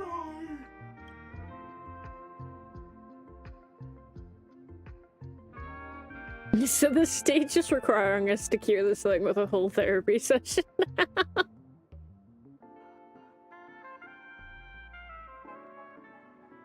be naive, buddy. Failure isn't a sickness. It's a sin. And sins can't be cured. You guys are just like the other challengers. You want to enter my inner self? Then please be my guest. But you won't find anything worthwhile. I'm just a failed piece. Okay, buddy. See? I'm just empty inside. Tick-tock! It's time for me to make an appearance! The plot thickens. Help! Clocky? I can also see him. Is this character part of the show? In Dreamville, Clocky is everywhere and can do anything! Like, Is Clocky I could the manifestation of a Stellaron? That would be fucking stupid crazy. I can't believe it's actually Clocky! Why would you come and visit a failure of a clock like me for no reason? You see, we're all clocks. We're family. I want to help you be happy. Tell your pal Clocky what's troubling you. I came across us a startling revelation yesterday. Apparently, Dreamscape Ticker isn't the same as Clocky at all. It's just a discarded prototype from Clocky's early development. Wait. Please, just leave me be, Clocky. I just don't know how to face you, because I'm just a failure. Oh dear. Seeing it like this is heart-wrenching. Why did they do this? We're here to help it rediscover the missing parts of its inner self and guide it out of despair. I guess even How true bad is the members can heart-wrenching experience existential after crises. this that they felt the need to do funny slapstick shenanigans like this? Over here, my friends. Better use that hamster ball night speed. What the fuck are you talking about?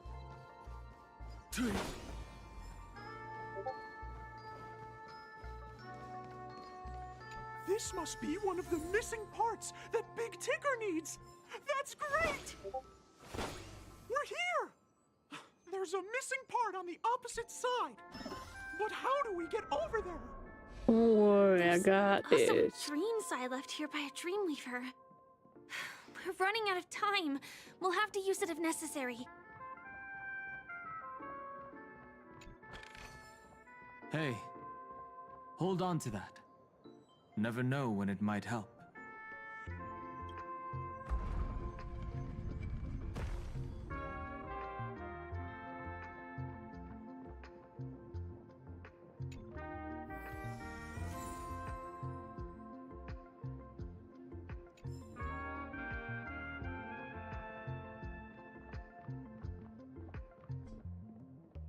Okay.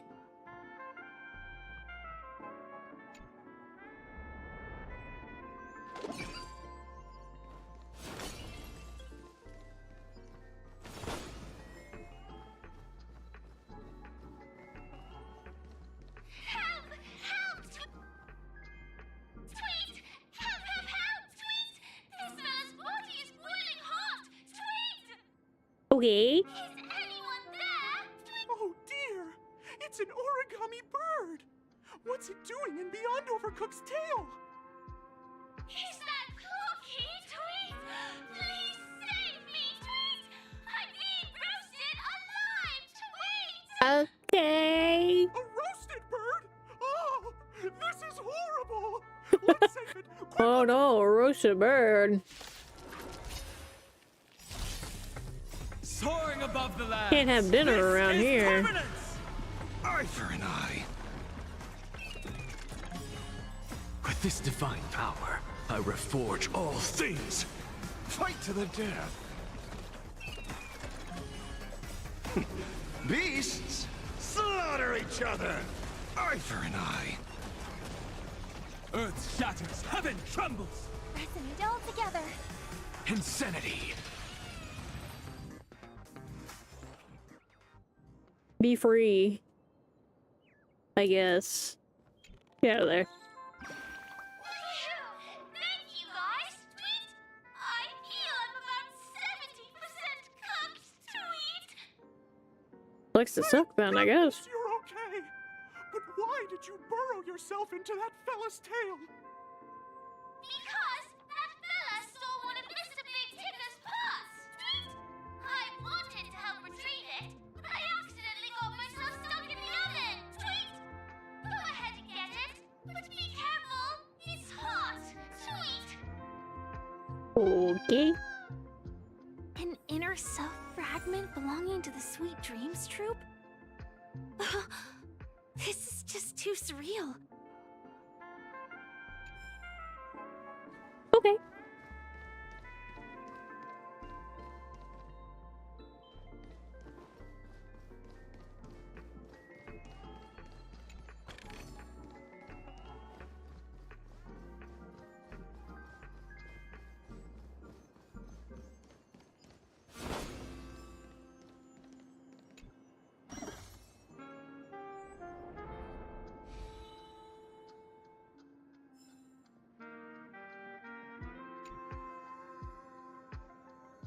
Okay.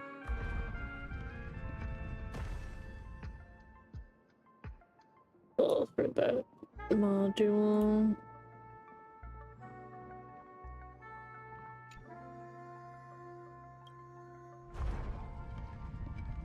Ship that over. Give me the way. Hey, hold on to that. Never know when it might help.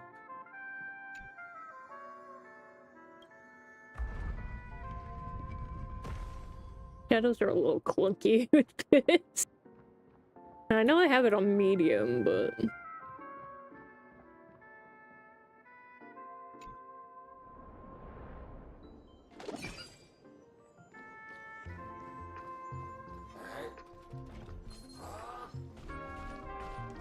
Mind me.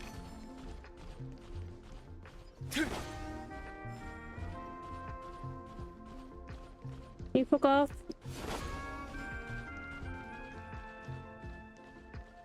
Yeah, fuck off. We've gathered all the missing parts. Let's hurry back. We don't want to keep Big Ticker waiting. Oh, okay.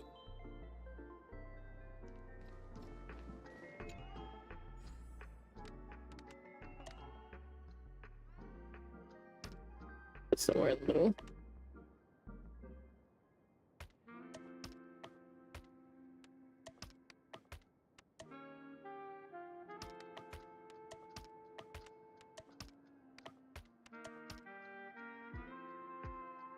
Here's the other top pieces.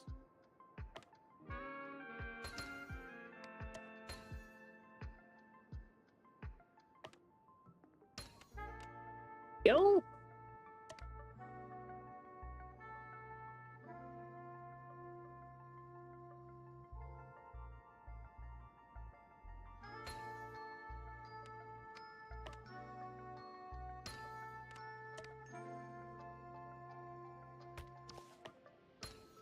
Who's them?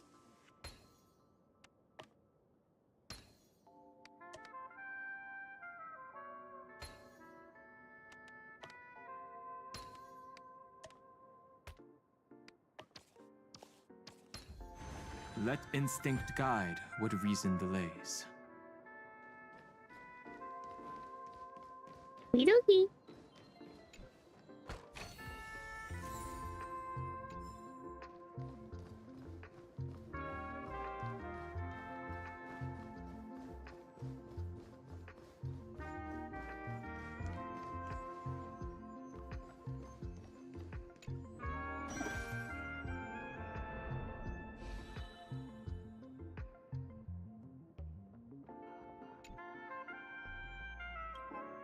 doodle-doo. There we go.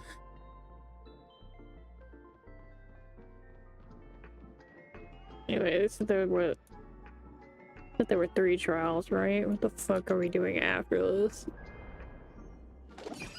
Ugh. I don't want to know.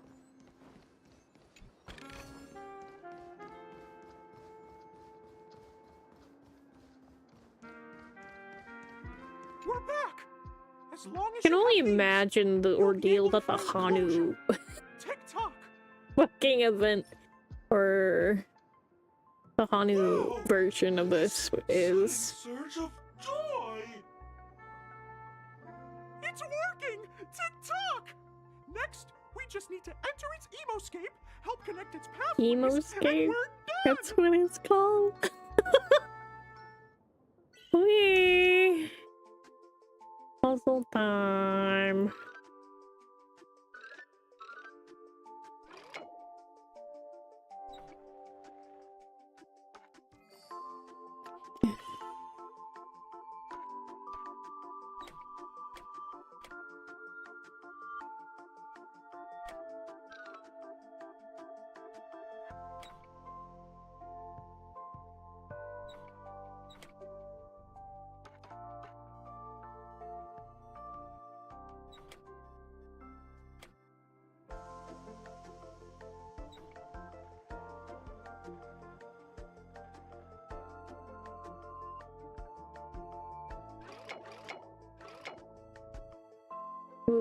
is missing here?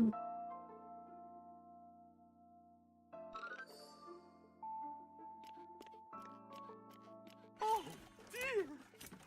What's going on in here? Your inner self is a mess! A little bit. I'm not qualified to be the real Clocky. Just give up, Clocky. No! This is unacceptable! You have to face your fears! Since it's come down to this, I'll have to use clockwork. Ta-da! Success!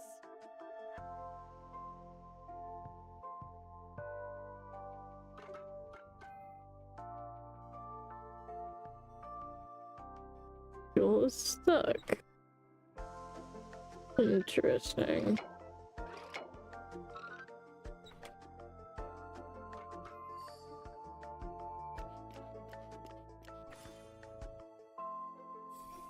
I did it. Thank you, Clocky. If not for you, I'd never be able to connect with people like this. You helped me find myself again. Yeah? No problem at all. As the guardian of Dreamville, it's what I'm here for. Tick-tock! Oh, my friends, Okay. you still have other important things to do, right? Sure Go do. forth, my friends. When the moment comes, all the Dream Tickers and I will cheer for you. It's all done! Victory's in sight! Let's head to the final stage. Well.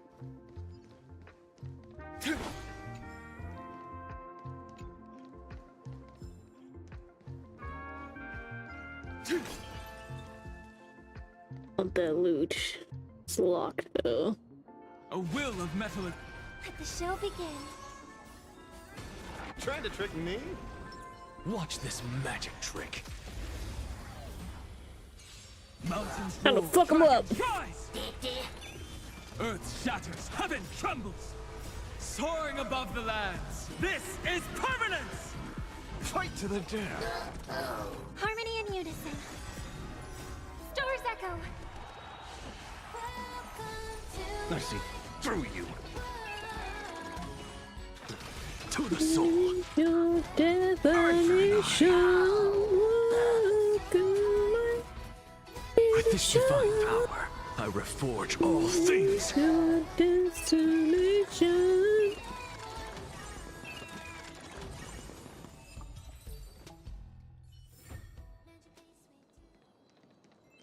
Yib. I suppose I can just ignore this. Well. Alright. Strike to Don Hung since he's trapped in the real world right now. Congratulations to both of you! Oh, you've overcome all obstacles and proven yourselves. But, unfortunately, there is only one who can be Penacony's festive superstar. Where? In the final stage, you will face the defending champion. If you fail, you will lose the opportunity to become the festive superstar. Welcome to the 33rd Scorched Sand Festival's third stage in the 20th season, sponsored by Soul Glad Enterprises, Superstar Showdown. We're fighting? I can do that.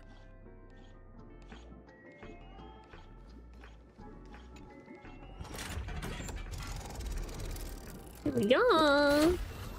He ate me. Whee!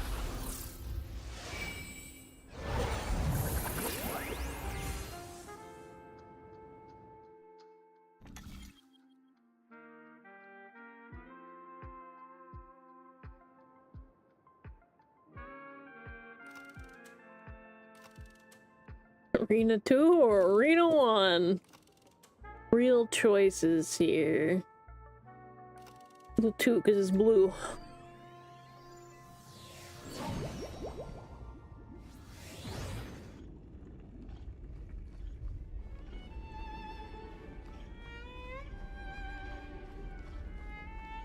There he is. There's the boy. No way. I think I just saw someone. someone extraordinary. Yeah?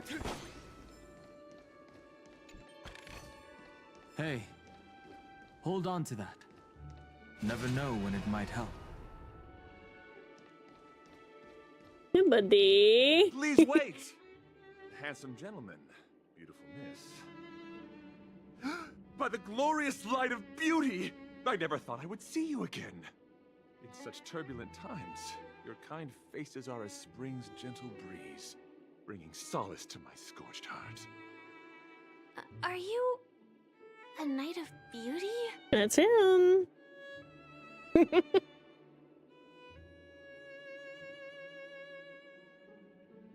Will you be participating in the Charmery Festival as well? Upon hearing of the impending festivities, I commanded the one and only to bring me to Penacony with full haste. Alas, in a cosmos unguarded by the beauty, disorder prevails. Thus my passage was delayed by tending to the sick and injured. Speaking. Fortunately, It's the mini Oleg all rabbit over mech again. pilot, stray cat duelist, galactic ninja, and quad Also, really drive funny that in 3 years they have not fixed that for Oleg at all. safe and sound. I then led them all here to revel in the harmony with the countless other splendid beings.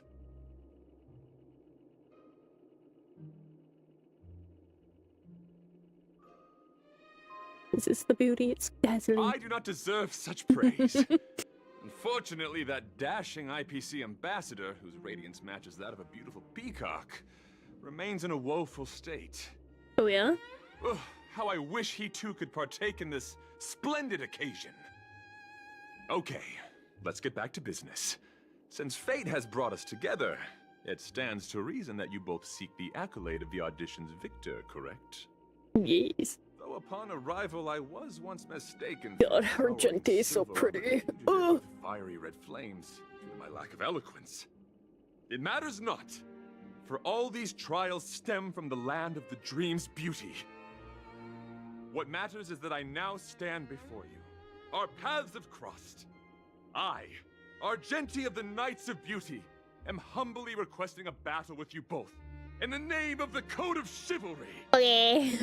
If I am fortunate enough to emerge victorious, kindly grant me passage to the Crown of Victory, and recognize that Idrilla, the beauty, is the most peerless beauty of them all.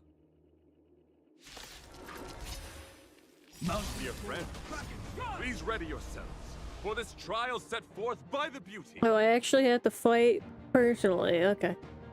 I offer my beasts Get the... slaughter each other, fight to the death. The flesh wound. Earth shatters, heaven trembles. Dragons soaring above the lands. This is permanence. Eye for an eye. Resonate all together. Behold, this symbol of pure beauty. So stars echo. No more times. My job is to be nosy. Fiddle with those. What's the matter? To the soul. Fight to the death. Jesus. Anyway, didn't I tell you my team is busted? Cause it fucking is. The laurels of victory belong to Idrilla. Honey, I just like obliterated you in 2-3 shots here.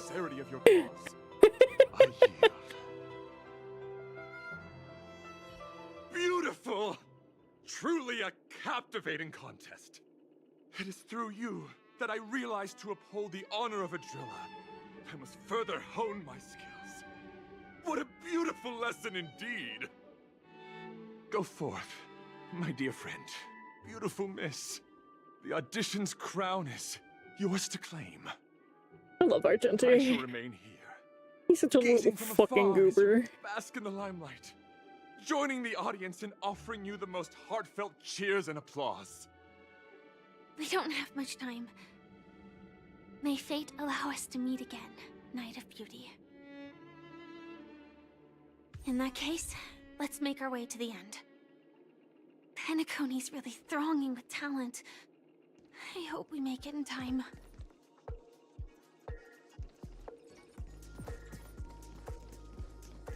Here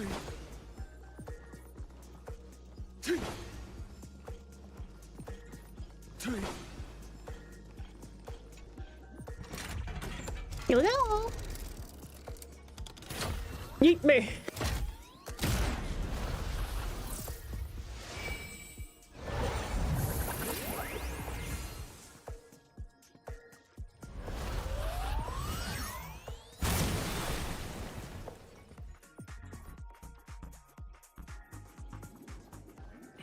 Congratulations to the Galactic Baseballer and Firefly on becoming this Scorched Sand Festival champion!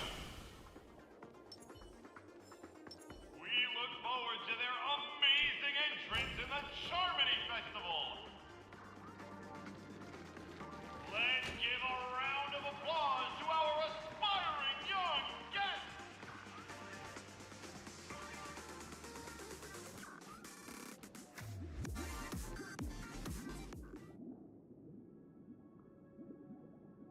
Congratulations to the both of you on becoming the festive superstars of this year's Charmony Festival.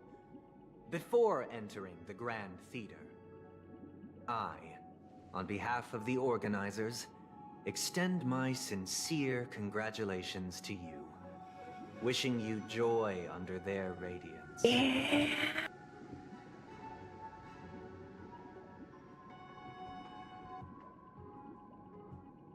What are you doing here? As previously promised, my sister, Mr. Yang, and I have met with the Dream Master. We delved into the truth about Penacony and its Stellaron, and have come to a consensus. Yeah. Both I and the Oak family cannot acquiesce to your request. Just as expected. Yeah, I got figured. We acknowledge the perspective of you, Nameless. Penacony does require change, but not as you propose. The planet of festivities cannot and will not revert to a place characterized by chaos, disorder, or anarchy. Through your journey of overcoming obstacles, you must have glimpsed the essence of that era. The vulnerable ruthlessly eliminated, equality non-existent, common folk living precarious lives, eking out a dreary existence. That's just reality, buddy. Only heroes like yourselves manage to achieve success. But I would dare ask, if you did not possess the special status of having a Stellaron, and you were but an anonymous and frail member among the masses, which Penacony would you prefer? A dystopia for the survival of the fittest, or a sweet dream paradise for all?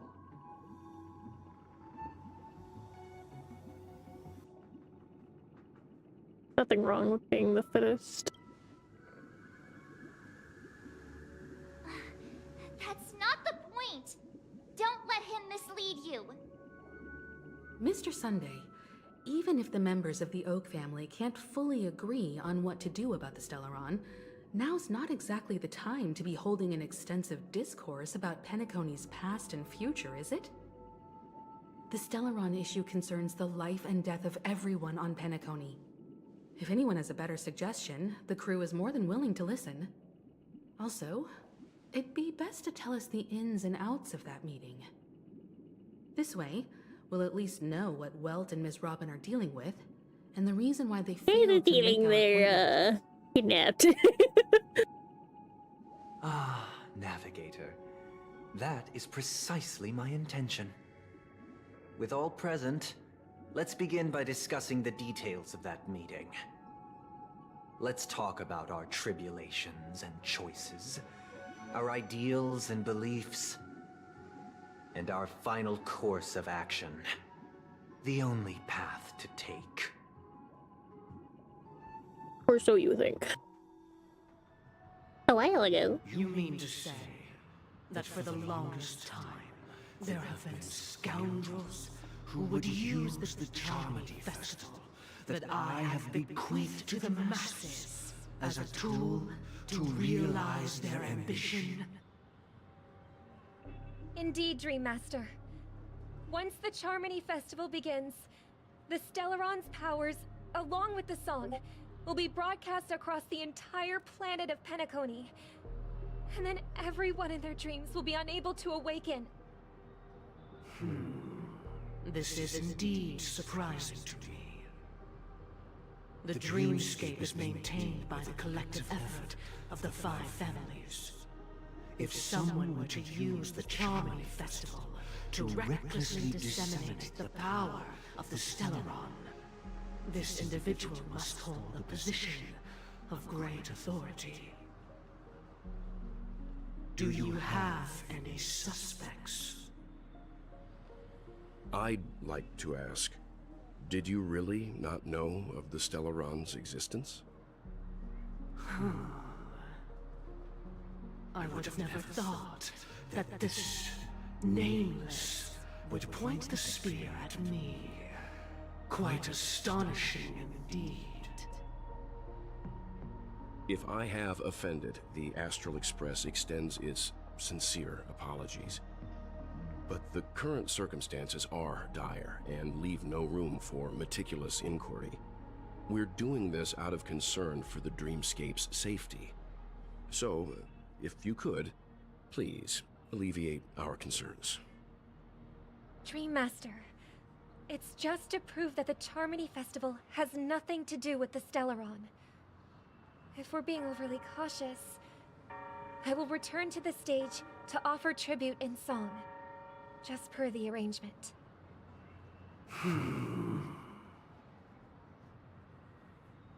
Sunday, Robin. I've watched you two grow up, and know your dispositions like the back of my hand.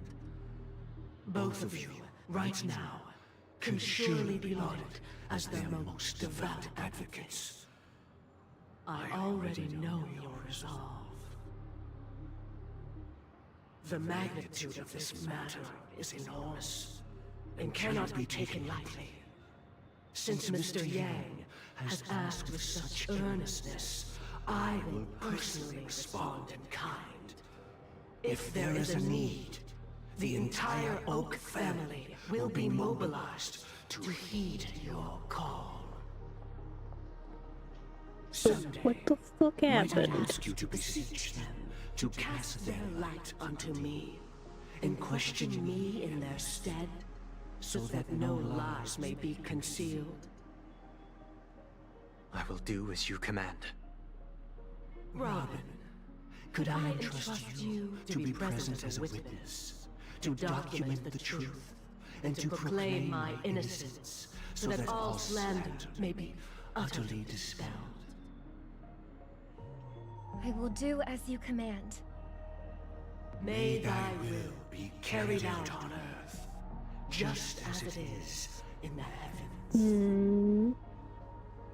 Oh, triple-faced soul, please sear his tongue and palms with a hot iron, so that he will not be able to fabricate lies and make false vows.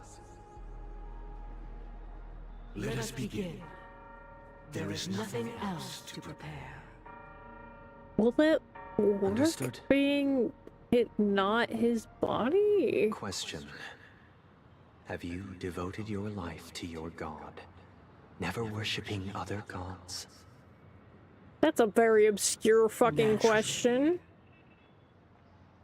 Do you love your god as you do yourself? Always heeding their admonishments? You should specify the god, I'm just saying. Naturally. Have you strayed from the path expected by your god, betraying their name? Never.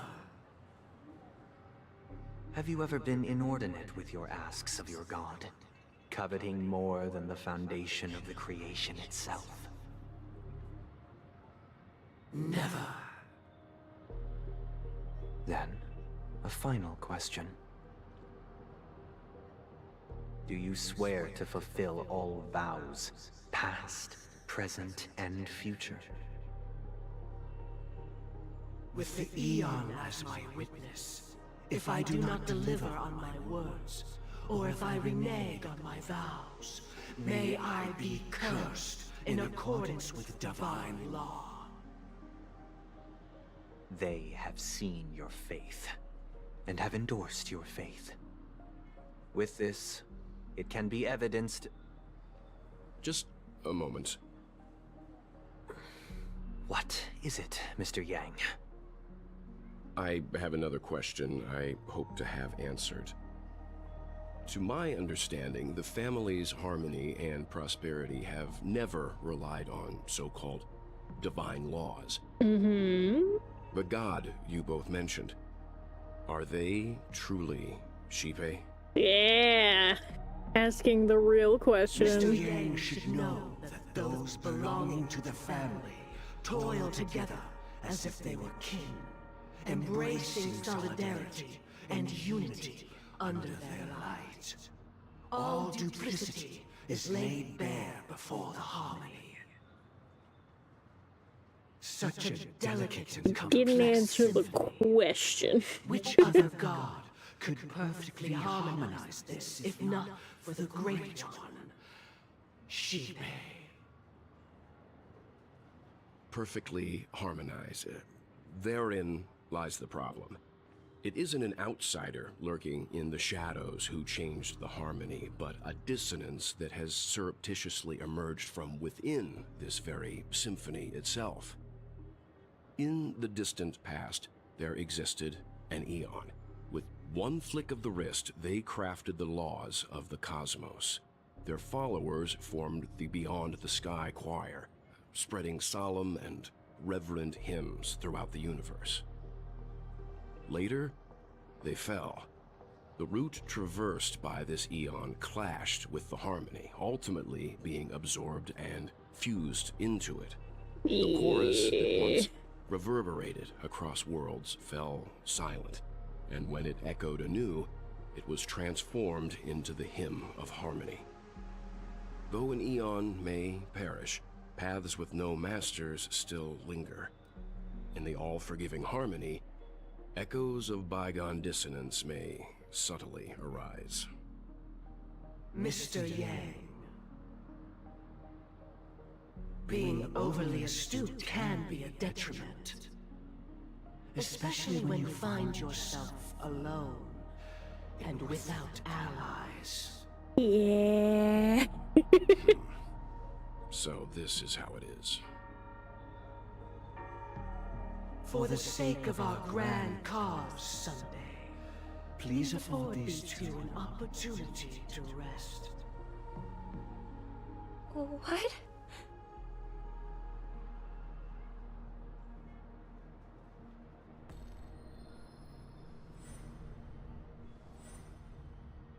Sorry, Robin. It's just you. I did not wish for you to know this. It's a pity that things have turned out this way. So, this is the true reason I can't sing? The shadow that envelops Penacony is actually... We were never children of the harmony. Our ideal paradise could not have been crafted by Shipe. True bliss can only be guaranteed by the one who transcends the many. Within the foundation of law, humanity establishes civilization, and through harmony, we obtain order. Yep. Unbelievable. To think that there would be remnants of the Order on Penacony. What have you done with Mr. Yang and Miss Robin? Don't worry. I just gave them some time alone to ponder their fates. You should know that these actions make you an enemy of the Astral Express. You fucking yoinked one of our own.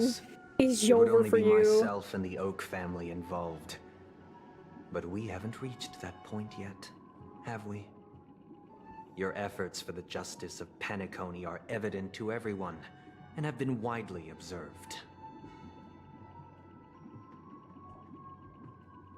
Stop beating around the bush and get to the point. Patience is a virtue. However, I won't hold it against you. On the contrary, I'm here to make my intentions clear. If it is the order that drove you to imprison Welt and Robin, and you're using them to coerce our compliance, then there'll be no point in entertaining any type of discussion. You're mistaken, Miss Himiko. They are in very safe hands, and just as the family has always proclaimed, no one can be harmed in the dreamscape, least of all in the beautiful new world belonging to the Order. Okay, buddy. Penacony and the entire universe have witnessed far too much innocent bloodshed. The strong wield their blades against the weak, and the victors push the vanquished to the brink of life. Natural selection. The world abides by this principle, establishing the well-being of humanity atop the corpses of the downtrodden. Only we, or rather, I, possess the power to put an end to this farce. So you've decided to resurrect a dead Eon? No one's ever done such a thing.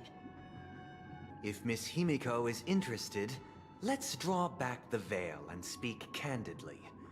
I've always firmly believed that people can understand one another through peaceful means.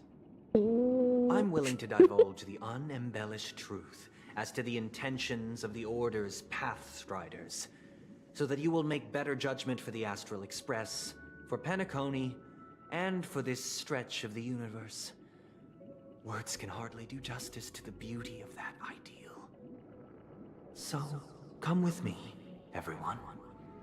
Let us retrace our steps and see once again where this road leads. Okay. It's not going well. Where'd he go? He gone. Welcome. This isn't any location in Penacony's dreamscape. It's my inner world. The reason the scenery before you remains unchanged is because your consciousness has drawn on similar concepts to fill in the gaps.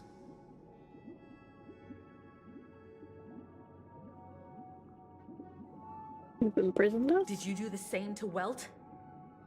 It's a tuning process. Stronger in effect and more draining on the mind. The gray-haired guest has experienced it before, so he should understand what it entails. Tuning allows you to intuitively grasp my feelings, which also means that I cannot hide anything from you. Now, everyone, please look at the huge screen. The road we once took begins here. From this point on, you will witness the numerous decisions I've faced. I've selected a portion of these to share with you. I believe after going through similar predicaments, you'll be able to better understand my thoughts. Let's begin. The first decision. A story about a baby bird. This story happened when Robin and I were very young. We were victims of the Stellaron disaster, and the family's Mr. Gopher Wood, who would later become the Dream Master of Penacony, saw that we siblings had no one to turn to and took us in. Later on, Robin and I lived a time with nary a care in the world. One day, after dinner, while my younger sister and I were lounging about in Mr. Gopher Wood's yard, we spotted a fledgling Charmony dove all on its own. That baby bird was tiny. It didn't even have all of its feathers, and it couldn't sing. When we found it, it was already on its last breath, having fallen into a shrub, probably abandoned by its parents. We decided to build a nest for it right there and then.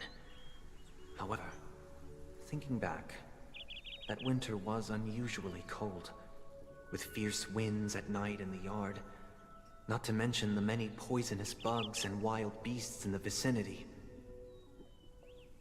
It was clear that if we left the fledgling in the yard, it stood no chance of surviving until spring. So, I suggested we take it inside, place it on the shelf by the window, and asked the adults to fashion a cage for it. We decided that when it regained its strength enough to spread its wings, we would release it back into the wild. The tragic part, something that we'd never considered, was that this bird's fate had already been determined long before this moment. Its destiny was determined by our momentary whim. Now, I pass the power of choice to you all. Faced with this situation, what choice would you make? Stick to the original plan, and build a nest with soft net where the Charmony dove fell. Or build a cage for it, and feed it, giving it the utmost care from within the warmth of a home. I eagerly await your answer. That's a fucking debate. Talk to the others and see what they think. But It looks like he really has no intention of imprisoning us. If it's just a quiz, I suppose it's fine to humor him. Back to the question. I would personally choose to build the little Charmony dove a cage. No special reason. I do think that a fledgling should have the right to fly into the sky. But if it can't even live to that point, then there's nothing to talk about to begin with.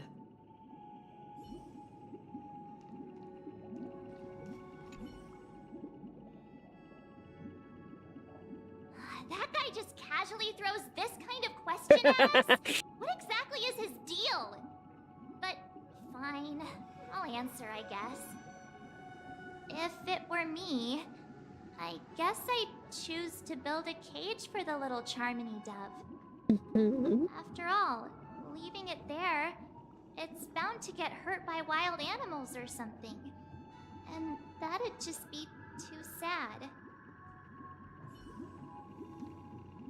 what about you, Firefly?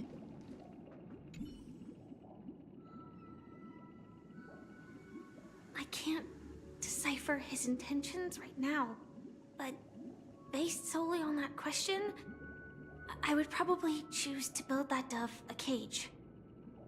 Even if I was gonna release it back into the sky, it'd have to be strong enough to fly first.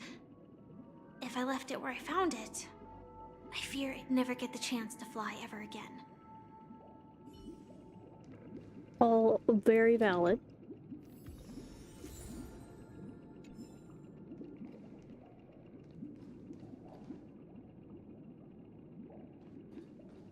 Definitely would be more to nurture it with care until it was healthy enough to fly. I'm happy to see that you made a choice similar to ours. If your mind is made up, let me reveal the outcome of this choice. We passionately nursed it back to health, preparing only the best food for it every day. We even preened its feathers. Later, on the day that Robin left Penacony, we opened the cage door and let it fly back into the sky. I watched it for a long while by the window, probably about 3 or so days. In those 3 long days, the little Charmony dove tried again and again to spread its wings to fly into the sky, but fell to the ground, only to keep trying. Finally, on the 137th attempt, it succeeded. But its attempt did not go perfectly. After flying unsteadily for a while, it fell to the ground, unable to grasp the direction of the air currents. The fall shattered its wings. It writhed helplessly in my embrace. But it was all for naught. finally succumbing to a painful demise. And in that instant, our tender care, our given love and hopes, they all became the inevitable push that sent it to its death. I deeply regret the choices we made. Next, let us head to the second decision.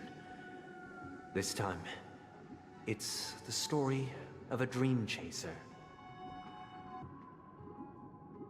This story happened when I was appointed as Bronze Melodia, a position exclusive to the Oak family, charged with listening to the problems and vexations of Dreamscape residents, and providing them with the relevant guidance. It was during that period that I had the opportunity to hear voices from all corners of the Dreamscape. Joy, sorrow, arrogance, regret. The complex tapestry of human nature that formed the world. And I was fortunate to catch a glimpse of it. He was a dream chaser, and an illegal stowaway. Just like the rest of them, he came to Penacony in search of a better life, except that, to most people, the price he paid, I suppose you could say it was everything.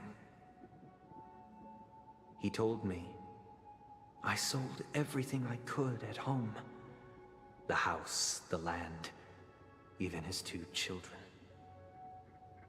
He said he could not afford to raise them, and that at least they could eat if they lived as slaves. He had a plan in place. He would buy back his children once he had made his fortune, and enjoy Penacony's beautiful dream with them.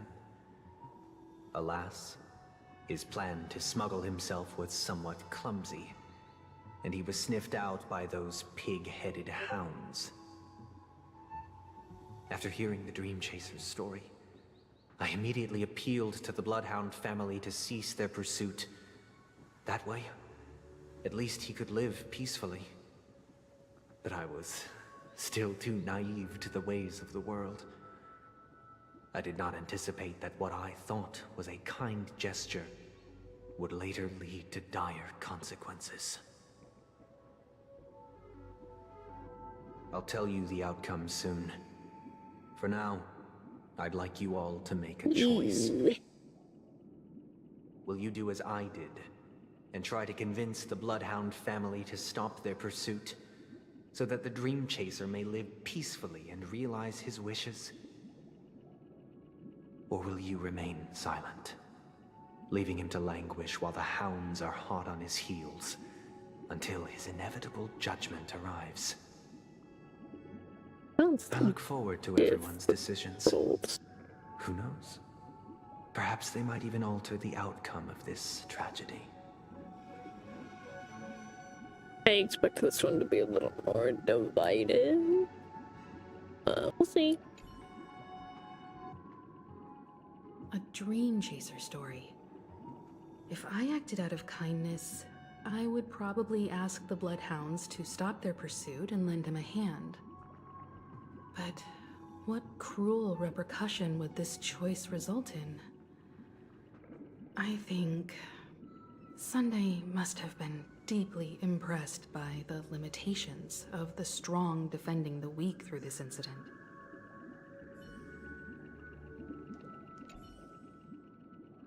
This question... Surely it has some connection to the baby bird story. And this connection is precisely the breakthrough Sunday aims to use to persuade us.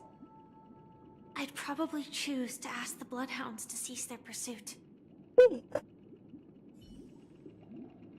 Interesting. I mean, coming from Firefly, who is a stowaway technically as well. It seems illegal stowaways are really quite common on Penacony. But that guy in the story, I don't think he deserves any sympathy at all. He sold his kids to chase a dream. Even if he intended to go back for them, it's still insanely irresponsible. With that thought, There's only one choice. Let the Bloodhound send him back home. This person deserves to be punished.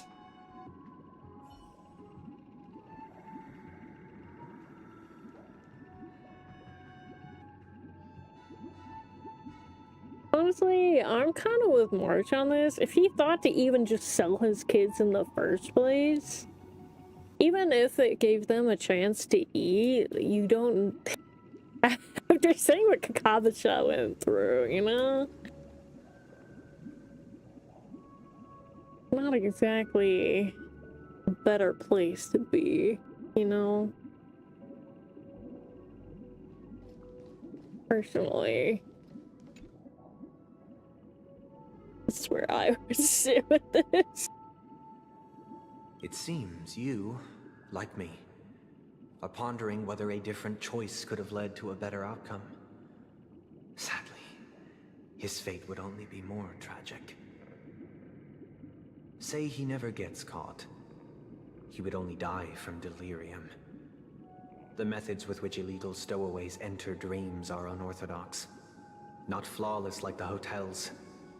Living in the dreamscape would be a mere pipe dream. Should he be apprehended? Could the hounds afford to turn a blind eye? The answer is a definitive no. They couldn't bear the resulting consequences, and thus wouldn't dare extend a helping hand. As to your choice, I once again offer my heartfelt apologies. Next comes the third and final decision. And the story this time is my own.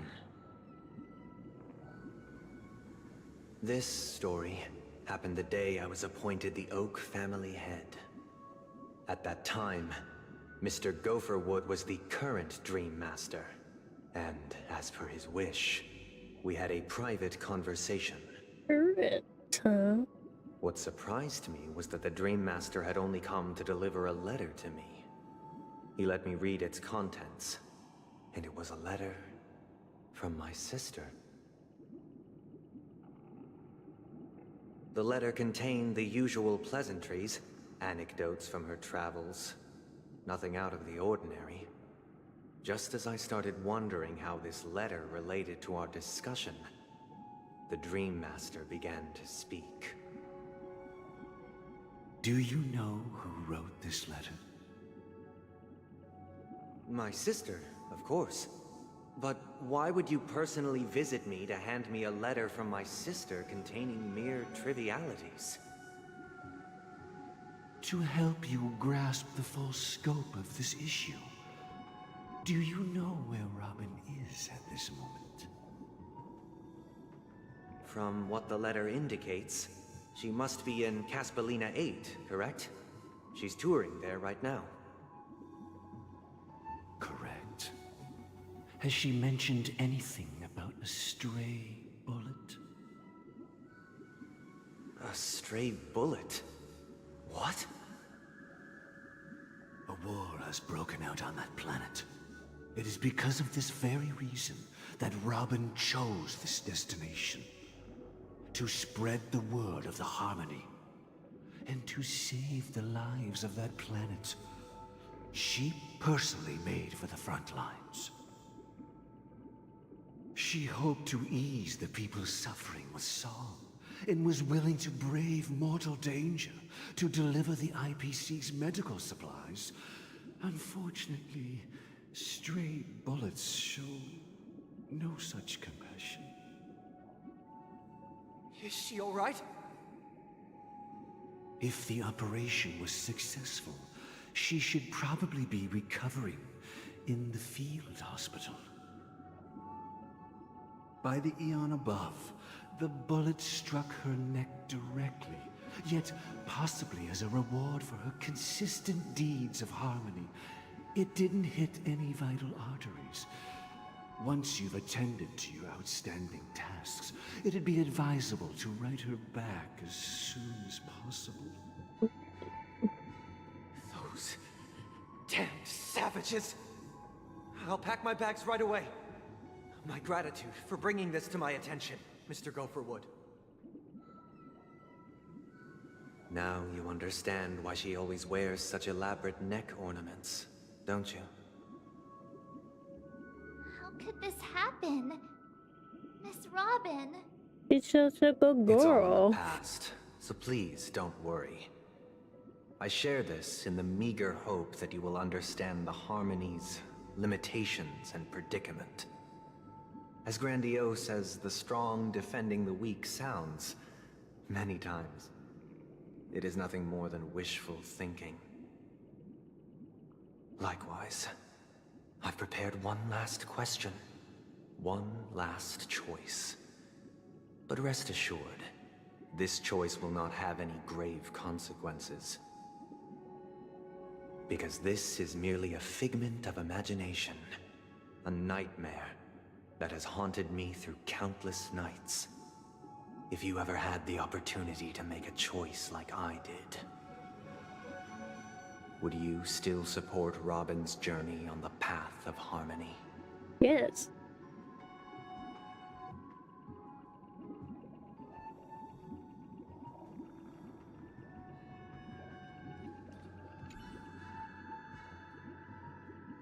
I often feel like I've dreamt of similar scenes on certain nights.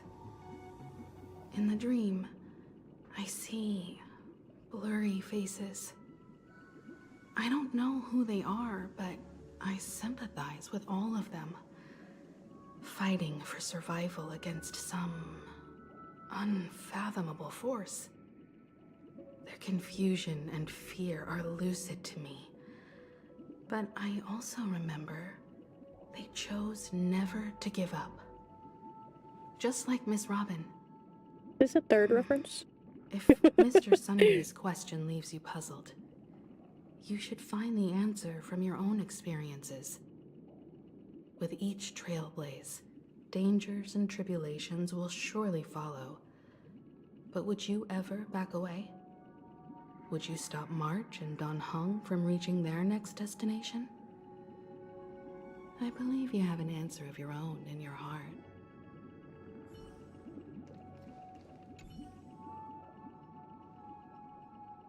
Miss Robin's courage is admirable. And here I was thinking she was just another superstar celebrity. But She's the goodish girl. Also Mr. Sunday's younger sister? No, I doubt he'd wish harm on his own flesh and blood, no matter how grand the ambition. I mean, I get where he's coming from, but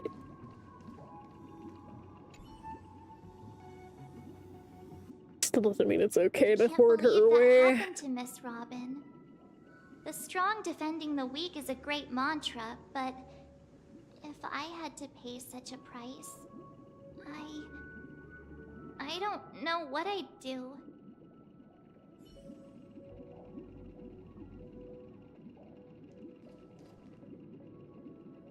I wouldn't stop her.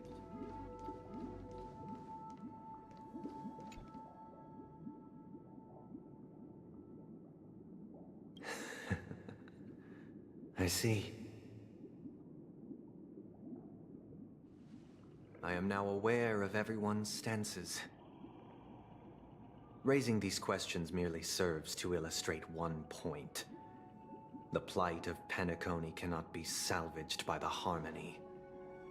The true foundation for a sweet dream paradise can only be established through the order where the strong govern the weak. Okay, buddy. I know the suffering of being tormented, the turmoil of losing your way. That's just reality sorrow, then, you know? And even Just despair saying. set in when matters don't work out. All of this causes me unending pain. Because this is not what happiness is at all. We must teach the weak how to live a happy life. And this life isn't some noble propriety that the upper crust preaches, but in definitive terms, a way of survival that belongs to everyone. So what is your definition of living a happy life? Good question. Human consciousness is fundamentally an illusion, a cage known as self-worth. People lured in by this illusion make mistakes, yet still ask that external influences bear the burden. When one mistake after the next permeates the masses, they become impossible to trace. Thus, the amassing of these individual cages culminate to form a prison. A place dictated only by the rule of survival of the fittest. Nature is always accompanied by predation and sacrifice. Its antithesis is known as order. That is what I want to do. Unite people's happiness under the banner of order. They won't need to make bitter choices any longer, nor face the weaknesses of humanity. They can cast aside their primal instincts to build a haven for mankind. Simply describing thoughts is far too abstract, so allow me to provide a simple example. As you all may know, there are societal norms like weekends and long weekends that exist on some worlds. During these hard-earned rest days, people are given the chance to extricate themselves from the stresses of everyday life, allowing a certain tranquility to return to their souls. And it is only on these days that people do not have to adhere to the law where the strong prey on the weak. They can live out their lives happily during these brief intermissions. It's just a pity that 2 or 3 days are still too fleeting compared to the span of a lifetime. I have so many feelings on this opinion. As someone who is pretty much unable to work, it doesn't, and I have like all this free time essentially. It doesn't make hardships go away to just have this endless amount of free time. In fact, it makes it worse.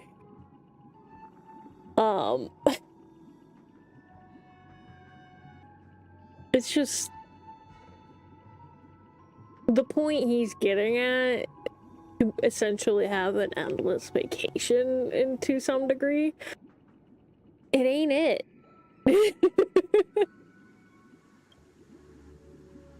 From where I stand, society's ideal system should be 7 rest days. Following Sunday, there should ensue a second, a third, and indeed an infinite procession of Sundays. This should be the face of the new world. Idyllic, eternal, peaceful days. You run also into, how do I spend my day? Every person can return if you to have their this base much amount of selves free in this time. utopia. Some gaze in reverence at the stars, pouring their whole beings into calculating the distance between us and the isolated world of Pagana. Meanwhile, some seek refuge in quiet corners, holding one another, unencumbered by the chains of unwelcome obligations. Silver Rail starting. There would be no need to bear the hardships of reality. Who the fuck is Silver Rail? Only in this way can humanity face the inevitable end with the purest of spirit, living a life of dignity. This is what it is to live in bliss. It's not. Miss Firefly, you who are stricken with entropy loss syndrome, you of all would surely understand this.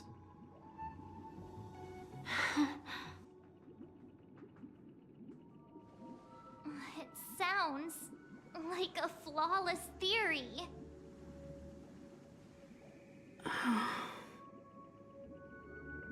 But what is the price to attain all this? The cost is minute, merely a personal and eternal sacrifice. If this paradise is to be maintained for everyone, someone must remain trapped in solitary awakening until the end of the cosmos. Yeah. Awakening. Which means that this so-called paradise is still a dream. Stepping into this paradise means forsaking reality, correct? It is not forsaking, but transcending. Mm. Flesh, blood, sorrow, weakness. If the physical is the root of spiritual suffering, it is only logical that we defeat it. But in this supposed bliss, people won't have defeated their demons. The chance to overcome their tribulations would be forever lost to them. Reach Firefly. In Oh other my words, god. it is an escape. That's another way of understanding it. But there is no shame in escape. On the contrary, the seeds of escape exist in everyone's hearts. Don't you agree, Miss Firefly? And as for why life slumbers, it is because we are afraid to awaken from our dreams. But this is not in conflict with the grand plan. Only in acknowledging this can we truly understand the frailty of human nature, and from there, show compassion and protection. If you eliminate the frailties of human nature, then that just eliminates that possibility. Your perspective on humanity brims with pessimism. Yet you express compassion for all, even when your heart pities them. But unlike you, I live for the self. From my perspective, individuals making choices for themselves is their birthright. Yeah, he's essentially The want to escape trying may to be innate in the take weak. away free choice, free But will whether type they shit. are weak or not, it is not up to another to decide. Perhaps in your Well, mind, for what? An endless good time? you also view me as weak?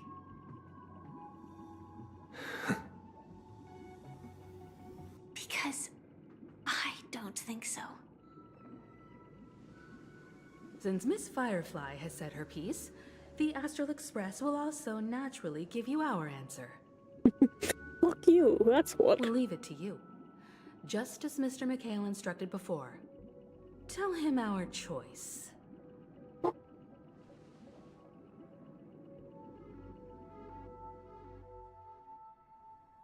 What is this place? Does this place ring any bells, Misha?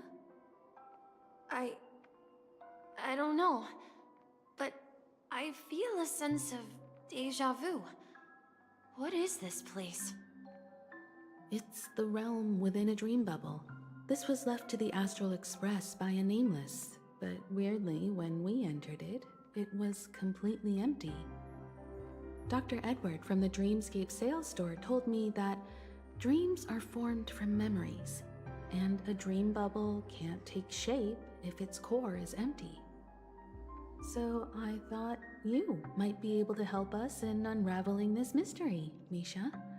As a hotel doorman, you know Penacony best among us. Is Misha the fucking core? I don't know much about dream bubbles, but if you want to figure out what this mansion is, I'll do my best. I'm counting on you then. Himeko, I still don't get it. Why were you so sure that Misha had a connection with this dream bubble? Misha's fucking everywhere. I wasn't sure. It was just a hunch. But since Misha feels familiar with this place, my hunch might be correct. Place looks a bit familiar. Exactly. This is where you and Firefly encountered death, which we now know as dormancy. Considering its connection to Dreamflux Reef, it's not surprising it appeared here. The question now is, who brought you here? Based on the clues we have so far, it's unlikely to be that masked fool, so identifying them is crucial to us. We're drawing closer to the truth once more. Let's give Misha some time, as I believe he'll unveil the secret of this dream bubble. Misha is just Mikhail. But there are doors all over the place. which one should we choose? Do you have any idea, Misha?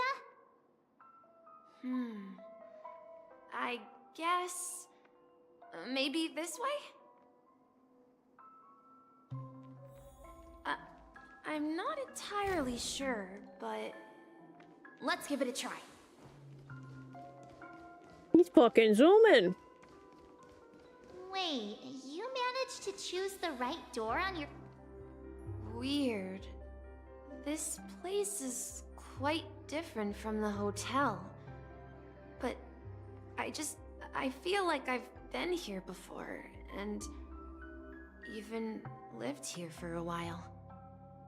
If I remember correctly, there should be a fireplace down that hallway. Clocky and I used to sit by the fire, listening to the crackling of firewood. And the room on the other side was the toy room.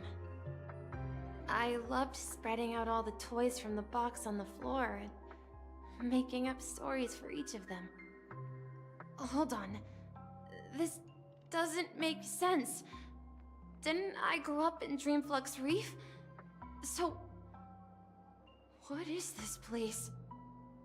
This could be a case of amnesia. Don't worry, Misha. It's common for everyone to forget certain aspects of the past. Those memories haven't vanished. They're just lying in the depths of your mind. We can surely get them back.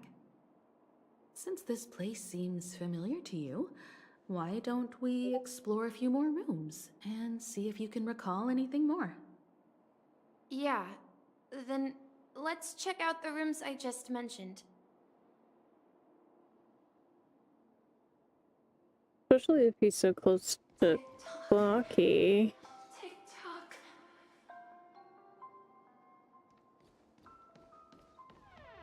I heard some noises from the room. Origami Bird? That's a friend of mine. You and Origami Bird are friends?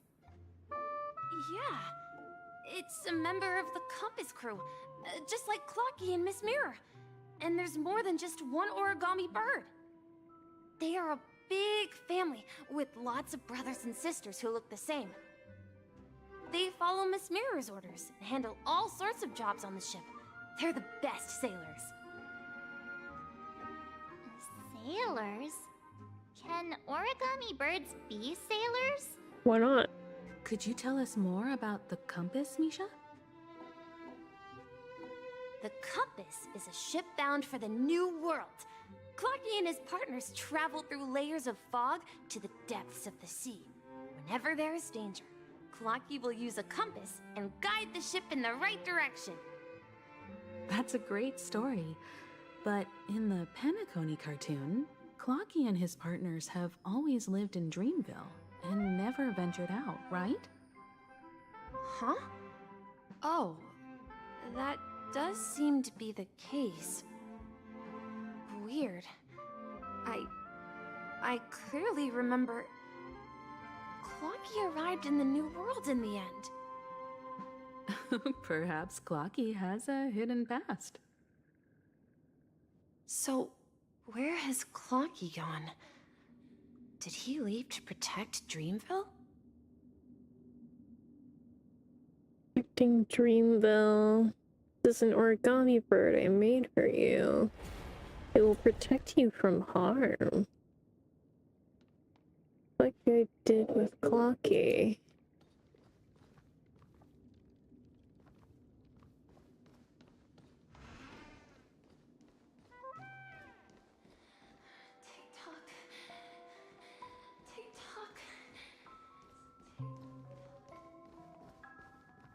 Mikhail, that's the name. Now we all know him as the Watchmaker. So, who is he talking to? Do you know anything about it, Misha?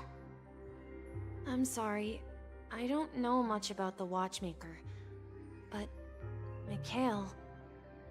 Anything special about that name?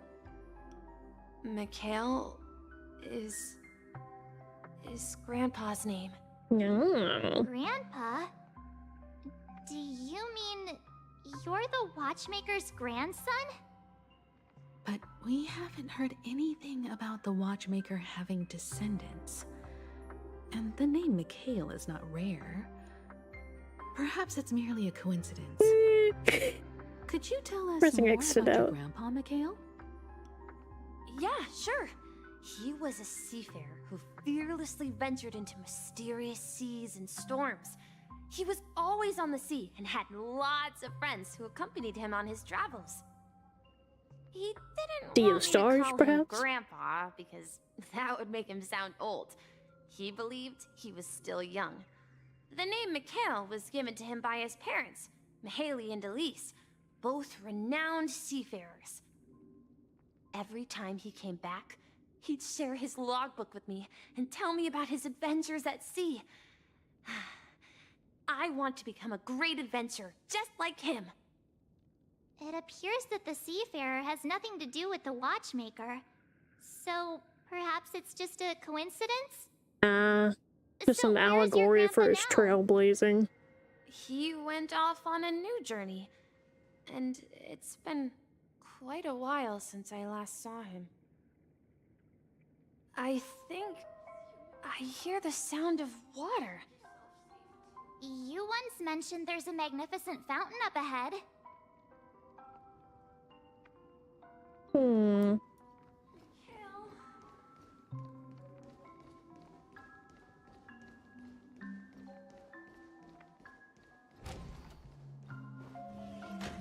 Suspicious. Look, there it is!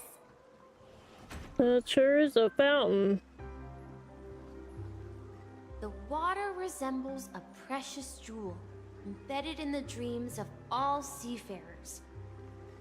Every But time also I the gaze rest at of the shimmering lights beneath dreamscape the is waves, considered an it ocean, feels as so... though I'm back in this place, standing by your side. Have you recalled anything, Misha?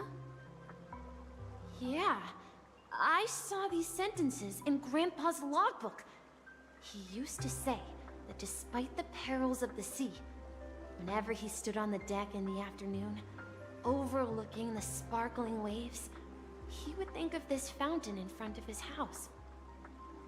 He often said that those moments felt like returning to his family's side, and the difficulties at sea didn't seem quite as challenging. You know, I quite understand such sentiments. Messiah, you start getting gray hair. Hey, don't tease! I was just being a bit sentimental.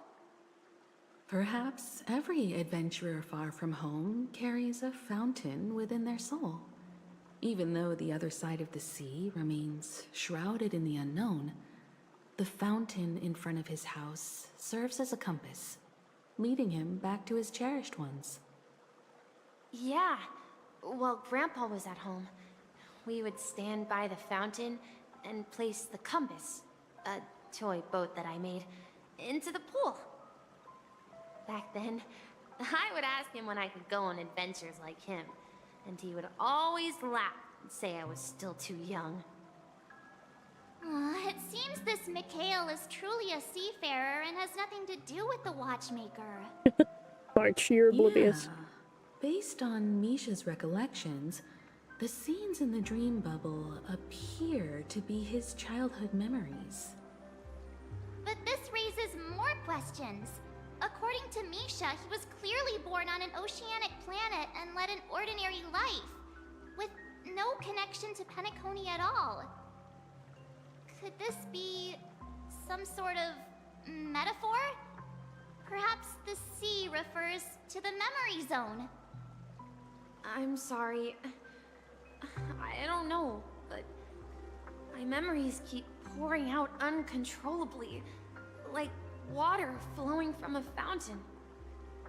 Perhaps I'll remember more things if we go further. Share your burden.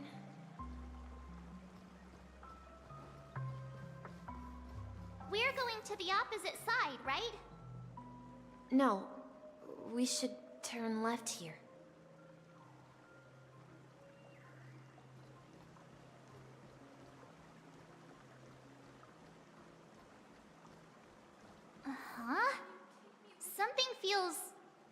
different about this place.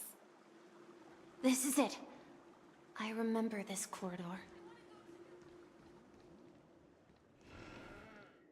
Up ahead is Grandpa's study. It was in that room that I saw him the last time. We've overcome so many challenges so many times. Blocky, chill the fuck out. Jesus.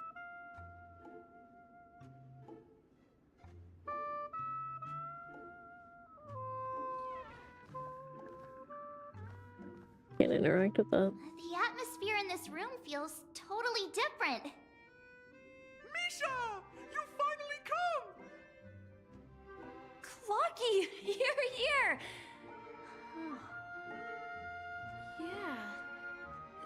This is the room where we first met each other. Are those books on the bookshelf logbooks left behind by that seafarer? Yeah. Whenever he came back, he placed a logbook on the bookshelf in his room. They contain records of his expeditions to every corner of the world. He described our world as a fountain. At some point, the sea started to gradually swallow up the land where people lived. To ensure that everyone had land to settle on, he had to continue exploring the sea and search for the source of the rising seawater. Stellaron? On that day, he called me to his study, telling me that he was embarking on another journey. However, I could sense the gravity in his expression. It was the same look I had seen on my father's face before his final voyage. I asked him if I could go with him, but he said that my adventure lay elsewhere, and told me to stay home, and patiently await a certain sound at the door. What sound? He told me about a vast ocean in the sky. An ocean of stars. Yep. He spoke of a train that transports children with a desire to venture far away, traversing the sea of stars without ever stopping. He said that he knew the crew on the train, and that he had asked them to take me along. He said the journey I had always dreamed of would start there. A train? Could it be? Surprise! It's the Astral Express. I remember now. Grandpa's friends are a group of nameless who came to this world to resolve a disaster caused by a star. Then, he gave his pocket watch to me. It was his cherished treasure, appearing in every one of his adventure tales. He explained that difficult times were ahead, but assured me that the watch would guide me. Watch right there. As long as I kept moving forward, I'd eventually reach my desired destination. And then, it was as if I heard the distant sound of a train whistle, echoing throughout the room. Exactly, Misha! And then we followed that whistle, didn't we? Yeah. I think I can still find the way we took back then. This is the dream jigsaw, right? So we're supposed to find the exit. But where can we find the last piece? Do you remember? You said you obtained a mysterious shard when you stumbled into this place. Big inventory. Hey, the shape seems to match. So this shard is also connected to Misha? Looks like we're just one step from revealing the truth. Let's get to the other side and investigate. Bye. Puzzle time.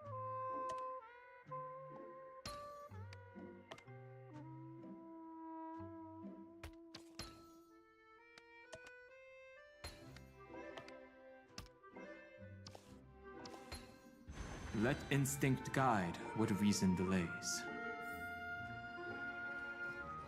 Open your. This is it. This is my room of clocks. While I spent my time waiting for Grandpa to return from his voyage, Walter gave me this workshop, and it became my secret base. Here, I learned how to repair clockworking gears out of my fondness of precision mechanics. In my dreams, I was the captain of the compass, embarking on adventures with my companions, Clocky and Miss Mirror, in search of the new world. I was born and raised here. So, this building in the dream bubble is your childhood home? Yes, but not exactly. To be more precise, this dream bubble itself is my home. That sounds about right. Looks like you've remembered everything now. Wait. Why does it feel like everyone else knows something I don't? It's okay, March. You'll figure it out. Yeah, you're the only one still in the dark. March, do you remember when he mentioned a clocky that only he could see? Yeah, the little guy here, right? But we all saw him in Dreamflux Reef, right? And Mr. Yang even greeted him. Looks like everyone on the Astral Express has a childlike spirit. The answer lies in the Astral Express. His experience shows that neither Firefly nor Acheron can see this clocky. And when we were in Dreamflux Reef, you may have noticed that for some reason, nobody outside of the crew had ever talked with Clocky. Yeah, I noticed that too. A mimetic life that can only be seen by a select few. It's just like a hidden message, left by someone for the nameless. But Misha can see Clocky too, right? They even grew up together. But Misha hasn't started the way of the Trailblaze yet. That's the key to the mystery, March. Now, take a moment to recall. Have you ever seen anyone outside of the crew interact with Misha? Yeah. Wait. I told you Misha was sus as fuck, dude. That's the answer, March 7th. This dream bubble is the place where I was born. And I'm a dweller in this dream. Just like a memory zone meme. I should have stayed here and waited for you. But when reality and memories merged, I unconsciously pushed open that door and left the bubble with Clocky. So it's not that the Watchmaker's dream bubble is empty, but rather the stuff inside ran away? And the whistle you heard, was the sound of the express arriving at Penacony? That's one way to see it, but I believe there's a longer story behind all this. It's best for Misha himself to explain all the details. How about we start with your name? Now, should we call you Misha or Mikhail? Thank you all for helping me rediscover my true self. Now, please allow me to reintroduce myself. I was born on Lushaka, in the Presmere system, adopted by seafarers Mikhail and Char. They gave me a treasure, a name that carried their hopes. Mikhail Char Legwork, or simply Misha. If you prefer, you can call me by a more familiar Fucking name. knew it. The Watchmaker. I know he was sussy from the beginning. You're the Watchmaker himself? Unfortunately, that legendary figure is no more. I'm only a reflection of his life. As for the child who has been with you, he's the innocent protagonist of Misha's childhood dream. A friend of Clonky, a young apprentice, and a future mechanic on the Express. And this also marks the beginning of his journey, devoted to the Trailblaze. At the end of the journey, I left this little flame, which I so cherished, in my deepest dreams, hoping to pass it on to the nameless of future generations. Yo. However, he somehow left the dream bubble and forgot all about his task. I apologize for all the confusion this caused. Because he was born with a desire to trailblaze, wasn't he? He wanted to explore. I don't think Misha has forgotten his role as a guide. He remembered it, and that's why he mistakenly appeared as a hotel doorman in his dream from the very beginning. The one who brought our unconscious friend here must have been Misha. If that's the case, we encountered the Watchmaker's legacy from the beginning, didn't we? Well, I have a sarcastic friend who says I always take big detours and end up back where I started. Perhaps that's what every nameless has to go through. But in the end, you found me. I'm sure you're all wondering what my legacy is. I believe my hound has mentioned the Stellaron and my wealth. If I may apologize, the Stellaron part is real. As for my wealth, however, it's nothing more than a baseless rumor. Yeah, I figured that. I left my homeland as a child and embarked on the journey of Trailblaze.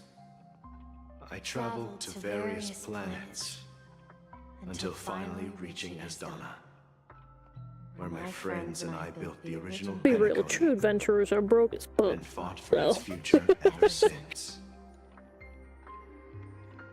I've been moving forward all my life, doing what I could to overcome the obstacles in my path. But ultimately, my journey reached its end, and I left behind no possessions worth entrusting. So, if you ask what's left within this worn-out train engine that can be called a legacy, I suppose it's the things that are still burning in the engine's furnace. Now that you're well aware of the current situation of Penacony, I certainly hope that you'll help me get this world back on track. But I'll leave that decision to you, for the path of Trailblaze is never paved by others. Yeah. All I have for you is a story and 2 gifts. I want to give you my pocket watch. It has accompanied me throughout my long journey, guiding that naive child forward, and has been blessed with the presence of so many great people up to this day. And my hat, too. The one who navigated for me placed it on my head and planted a fanciful thought in my mind. The Trailblazing expedition will never end. Now, it's time for you to make your choice. Once you've made up your mind, open that door and enter the long dream of an old man. I'll be waiting for you at the end of this corridor of time. All right, everyone, let's make a decision. Although I don't think anyone will have any objections. We Trailblaze. Of course. We've come this far. Surely there's no other option than moving forward. In that case, it's unanimous. Then let's proceed together to the end of this dream, and tell Mikhail our decision.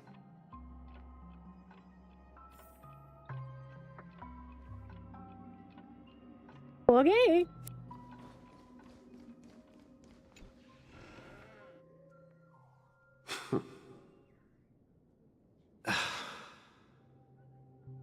Mikhail, where are you going? Someone has to step up and save Lushaka. So why can't it be me, Misha? Please don't go.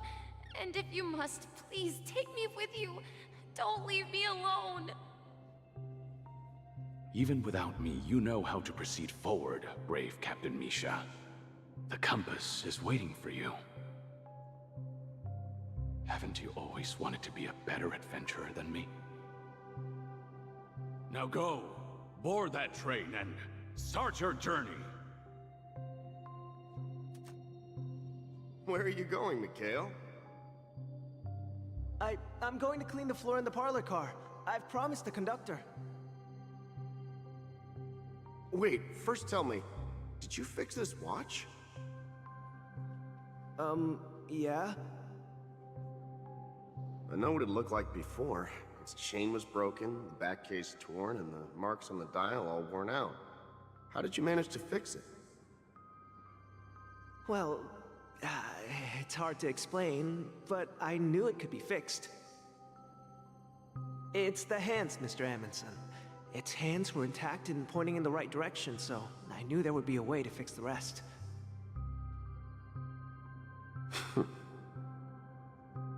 I see. You'll work with me from now on. Haven't you always wanted to tinker with this train? You're its mechanic now. As for the conductor, I'll do the talking. But I only know how to fix watches. You gonna learn to fix a train now. You've got what it takes. I'll teach you what you need to know. Fix that cosmic train. Where are you going, legwork? It's time to head to our next stop.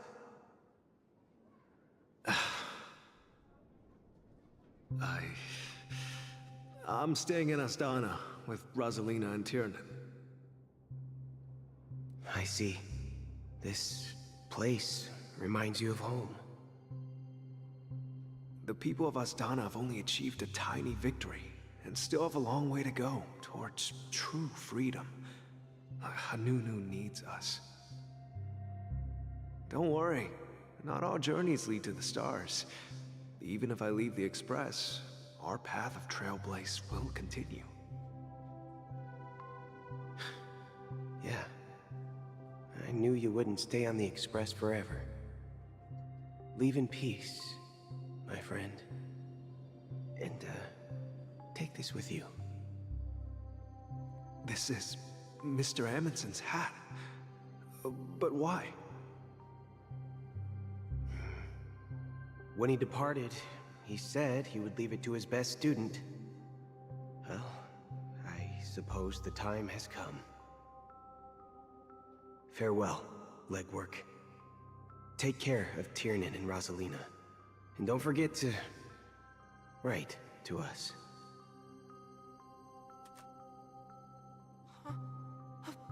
Where are you going, Watchmaker? Don't worry, Micah. Just going on a little trip. Someone has to be at the forefront of the interstellar frontier, and I'm the only former Nameless in Penacony. So why can't it be me? Because you're all we have! Have you forgotten about Tiernan?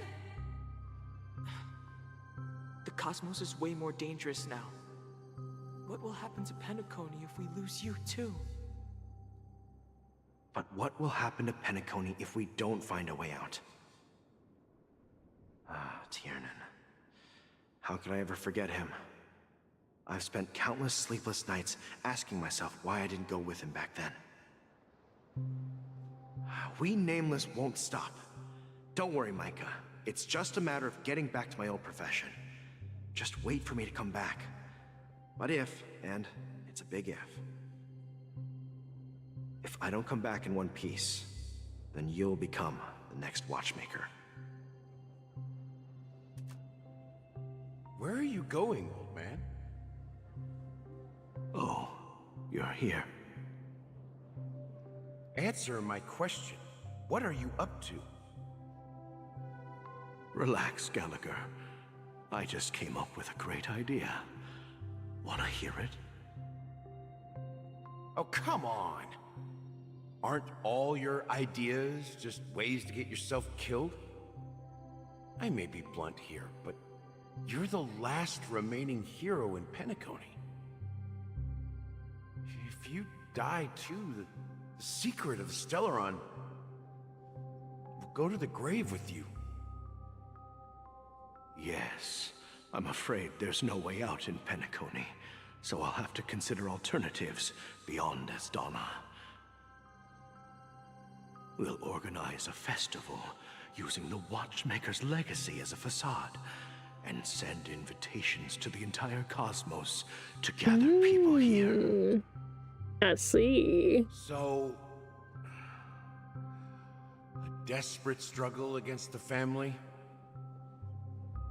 Desperate? Don't we have you here, my friend? This task is challenging, but what hasn't been challenging for us along the way? Well, whatever you do, remember, make sure to send an invitation to the Astral Express. And he sure did. Misha! Where are you going? Oh, it's you, Clocky. Take me to Dreamflux Reef. Last night, I had a long dream about the day we met. I want to write down that dream. Write it down? Why? Oh, so I won't forget it. Do you remember how you got your name, Clocky? Of course! You told me that when you were a kid, you lived in a room full of clocks. Those wall clocks and pocket watches grew up with you and were your best friends. Yes. That's one way to put it. What I didn't mention was there's a funny misunderstanding behind it. I was a kid, and there was always a special pocket watch in my memories. It was with my grandpa, guiding him on his sea voyages and leading the way in his every adventure story. I wanted to have a pocket watch like that too. And that's when you appeared in my dreams. Yeah. Every night, we boarded the compass and set sail together. But you know what? It wasn't until the day my grandpa gave it to me that I realized it wasn't a pocket watch at all. The compass. It was a compass. So, your name should have been Compassy. Sounds and the sussy. Watchmaker is just a nameless.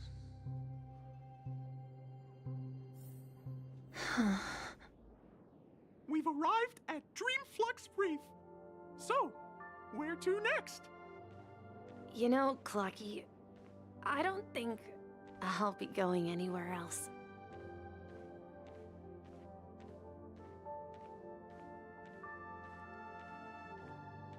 Rest in the moonlight. Sit down in Honkshoe.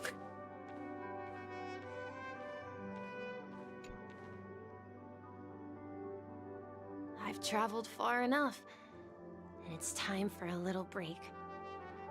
Oh. So, we'll set out again. When you're rested? How about that? No, I'll stay here. And then This is where it ends. This is... where it ends? What do you mean, Misha? Well... You told me that the Trailblazing expedition would never end. Yeah, that's what I said. So now, it's up to you to decide your next destination. My next destination? What's that supposed to be? I've been following you. Misha? You're acting weird today. If you're feeling down, we can just do what we usually do. With the clockwork. No, I'm not feeling down. As for clockwork, yeah, it resolves all problems in this dream. So, do you know what clockwork actually is? I'm not quite sure. Well, everyone gets lost at times. They may hesitate and doubt which way to go. That happens in this dreamscape and beyond. But don't worry. Everyone goes through moments of uncertainty and hesitation.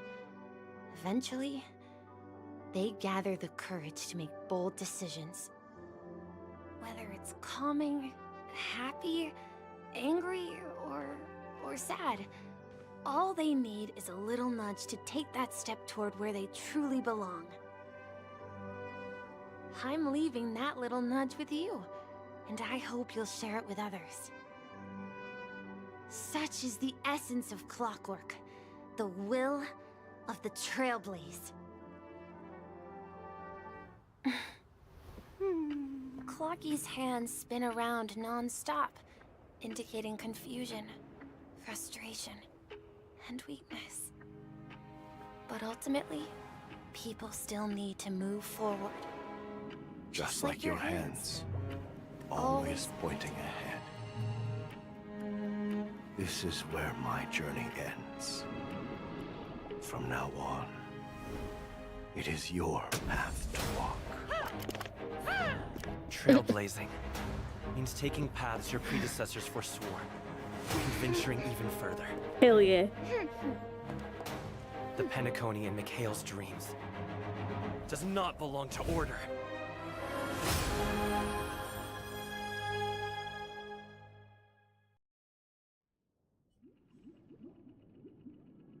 I can't believe that Eon would cast a glance at Penacony at a time like this. Is it because of the resonance from the legacy of the Trailblaze? Or perhaps the bond between you is so strong that it even impresses an Eon? Well, there might be another possibility. Perhaps they want to witness, on behalf of the fallen Eons, who will hold the future of Penacony. If that's the case, on behalf of the Dream Master of Penacony and the 107,336 members of the Oak family, okay, I'm extending a formal invitation to all of you. I'm cordially inviting you all to the Penacony Grand Theater to participate in the upcoming Charmony Festival. And, of course, you won't be in the audience, but on center stage. Since the future of the Stellaron, Penacony, and even the entire cosmos is at stake, we're getting to the boss battle now. Let's draw a conclusion there, in all fairness. Am I actually gonna finish Penacony? If you truly believe in Akavili's We're already like path, 5.5 hours in the stream. I probably should stop, but we're so close, I feel.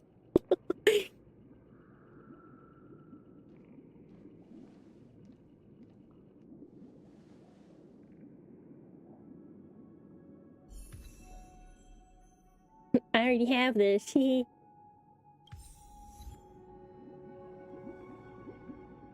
unlock them all early because I'm a goober.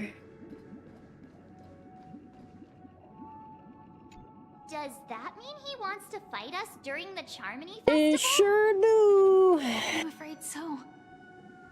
This is weird. Aren't Arc villains usually plotting some dirty conspiracy in the end? But he actually said something like, "In all fairness." Could it be that he's underestimating us? Well, in my opinion, Sunday is deeply committed to his own philosophy and genuinely wants to prove that the Order is right. I sensed a strong conviction and a desire for dominance in him. Maybe he won't accept the outcome unless he wins fair and That's square. a submissive if I saw her anyway. Why he'll give it his all in the upcoming battle. I know it's submissive when I see one. He won't back down either. Yeah, you're right. We've even dealt with a Lord Ravager of the Destruction, so a follower of the Order won't be a big deal. We got this. Anyway, we can't leave the Stellaron unchecked. This is about trailblazing a bright future for Penacony and fulfilling Mikhail's and his predecessors' long-cherished wishes. Now that we've taken up the mantle, we can't afford to fail them. However, the same applies to the Order. Their plan didn't materialize overnight, and they have the profound collective consciousness of the planet of festivities behind them. Yeah. A desire to dream, to slumber and escape reality. All those hidden emotions have given birth to the sweet dream of the Order. They've harnessed the will of an entire planet to create an eon. This confrontation is far more complicated than a simple power struggle. To secure Penacony's future, fighting on the stage alone is not enough. We're not alone. What do you mean? Are you not coming with us? I believe Firefly is trying to say that she's heading off to another battle. Mm-hmm.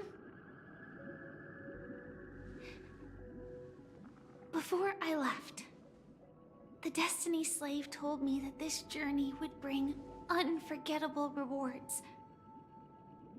Even though the script he gave me only had a few lines, I couldn't ignore them. Because one of the lines said, "I'll experience death 3 times in the land of the dreams." 3 times? This can't be serious, right?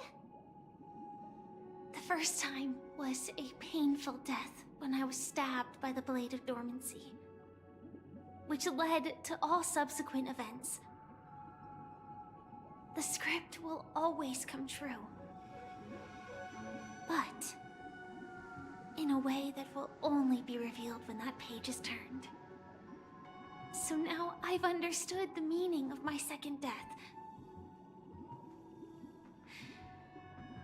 And I am prepared to face it. If all goes well, my efforts will provide crucial support for you. Only by achieving victory in this battle can we secure a future for Penacony. And only then, my third and final death won't come true in the most terrible form. That's what we can hope. Terrible form? Does that mean permanent? The true death, where everyone in Penacony loses themselves completely in the eternal sweet dream of the Order. We must do everything we can to prevent that. Have you made up your mind, Firefly? Yes. Otherwise, I wouldn't be here. Thank you again for your assistance for the Astral Express. May we meet again, in reality. Yeah. Farewell, everyone. May your trailblazing expedition never end.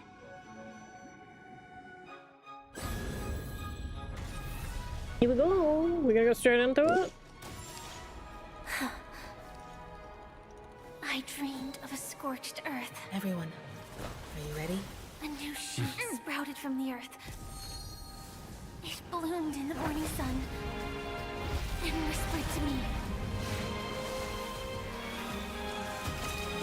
God, the cutscenes in this game are so damn good. May we meet again in reality. My birthday. After today, Japella's name will disappear from cosmic history, and the Everflame Mansion will take its place. In the not-too-distant future, you'll receive an invitation. That's your next stop. Land of the Dreams. Penacony. I hope you find whatever you seek there. Be it answers or salvation. You mean my 3 deaths? Silverwolf told me about it. It's such a shame that it's not part of my script. What's it so bad? I want to live. I'm never afraid of death. The opposite of death is eternal life, and that's something I'll never desire. People die, and I am no exception. Death is like a script, a fate that cannot be defied. But that's exactly why we have to choose where we want to rest forever. Do you exist just to perish? Are you not the same, Blade? The end you desire is not one dictated by others. If I were to die now, I would only be a weapon. I believe I should die as a human. Oh. Though its definition escapes me, isn't this the answer that ordinary people look for their whole lives? A name that can be carved onto their tombstone.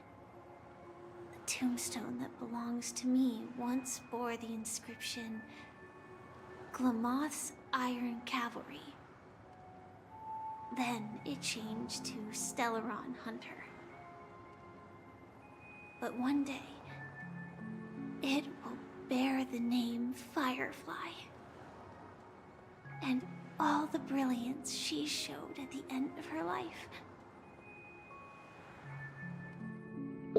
Baby. That's quite unexpected, old man.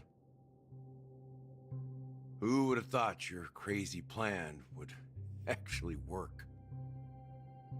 Do all you nameless fools just act on a whim? I can sense that this false sweet dream is coming to an end. The nameless may be young, but they had the ability to achieve this goal. Just like you did in your time. It's a shame you won't be able to see it firsthand. Maybe I won't either. Once something fictional is seen through, it ceases to exist. Yet here you are. Not just those nameless.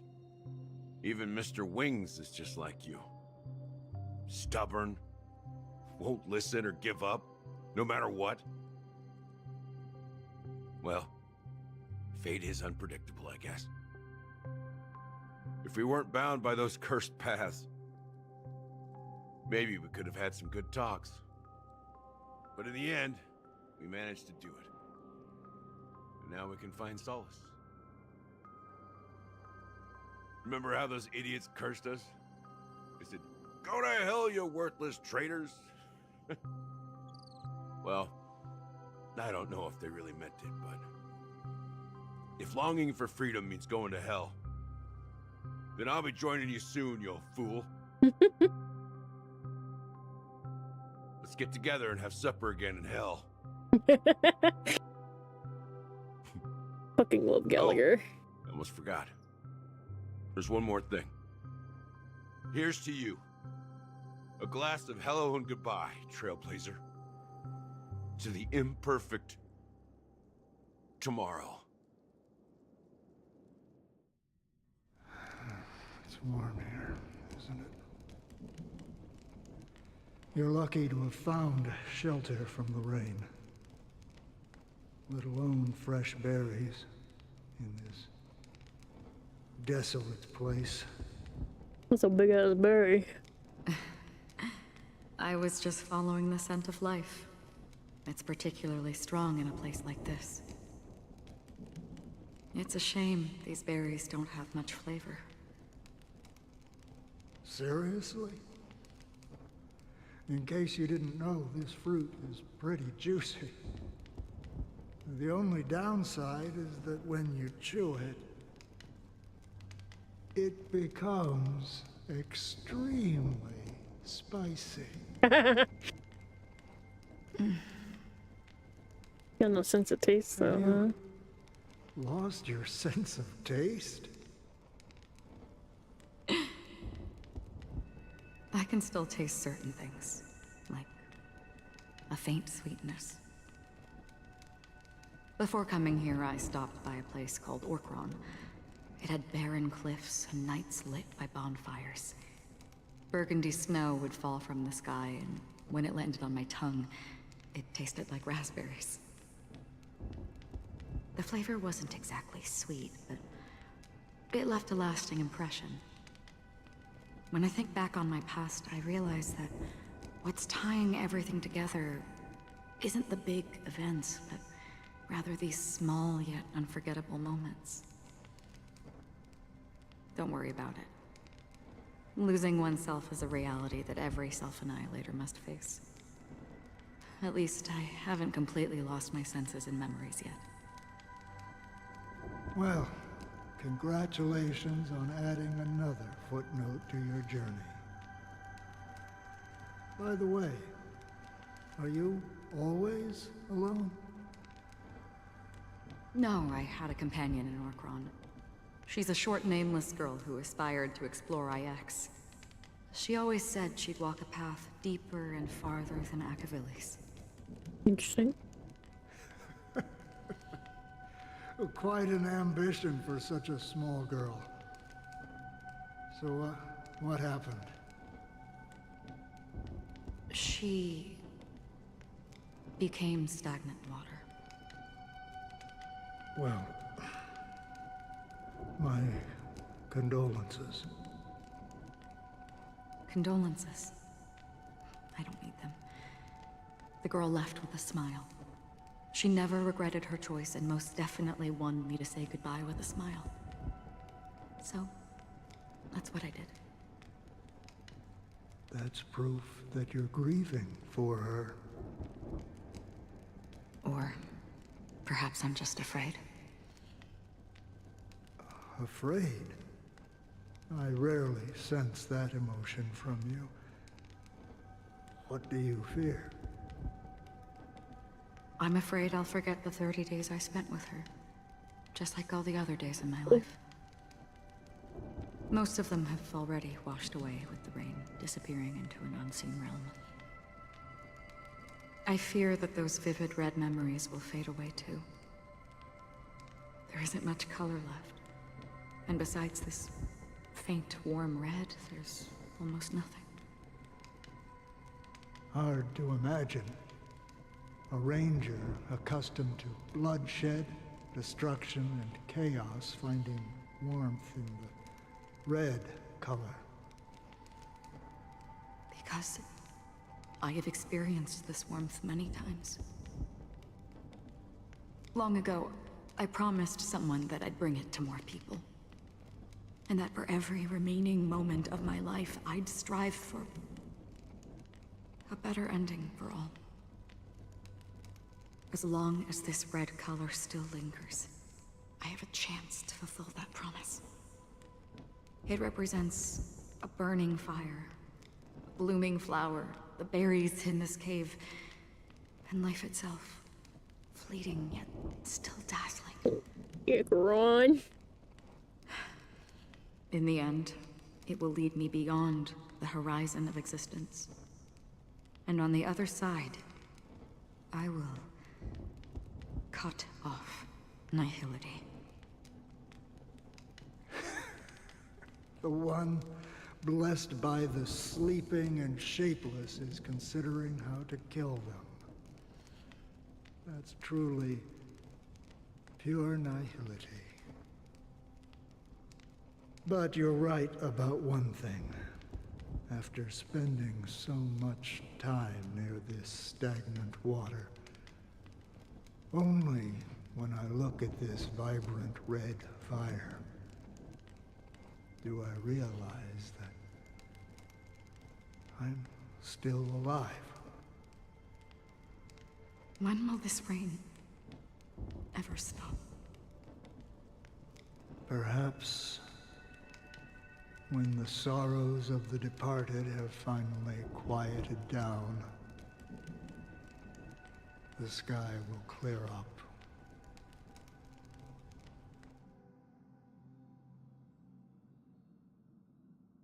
Have you heard of a planet named Biari Scamandros, Don Hung? It's one of the paradises under the influence of the Harmony, a sought-after wonderland for the inhabitants of the Dardanu major and minor systems. What's that got to do with all that? Half an amber era ago, the family held an unprecedented festival there. And after that, everyone on the planet became part of the family. Do you think the same thing will happen on Penacony? Yes. Or how else can we explain it? The family deliberately used the Watchmaker's invitation to keep all the Pathstriders here, but banished the Emanator of the Nihility. Because of the Nihility, I'm rarely affected by the power of other paths, but somehow I can unconsciously infiltrate them. Maybe that's the risk they're trying to avoid. I would disagree. Biari Scamandros is not part of the credit system or connected to the Silver Rail. It's nothing more than a remote civilization sheltered by the Harmony. But Penacony is different. If the family messes with Penacony, that would be like declaring war on almost half of the factions in the cosmos. They have no reason to do that. No, they don't. If they truly serve the Harmony, that is. What do you mean? The path in Penacony is impure. The Harmony here has impurities. Do you remember the ancient swarm disaster? Tazerond, the propagation, That's brought how you pronounce endless that? havoc to the universe. And it eventually evolved into a fierce battle among all eons. 2 paths lost their eons in that war. The propagation and the order. Coincidentally, their downfall is related to a certain eon. Shipe, the Harmony. Legend has it that they participated in the crusade against the Imperator Insectorum, and devoured Anna the Order for unknown reasons. Holy forgaroni. So you're saying that the 2 leaderless paths are working behind the scenes? I don't see any descendants of the propagation in Penacony. Could it be that the remnants of Beyond the Sky Choir are hiding within the family, trying to resurrect a fallen eon? I can't say for sure, but they're definitely planning something for the Charmony Festival. Whoa, Boo, now this is getting way too complicated. Is this why you want us to leave Astana right away? Are you giving up? The Charmony Festival will start soon. There's one thing that I need to confirm no matter what. A warp jump is the best way to do so. Able to leave. Time is running out. I have another plan.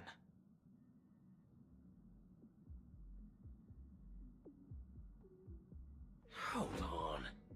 Are you thinking of using the Jade Abacus of Allying Oath? Exactly. The assistance from the Rofu Cloud Knights would be enough. Think it over carefully. You can only use that once in your lifetime. I have considered it thoroughly. My companions are...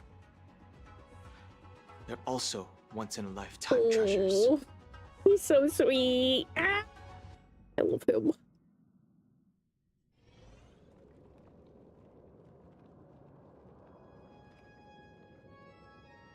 Are you the only one here, my child? The Nameless is quite the diplomat. Our secrets have spread like wildfire within the family. And IPC starships are gathering towards Astana. This is a crucial moment for us. So, where is the chosen one who harmonizes the varied sounds?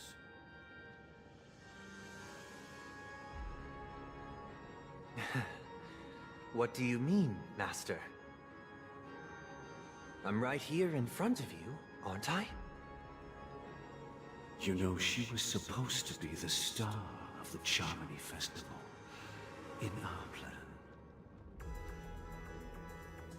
But the plan has changed. As her brother, I know she doesn't want to sing for the Order.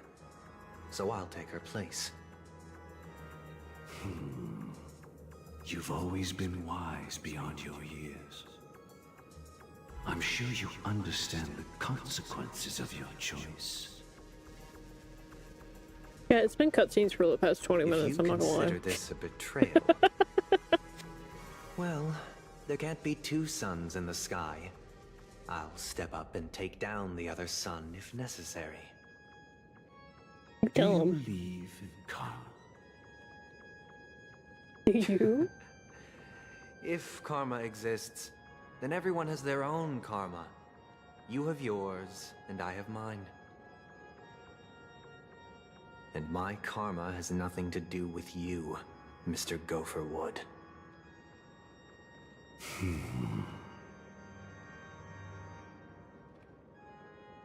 All right. Since you're willing to sacrifice yourself for her, I'll grant your wish. Well, the compromise came sooner than expected. Why? You and your sister were born as twins of the Order. And one of you is destined to follow this path to the end.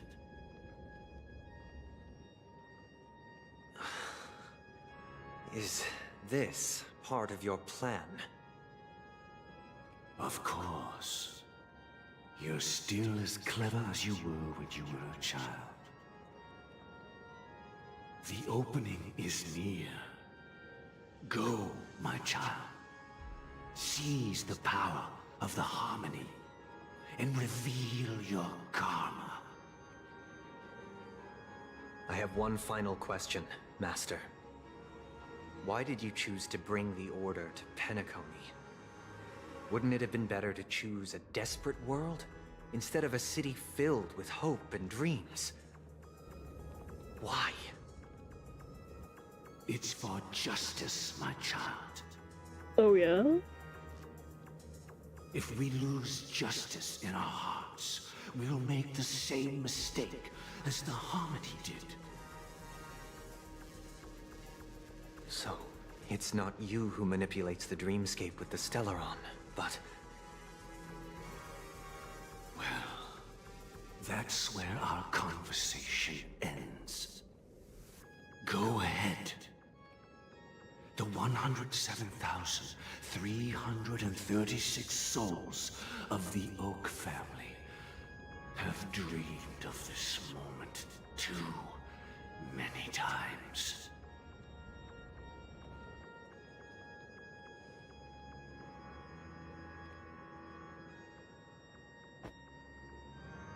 It's about to remain just a dream.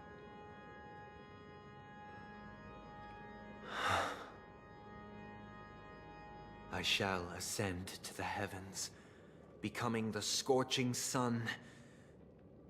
Bathed in my light, my people shall flourish, while all evil shall be eradicated.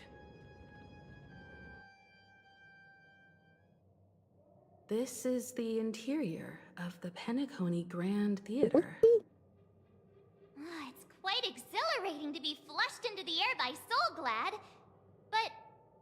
why is the venue still closed when the Charmony Festival is about to start? And not only that, the entire theater is eerily quiet. No audience. Almost like they all died or something. No one around. Are we too late? Even if we're late, a grand theater like this shouldn't be completely empty. Let's explore around. Be careful, everyone.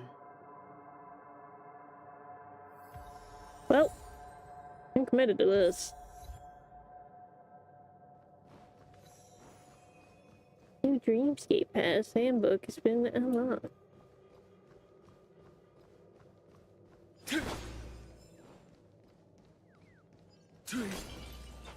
Gosh, I the hear atmosphere here bird, is but so I'm not gonna creepy hunt and for it. unsettling. Even if there's no audience yet, there should be some staff around. Why is it so silent? This is fine. Not creepy or nothing.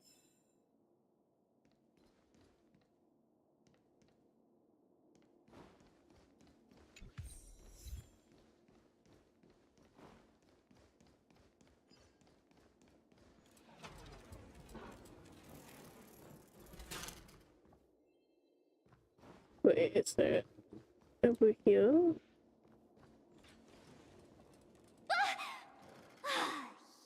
They scared the life out of me! Why are there so many puppets at the ticket office?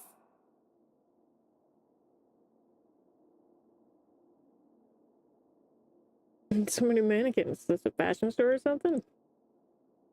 I can't believe you're in the mood to crack jokes. Somebody's got them. Are these puppets part of the stage setup? Even so, it's so eerie that the entire front hall is empty. This is fine.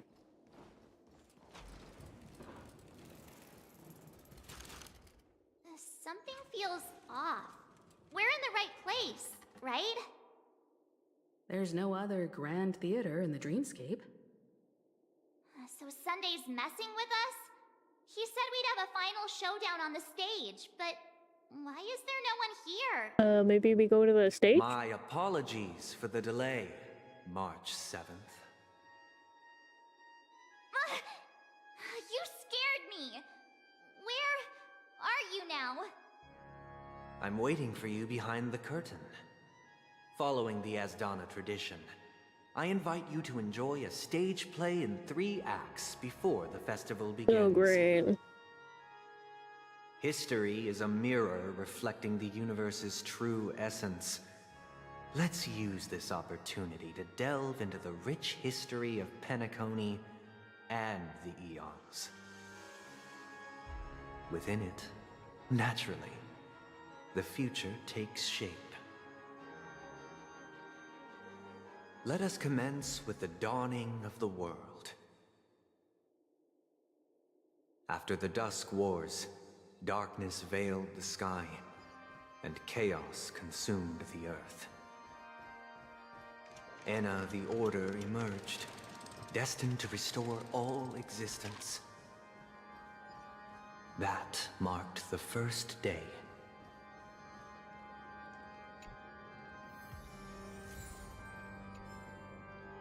Music. Point.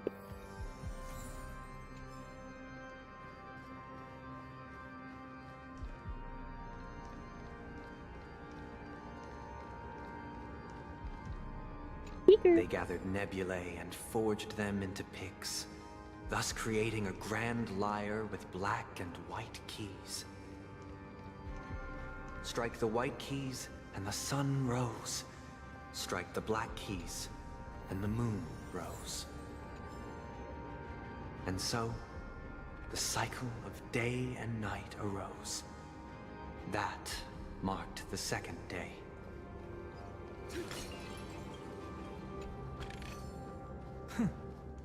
I'll take this back to the Express. Time to restock. The puppets are gathering around the frame. Are they expecting us to enter it? Well, what the quest is. Where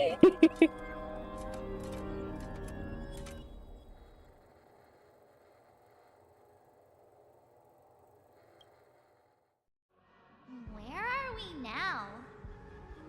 The This is atmosphere trippy. here looks similar to Sunday's inner world. Perhaps this so-called stage play is created with his abilities. This act is named Ode to Prisoner. Given the atmosphere here, I believe it's about Penacony's past. I thought things were finally looking up as I managed to dodge prison during my recent trailblazing expeditions. But now it looks like I'll be back behind bars again. I genuinely wish What to was it? avoid Every third world is what she said in the beginning. Therefore, I've arranged 3 acts before the situation becomes irreparable. Never know when it might help. Where shall we start our narrative? Well, let's start with the time when Penacony was still a frontier prison.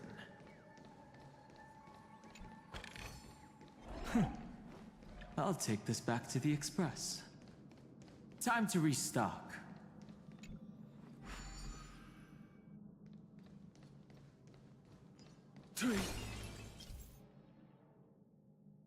Okay. So, like the usual shit.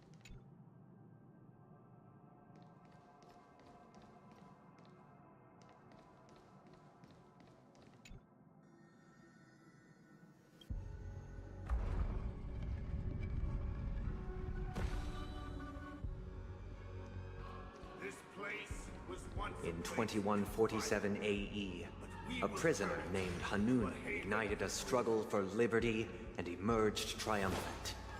IPC referred to it as the War of the Frontier, while the Asdanians dubbed it the War of Independence. We learned all this already. A will of metal and stone. Oop, wrong button. That's fine though.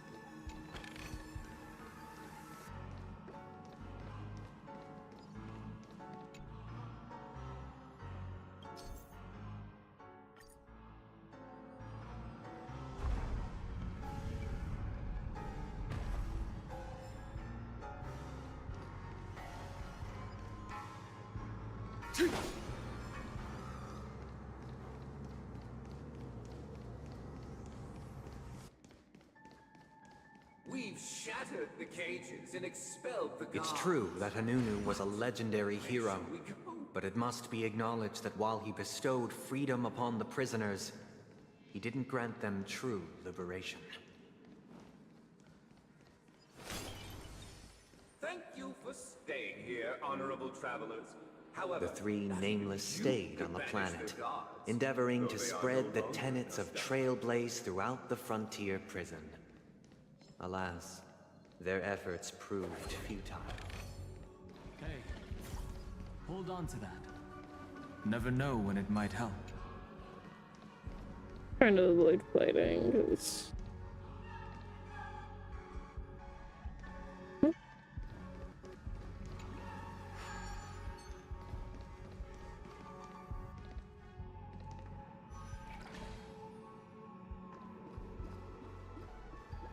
let's build another prison. Once again, Asdana was engulfed in war. This time, the enemies originating from within. The prisoners remained prisoners for the rest of their lives, fighting for freedom rather than living for it.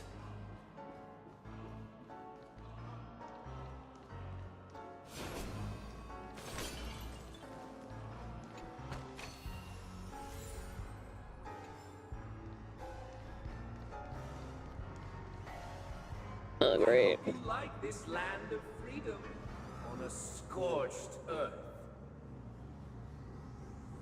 As you can see, their sentences have long ended, and the IPC guards have long been expelled. Yet, these prisoners remain enslaved, not by external forces, but by the confines of their own minds. You got that snatched ass waist. Look at that. Freedom permeates every corner, except fragile souls. It gives solace only to those who believe in its existence.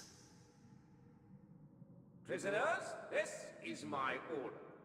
Learn the essence of freedom and teach your fellow prisoners to fight for their lives. Okay. Hey! Why do we have to fight while enjoying the show? For I desire not only your enjoyment, but also your assistance in its completion. Cheeky bastard. I see through you. To the soul. Fight to the death. I wasn't planning on streaming this long, but you know, here we are. Soaring above the lands. This is permanent. I'm committed to this at this point. Beasts slaughter each other. Fight to the death. No one can restrain you anymore. You are free. Thus concludes the first act. Amidst a raging war, the frontier prison headed toward becoming Land of the Exiles. This must be how Penacony was constructed. With the aid of outsiders, the prisoners were finally liberated and established the Land of the Exiles. However, it appears that Sunday aims to convey the spiritual plight of the prisoners more than the physical aspects of imprisonment. This show is a bit too literary for my taste. But the battle part is quite easy to understand. Anyway, Marches into shonen. Let's go! These puppets... Where are they guiding us this time?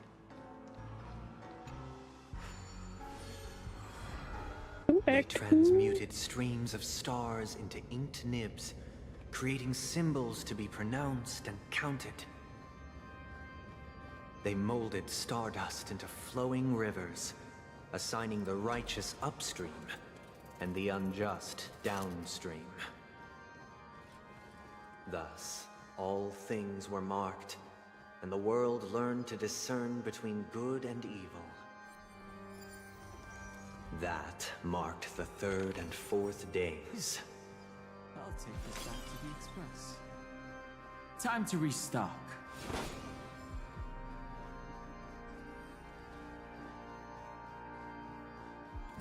Yeah.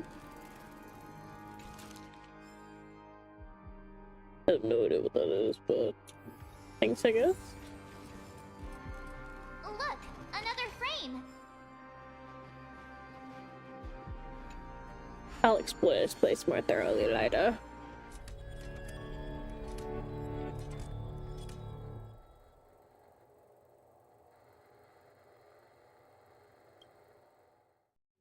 Ode to Fool. This must be the second act. Look at the bed. The surroundings are different from before. The stage decorations look a bit tidier now. Behold the ensuing tale. Hold on. Let me pull this bird out.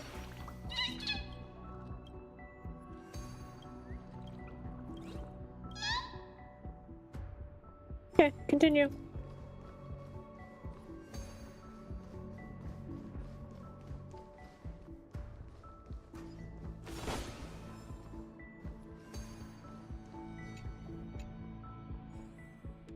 Okay.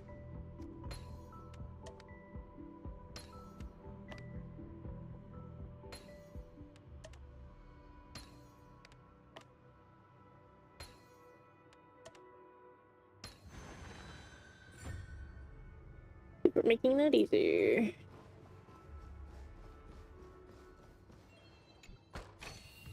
Hey, hold on to that.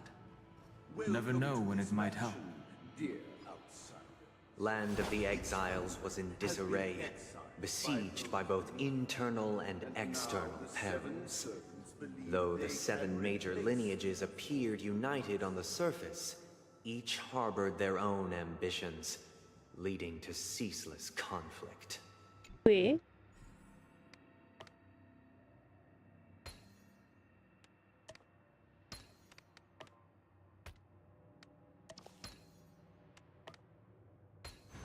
As effortless as instinct. Accountant, we are the pillars of this mansion. The Black Plum family was the first to fall.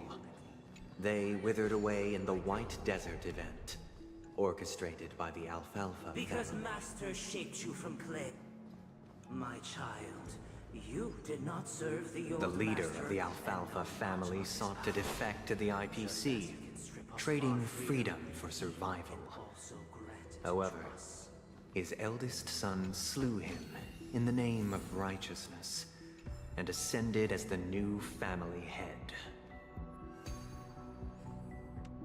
Oui.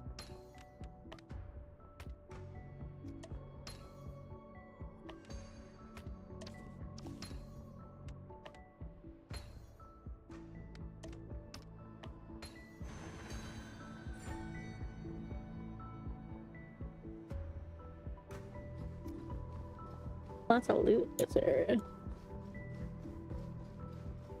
Those who dance with bees are The Lamp Moth family endeavored to extend the silver rail left by the Express, only to be eradicated by the remnants of the Well, Earth shatters. we're not getting the rest of that dialogue then.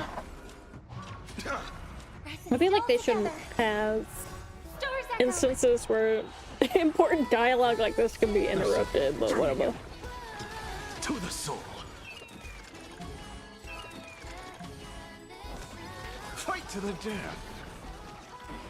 Because they don't have, This divine power, like how in I would forge all Genshin, they'll like things. renew talking if you like open a menu or some shit. family endeavored to extend the silver Oh, there we rail go. left by the Express, only to be eradicated by the remnants of the swarm, leaving nothing in the unforgiving cosmos.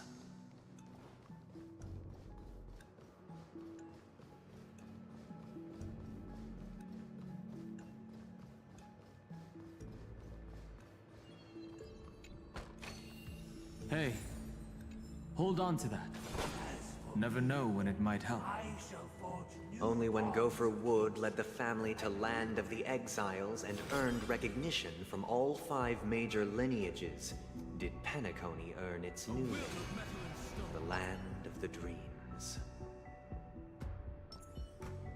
Dear outsider, I beseech your aid in purging this mansion of the poison spread by the lurking instigators.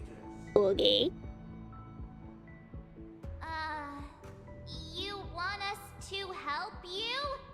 What do you need? I wish they could regain their reason and cast away the shackles of hypocrisy. This is the second act.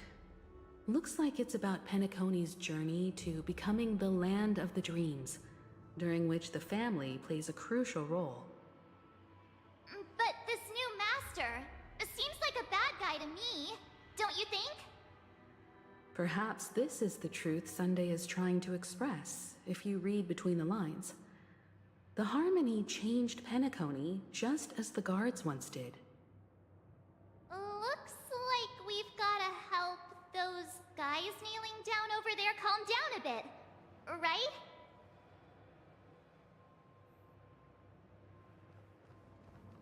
Ugh, can't we just fight? In the absence of my master, I am free. But without their guidance, for whom shall I sing? A king human heart only finds rebirth within the calmness proclaimed by a new master. Calm it is. I shall sing for my new master, just as their noble voice once resonated throughout the cosmos. Master! Oh, you will return in due course, and I shall stand and vigilance, awaiting the reward for my loyalty. Only reason can shield people from lingering poison in the past.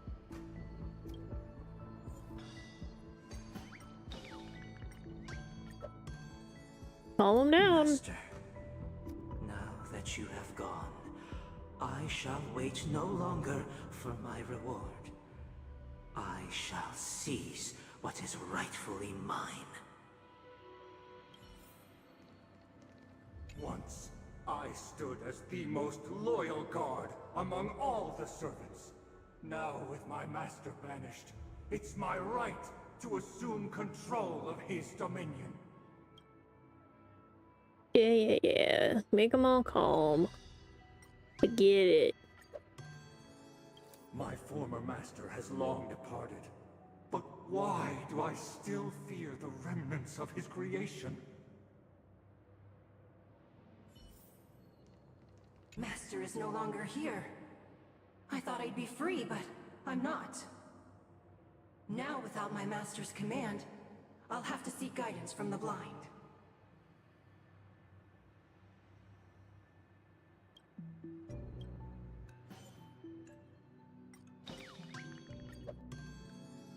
Master is no longer here.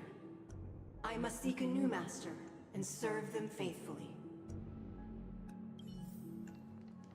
Either I shall be my own master, or I shall return to my former master. I shall not submit to a new master under any circumstances. Okay, buddy.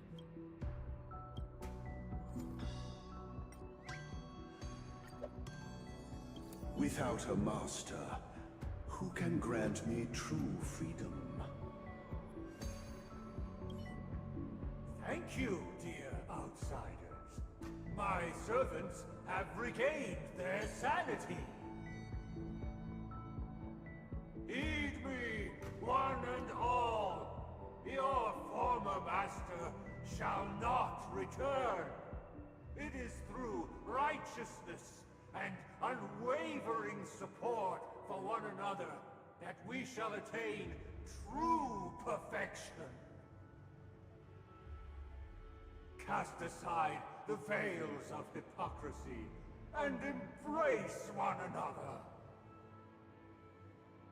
Get ready. Looks like another fight is about to begin. Immersive theater.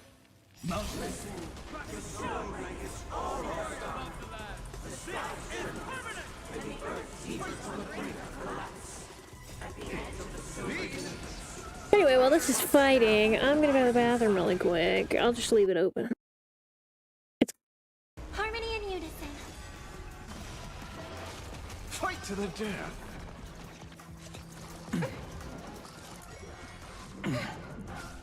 Fiddle with holes. Insanity. Eye for an eye. Alas, they remain but slaves till the very end, with the illusion of freedom. Thus concludes the second act. Amidst an illusory harmony, Land of the Exiles charted its course toward becoming the planet of festivities. This is how Penacony fell under the family's control. Since the arrival of the Harmony, the Land of the Exiles has undergone dramatic changes, not all of which have proven beneficial. This guy really loves dramatic scenes. Bet he comes from a whole lineage of stage performers.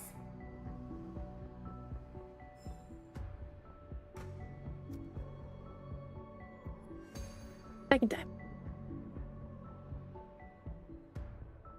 AKA Sunday comes from a family of theater kids. Anyway.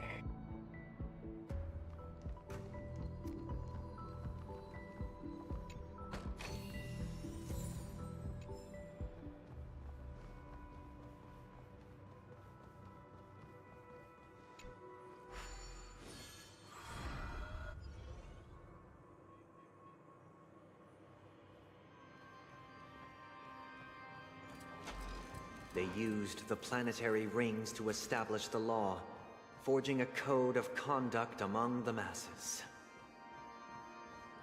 A grand lyre with black and white keys served as an instrument, while symbols of articulation and numerical notation took the form of musical notes.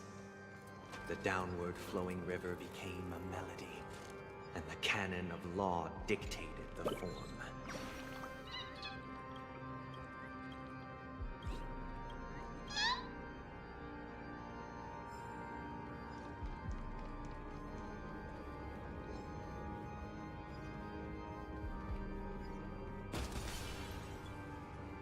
A will of metal and stone.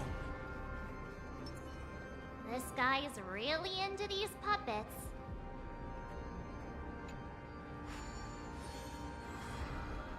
Because he's felt like one a whole life.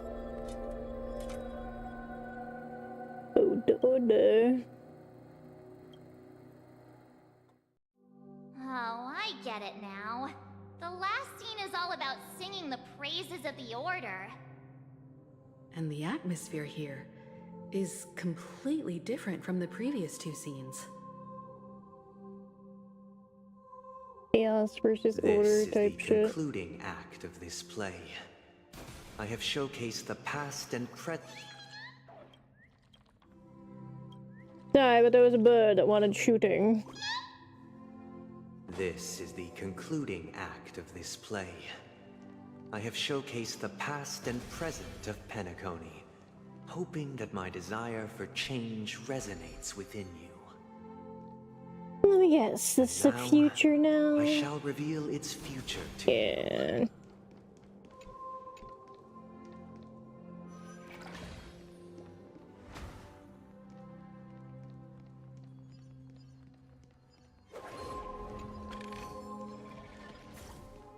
Miss me. Miss me again. Let the show begin. You to chill the fuck out, thanks.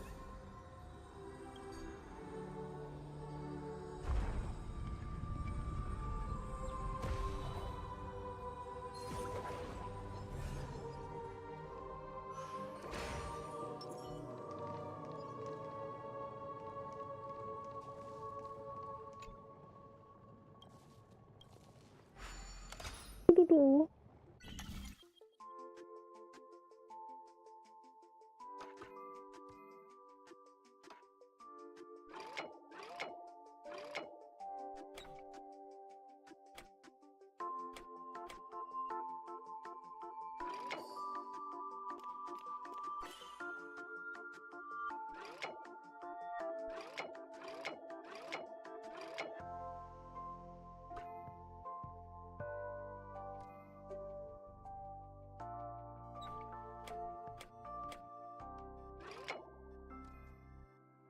Can't move it any further that way. Okay.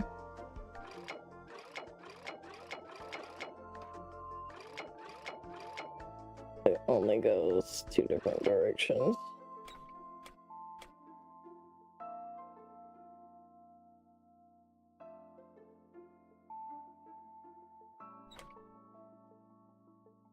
What do we do here?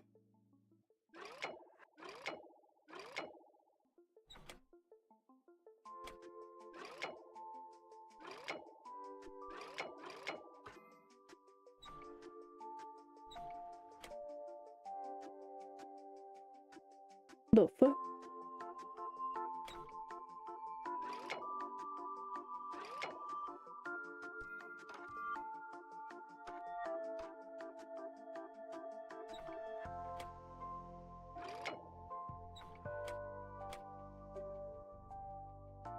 Okay. I don't know what the fuck else I'm supposed to do here.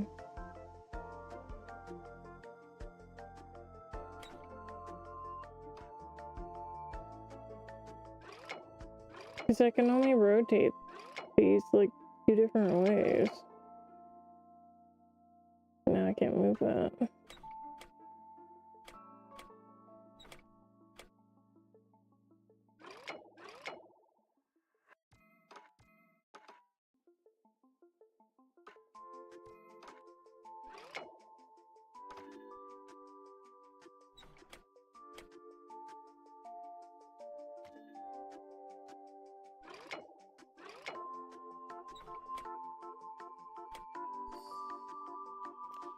Okay.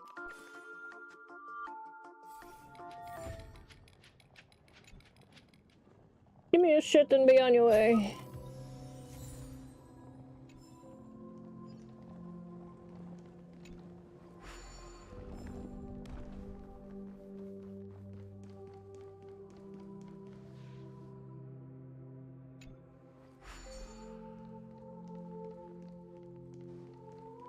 Without a king, who shall bear responsibility for the people?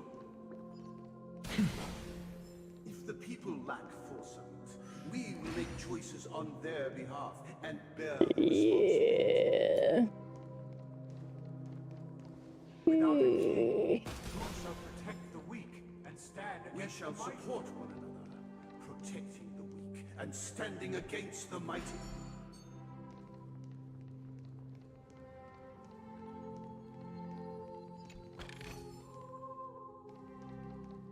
Really is just all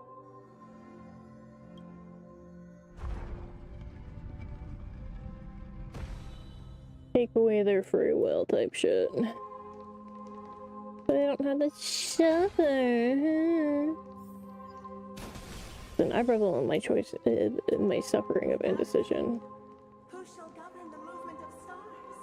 Before the arrival, everything followed its natural course, and so it shall continue even after the king's departure.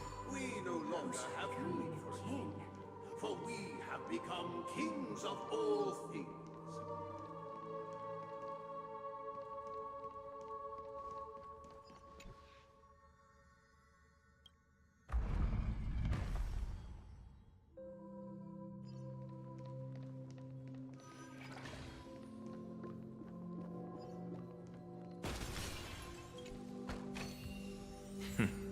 Go melt it down.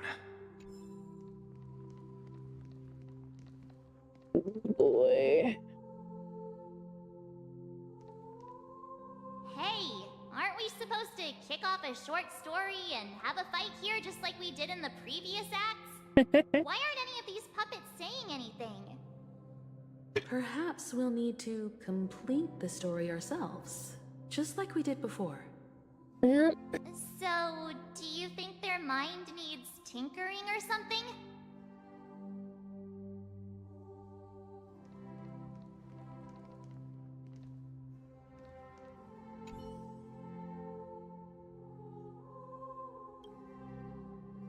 Okay. Oh. We no longer have need for a king, for we have become kings of all things. You're not tunable. Farewell, former king. We no longer have need for a king, for we have become kings of all things. Farewell, former king. We no longer have need for a king, for we have become kings of all things. That's a problem. How did it go? Can't change the emotions. You can't change them? What does that mean? They don't have any. My apologies for my negligence. I forgot to inform you that the final part was scripted long ago. Let our previous king recount it to you. Now it is time for the final rite. Prepare for battle. Looks like we'll have to fight again. Descending from the infinite spiral staircase, I traverse towards the future with measured steps. No need to remember me or seek my existence, for the contours of my mind shall intersect with other experiences. To the soul, fight to the death. In the hushed expanse of a nocturnal reverie, I leave faint traces behind. No need to remember me, or to recall the essence of dreams. What is mine shall wane, while you shall transcend its delicate nature.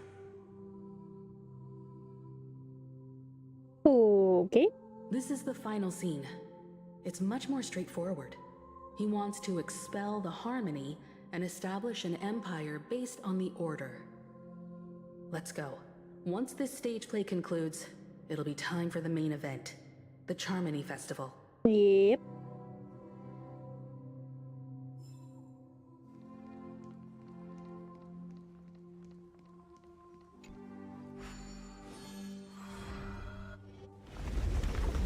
Here we go.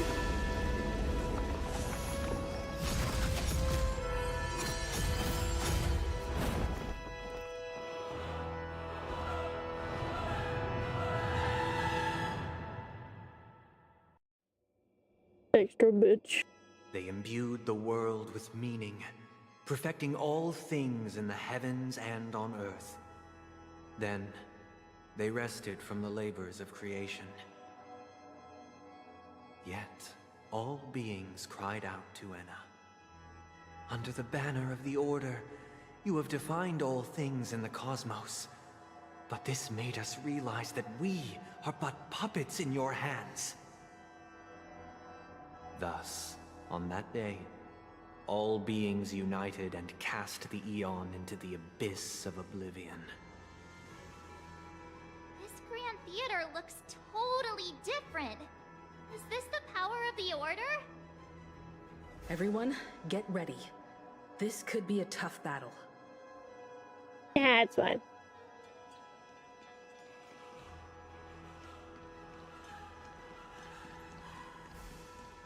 God, this music though. That marked the 7th day.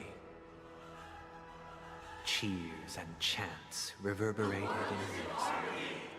The stars shine bright. Praise the Great One. A will of metal and stone.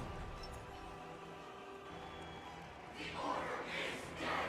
The Order is dead. The Order is dead.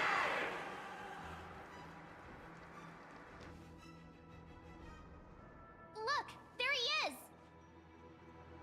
That concludes everything related to the Order. What are your reflections on this, my dear guests? You're full of shit. Anyway. Nevertheless, this is but a trivial blip in the annals of galactic history. What truly matters is the course this river shall take in the days to come. You've arrived at the perfect moment. The Charmony Festival is about to commence, and it would be a shame if you were absent for the Harmony's prologue. Allow me to extend my warmest welcome once more. Welcome to Penacony Grand Theater, the very core of the sweet dream, the abode of the Stellaron, the grand stage of the Charmony Festival. And the very place where the future of Penacony shall be determined through conflict.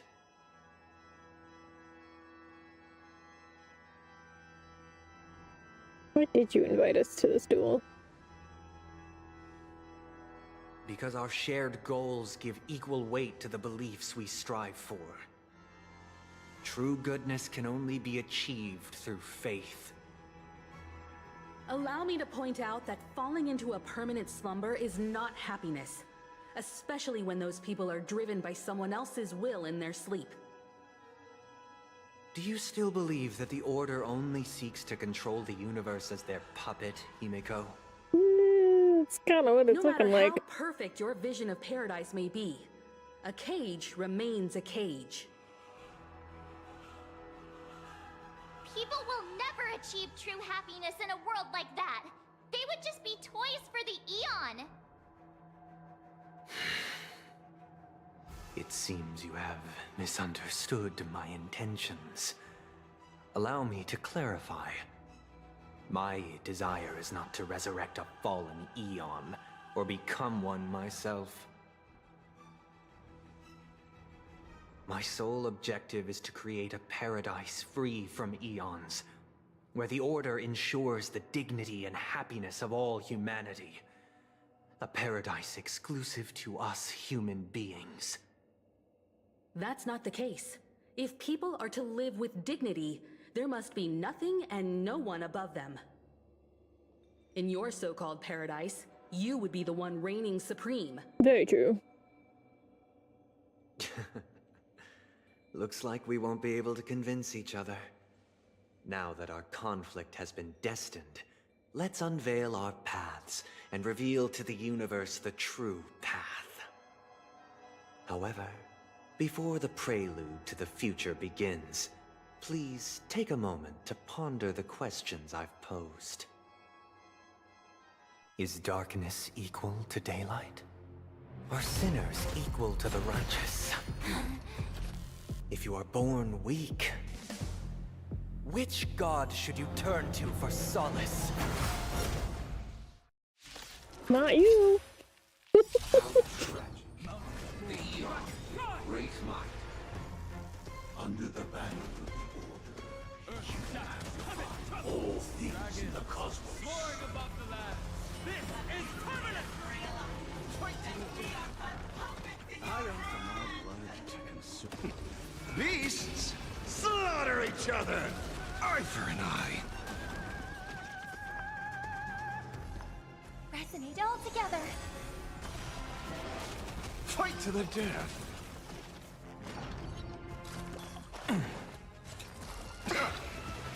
This old wolf hasn't lost his fangs. I see through you. I'm just a frail scholar. To the soul, eye for an eye. Fight to the death. We have the edge. May song bring us victory. Harmony and unison. Still didn't max out her thing? That's okay.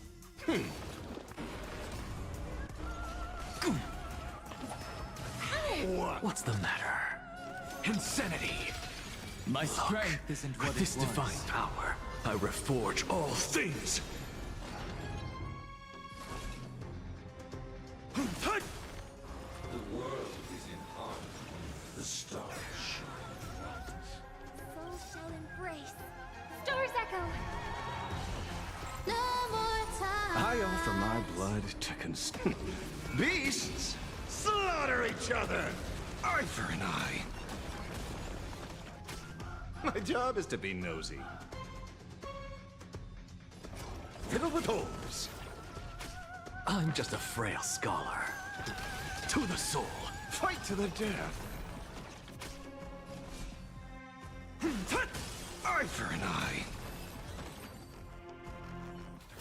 I already know your decision. I now permit you to gaze into the sun. On these 107,336 stones, the almighty and powerful springs of harmony are at my disposal. The proclaiming tuner, harmonious choir, Dominicus! That's cool. God, the cutscenes in this game are so good. Come and meet your master. The embodiment of the harmony. Every player you break true toughness, you gain a certain collective is shield. to usurp it? Okay. Mountains roll. Dragons rise! Oh my god, it's so slow. Keep that back on 2 times, thank you. Dragons, oh, soaring above the lands. This is permanent! Fight to the death. I'm just so used to 2 times now. Together.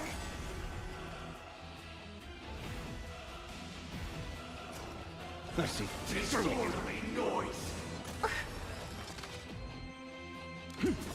Eye for an eye. Look, with this divine power, I reforge all things. I'm feeling like... Wise and perceptive as you are, answer me this. Why could the harmony and the order merge into one? I hope for an end to strife in the world. Harmony and unison. I offer my blood to Beasts slaughter each other! Fight to the death! The time has come. Creation will be reborn from the remains of the gods. Hell yeah. That's my boy!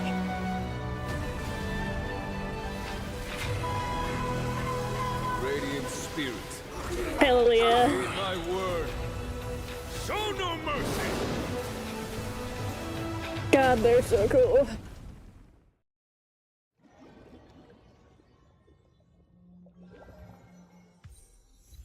Wake up! Wake up! Hey, wake up! The sun's frying your butt! Thanks. Are you alright? Can you hear me? Do you remember your name? Why does that line sound so familiar? It does? Well, doesn't ring any bells to me. Looks like your mind's still in one piece. If you're able to remember such details. Well, that's reassuring. What happened while I was out? It's a long story. Simply put, Don Hung used the Jade Abacus of Allying Oath when we were in the middle of a fierce battle, and summoned the General to help us just in time. That was great. That was cool. And then we returned to reality. Look, this is your room. You just Everyone wake else the has fuck also up. returned from the dreamscape. Himeko and the rest are at the lobby discussing matters with the General.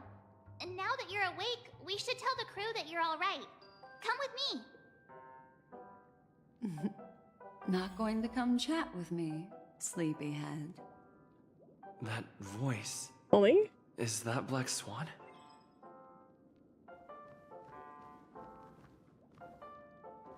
Mommy, where?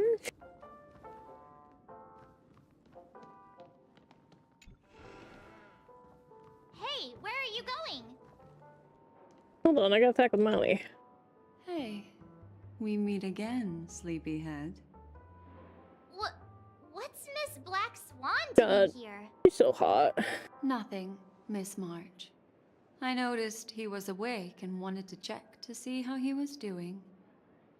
Though the Thank you, strike from the Mommy. General was timely, its destruction was also immense. When emanators collide, ordinary people inevitably suffer. But, luckily for them, the dreamscape is my home turf. Thankfully, I managed to get everyone out before the harmonious choir collapsed. Oh, so that's what happened. Thank you, Miss Black Swan. Don't mention it. After all, I wouldn't want to see such precious memories vanish. You're heading to see your friends, aren't you? Would it bother you if I walked with you for a short while? Of course not. But you're not planning on doing something like last time, are you? Why would you think that? I've never harbored any ill intentions. Well, not when you are around, anyway. Oh, I love her. Himeko and Mr. Yang are probably still busy. Let's go look for Don Hung first. My sweet fucking baby girl, where are you? Look, he's still talking to that cowboy. He sure is, huh? You're awake. How do you feel? Well, fork me. You must be that Stellaron they were talking about. Hello, it's me.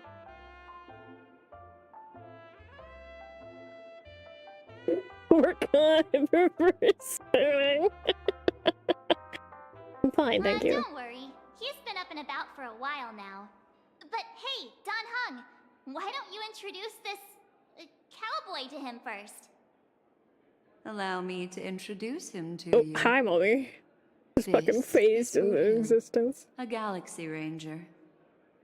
During our pursuit of a certain person, we crossed paths and just so happened to uncover a shocking plot being concocted by Mr. Sunday. which is why we sought you out, to help the Astral Express save the world together. No need for thanks. The Galaxy Ranger's principle is correct every injustice one sees. That's how you lot in the Cienjo put it, right, Don Hung? More or less. Close enough. Wait, hold on a sec. This is the first time I'm hearing about this certain person. Who are you chasing? And why would that lead you to the Express? Well, about that. Good question. It's, who was it again? Don Hung. Do you remember? Did she wipe his memory of it? But again, man, you're looking kind of sus. No, that ain't it. I just can't seem to recall. Weird. My neurochip hasn't registered any malfunctions. I can't seem to remember either. What's going on? Heck, forget about it. If it slipped all our minds, reckon that person was just a minor scoundrel. I don't know about minor, but yeah. Ain't gonna stop us from piecing together the story anyhow. Yes, when the dust settles, I'll just think of a way to recall it in the memory zone. Everyone, let's hurry up and look for Miss Himiko, shall we? He's now a minor star on Penacony, and the entire hotel's concerned about his well-being. You're right. Let's head to the lobby then. You guys go. I'm an outsider, after all. I'd rather not disrupt a long-awaited reunion. He's such a cutie. He's an idiot, but he's our idiot.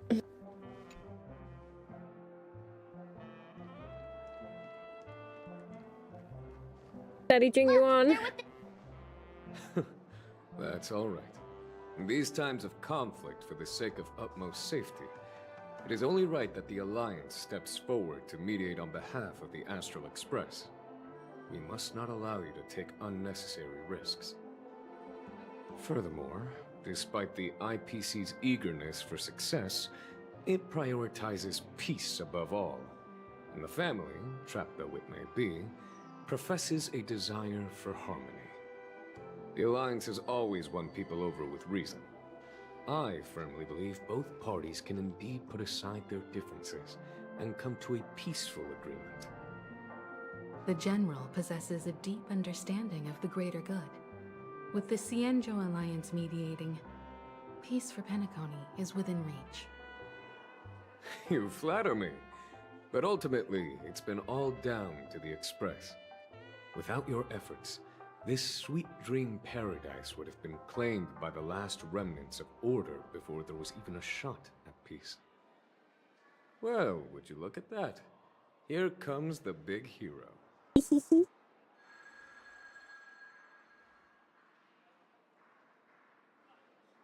I'll do what I can. If it isn't the galactic baseballer, a true hero who dares to take action. Are you okay? I heard you couldn't wake up. Are you feeling unwell? I'm good. Don't worry, Mr. Yang. There is nothing wrong with him. He practically burned through a lifetime's worth of jokes on the way here. Well, I would never do that. Mr. Yang?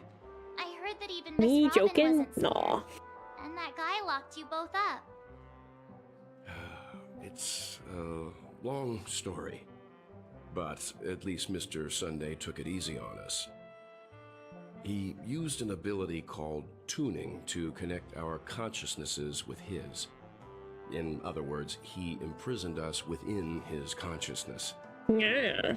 Thanks to General Jing Yuan's destruction of the Harmonious Choir, we were able to escape. That's good. He used that tuning on us too. Does that mean that we were almost imprisoned as well? Probably, yeah. I can confidently say now, He was truly after a fair fight with us. Had he wanted, he could have easily taken us down, without so much as lifting a finger. Speaking of the Oak family head, where is he now? It's complicated, but in a nutshell, he's now the former Oak family It sounds about right. The IPC has named him the key figure in the Oak family's family Penacony even split, exist anymore? citing a threat to cosmic peace. He must represent the family and answer for the unrest caused. His trial is set to take place at Pier Point. The family quickly labeled him and the remnants of the Order as enemies. Yeah, claiming that's turmoil not and internal surprising. rebellion. This move effectively barred the IPC from intervening in family affairs on both moral and rational grounds. Everyone really has their own agenda, after all. Then, what's going to happen to Miss Robin? She and Sunday won't be able to deny their involvement in the Charmony Festival. They're siblings, after all. No. Why the sigh, General? I can only say that this incident is an unexpected mess for the girl. The Alliance will try to persuade the family to consider this matter carefully during mediation. It's time, everyone. The IPC's key members and I have agreed to consult one another before the upcoming negotiation. Do any of you wish to sit in? Given the General's invitation and the matter's significance to the universe, the crew will naturally accept. However, if the IPC has any reservations... Why, of course you're welcome. They've mentioned that your team is a trusted ally of the IPC in Penacony. Hell So yeah. there's no reason not to That welcome. mean Aventurine's back? He good now? Besides, if there can be reliable observers from the Astral Express present, discussions will go more smoothly. If everyone was woken up, he's awake too now, yeah? Well then, we shall oblige. I'm kind of allergic to those types of situations. I think I'll just head back to my room and start packing. Not to worry. Himiko and I won't take care of things. Mom and Dad will clean up the mess. I'm afraid I'll also have to return to the Express first. The conductor is worried about us. It's best I go and explain the situation. As your pom-pom would like to know. Thank you. What about you, Will you join Welt and me? Or have you got other plans? That's a good question.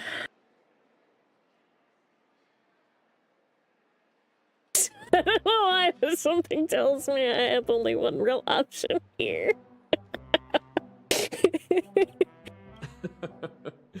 Good guess. Although I'm not too sure of the reason, the representatives from the IPC have insisted on his presence. Allow me to lead the way. Follow me, please. Okay. The negotiation will commence at the hotel lobby. Everyone, please follow me. Alright, well, we'll finish this up properly next time. We're pushing on to 7 hours now. Even though I've been so absorbed in the story and not talking much, I still feel it in my voice, and I need to be good. Also, I'm sure food's almost ready, if not already ready. So, well, yeah. Anyway, thank you guys for stopping by and joining me on this adventure. I know I haven't been talking a lot this stream. Like I said, I've been very sucked into the story. When the story is good, and I don't stop to yap about it, I usually just don't yap about it. Which we had our moments, obviously.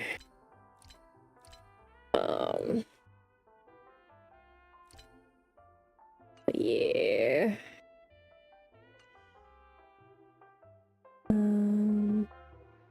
I will probably stream this again next week. I'm gonna be real. I would like to get into M4 soon. That would be nice. I don't know how much. I'm assuming it's just wrapped up with Penacony now. how much wrap-up there is a real question. But, you know, it is what it is. Next time I can actually pull things. I am actually waiting to pull, I think I'm gonna pull for Sunday. Just because he's a really good harmony unit.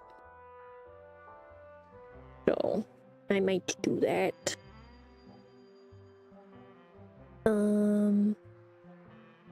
But I have a feeling it's gonna be like another 20 minutes of cutscene if I start this. So I'm gonna avoid that. And we'll get into that next time.